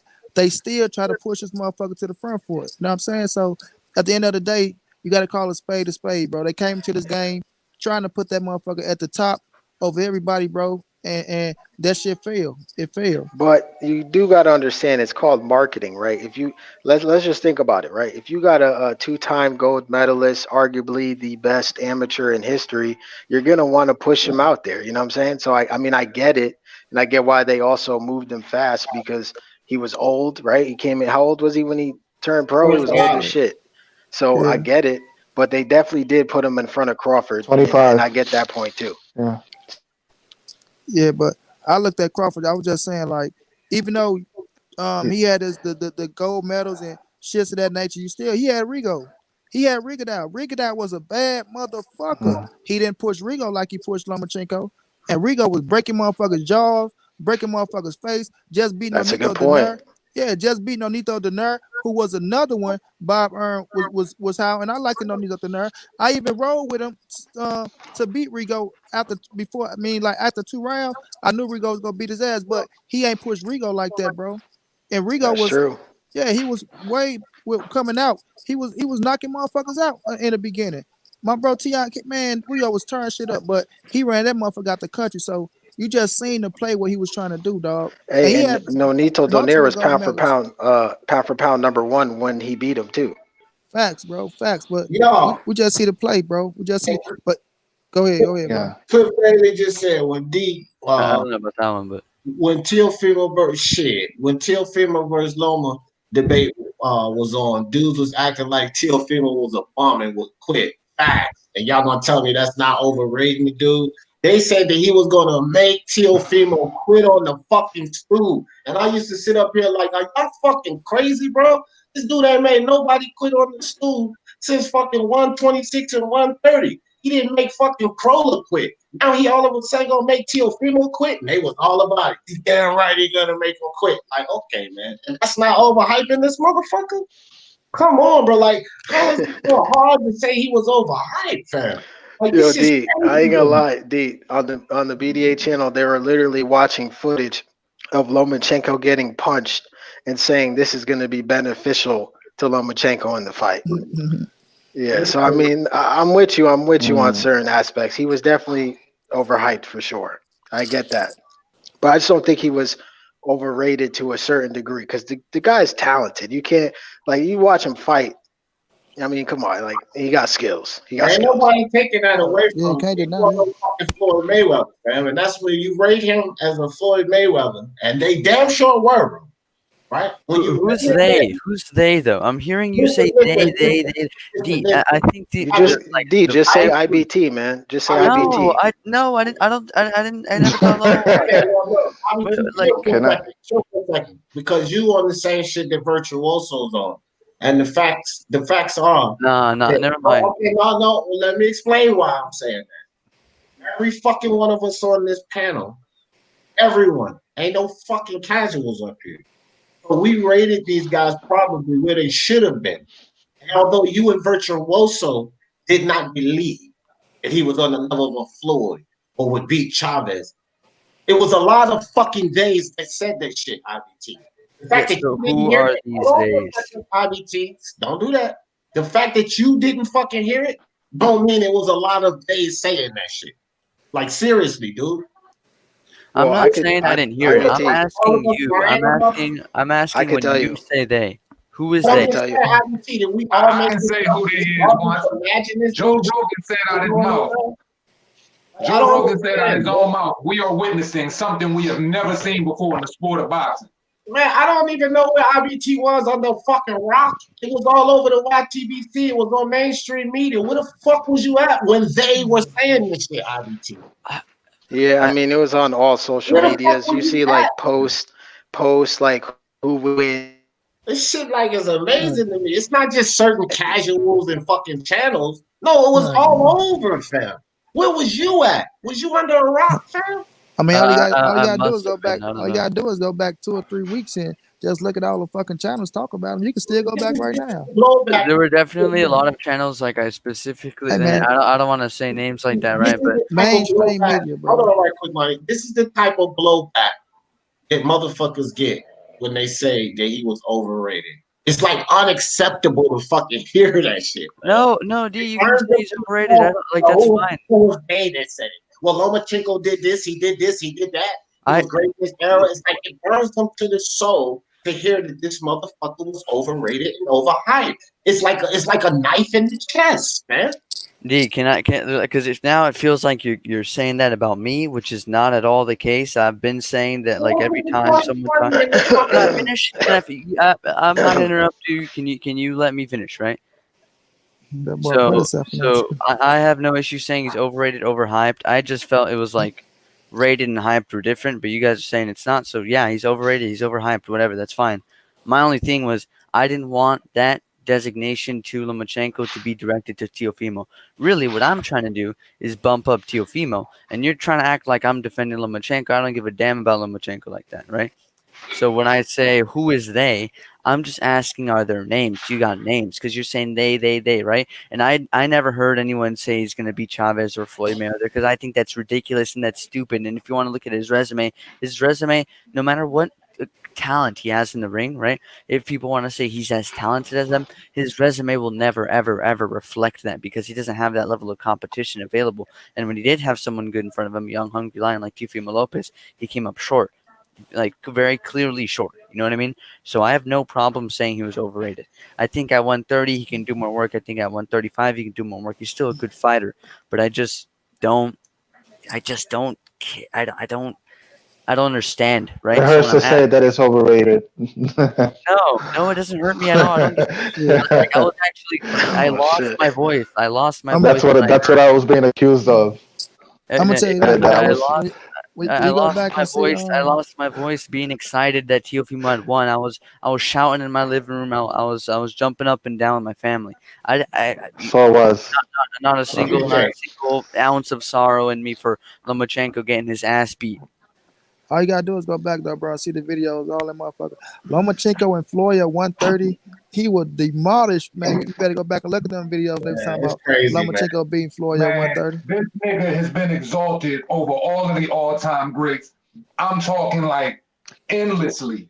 Endlessly since the beginning, this motherfucker has been exalted more than Floyd. Like, yo, when I witness niggas say he got better defensive prowess than Floyd, when I witness motherfuckers say we ain't seen nothing like this since Muhammad Ali, well, no, we have never seen anything like this. When people saying shit like that, bro, you gotta understand where niggas gotta tone that down and counterbalance that with saying, y'all putting this motherfucker way up there against some average ass niggas. Like, that, it's like, yo, like the machines was crazy with Lomachenko. He just could, and it would have been even crazier if the nigga could sell. They try to do everything to push this motherfucker in our mouth like you feeding a baby.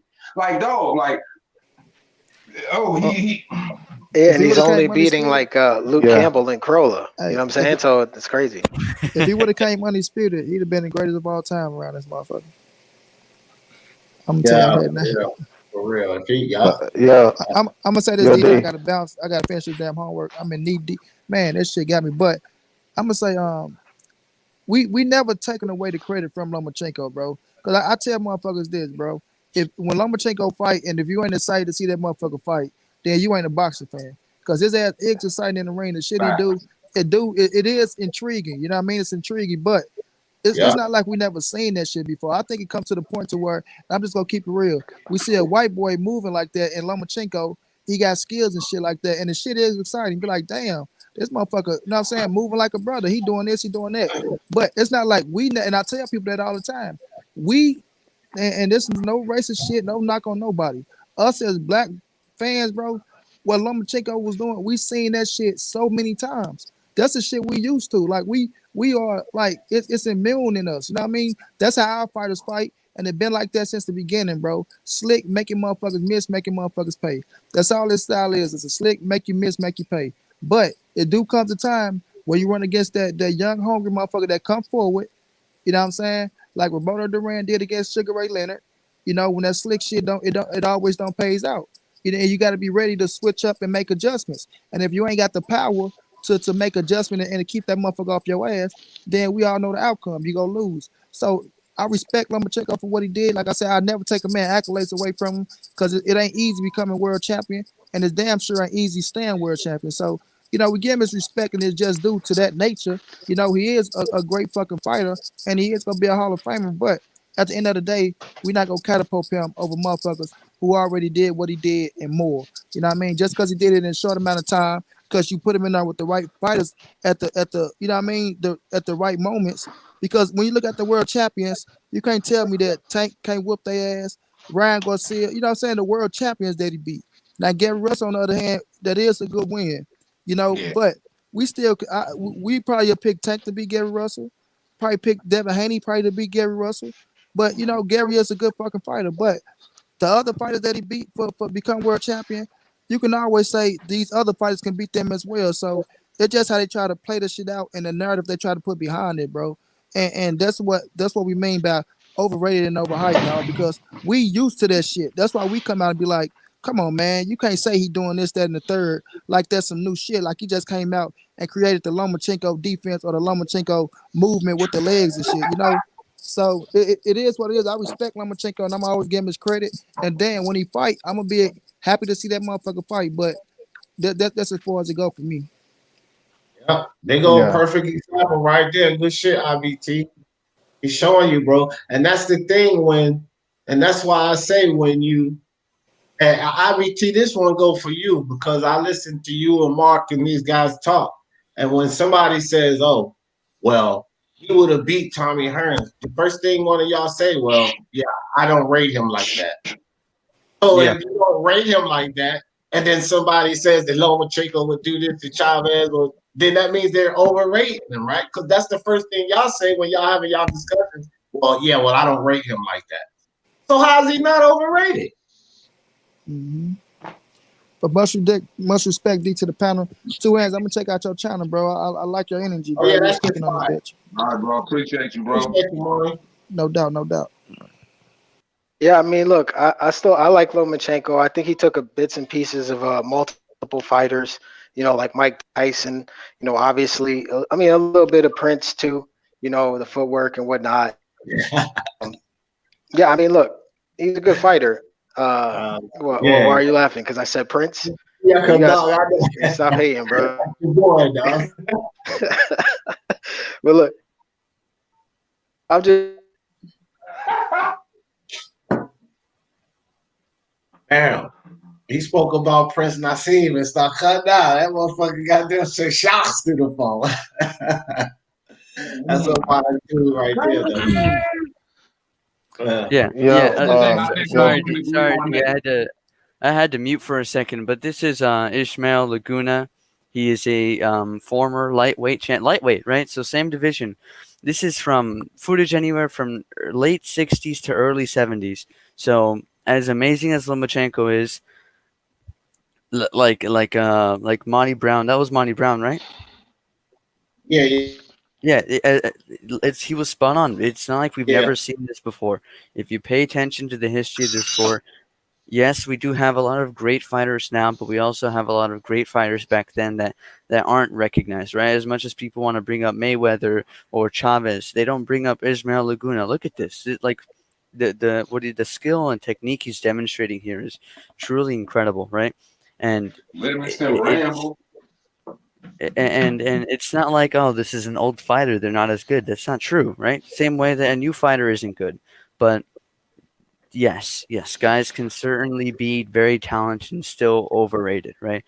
As great as Pacquiao is, right? How would Pacquiao have done versus Tommy Hearns? As great as Tommy Hearns was, how would he do versus Bob Foster, right? You can do that with anybody. It all goes down to their talent, ability, and size, right? It's a combination of all three. And as great as Lomachenko was, he didn't quite have the size in conjunction with the talent to beat the size and conjunction of the talent of Teofimo Lopez, right? All right. Yeah, man. I mean, just gotta look at this stuff reasonably, bro. Boxing first. Now look, my ass been up almost 5 hours now because I couldn't sleep at like 3 a.m. in the morning. Well, now I'm sleepy, goddammit. Oh. Hunger ain't gonna take a motherfucking nap. You know what I mean? All right, everybody, some closing thoughts. D Boogie, give me some closing thoughts, fam. I look at every fighter as a fighter. I don't care what they brought or anything. In the ring is what you do. That's your life. That's your money. That's your blood. Keep doing you. Don't worry about the outside narratives. Don't worry about anything else. Work hard in your craft. No doubt. Appreciate you, G Boogie. Always welcome, fam. Virtuoso, give me some closing thoughts, dog. I just want to say first and foremost, thank you for having me on. Mr. Two Hands, I just subscribed to you. I'm gonna check you out. We had a little, we had a very spirited, argument. But you know what? I like the energy that you bring, and it's like, it really woke me up. Now I want to assess, the fighters based on what I see, not what I hear from other people. That's why I don't feel that Lomachenko was overhyped, because I don't try to look at other people's opinions. What I've heard from people comparing him to Floyd or Purnell, that's his secondhand knowledge or something like that. That don't mean nothing to me. I look at what I see in the ring. What I see in the ring is I see talent. Now, to be overhyped, that's all part of marketing. Look at what they're doing with Tank. Look at what they're doing with Wilder. I'm not gonna, go up and down and say this and that to say, okay, I'm trying to defend this guy's honor or something like that. No, I have to give fair criticism where fair criticism is due, and that is Lomachenko is a small lightweight, and to do the things that he did, it's really commendable. But to me, it's not enough because his size really did him in. And I've heard people from BDA that said that, you know what, his size cannot compensate, for the lack of his size cannot compensate for the lack of talent. I can't say that they're being biased because I've heard criticism from them. Now, if you want to say that's cool, but to me, I don't listen to that outside shit, man. I don't listen to that at all. Give good credit where credit is due, and give criticism where criticism is due. That's the way I look at it. Now, I will say this: BDA and them didn't want to say or admit that until after Teofimo beat his ass. But appreciate you coming through, Virtuoso. Always welcome, fam. IBT, give me some closing thoughts, brother. Yeah, good early morning stream.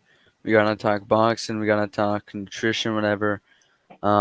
Always enjoy the discussion, even when you're trying to pin me as a Loma fanboy when I'm definitely not. I was hella glad when that man got his ass beat. Anyways, yeah, I'm not trying to follow any narratives like Virtuoso stated. I use what I see in the ring, and the only people whose messages I'll trust, even if I disagree, are the guys I trust around me. You got D Jeff, Unbiased, Mark, Intangible, etc. Right? Like we can have differing opinions on fights and still like the same sport. No doubt. Appreciate you coming through. Oh man, Mr. Two Hands Up. What you got for me, dog? Man, as always, man, I just want to say much love and much respect to my brother on and off the net, D Jeff. And if you idiots haven't subscribed, y'all need to go ahead and do that right now. Don't do nothing else. Don't even fucking breathe. Subscribe.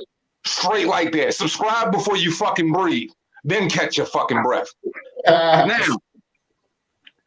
and at the end of the day, man, this is what boxing is, man.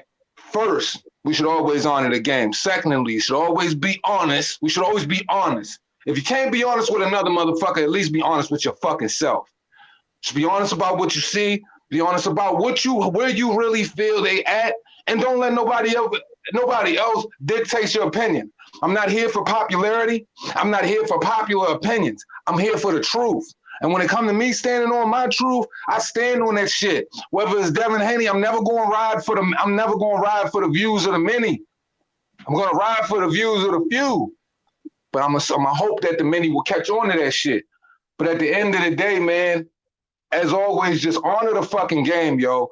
And you can like whoever the fuck you want to like. Just be realistic about where they at. And I think we all can agree here that the machine that surrounds fighters, marketing and so many other things, and a little bit of favoritism plays on to where we put fighters objectively and where we don't put fighters objectively. So I just think, honestly, going back to what Virtuoso was saying, salute to him. It all boils down to what you see. Don't let nobody else sway your opinion when it comes to that. And as we always say at the end of this shit, it costs you nothing to pay a nigga no mind, and it costs you nothing to pay my boy Devin Haney no mind because he beats Teofimo Lopez. All right, that's what it is. Salute. What you know, man, is the motherfucking takeover. Y'all know how I always do this thing. For the love of sports, let's talk about it. Peace.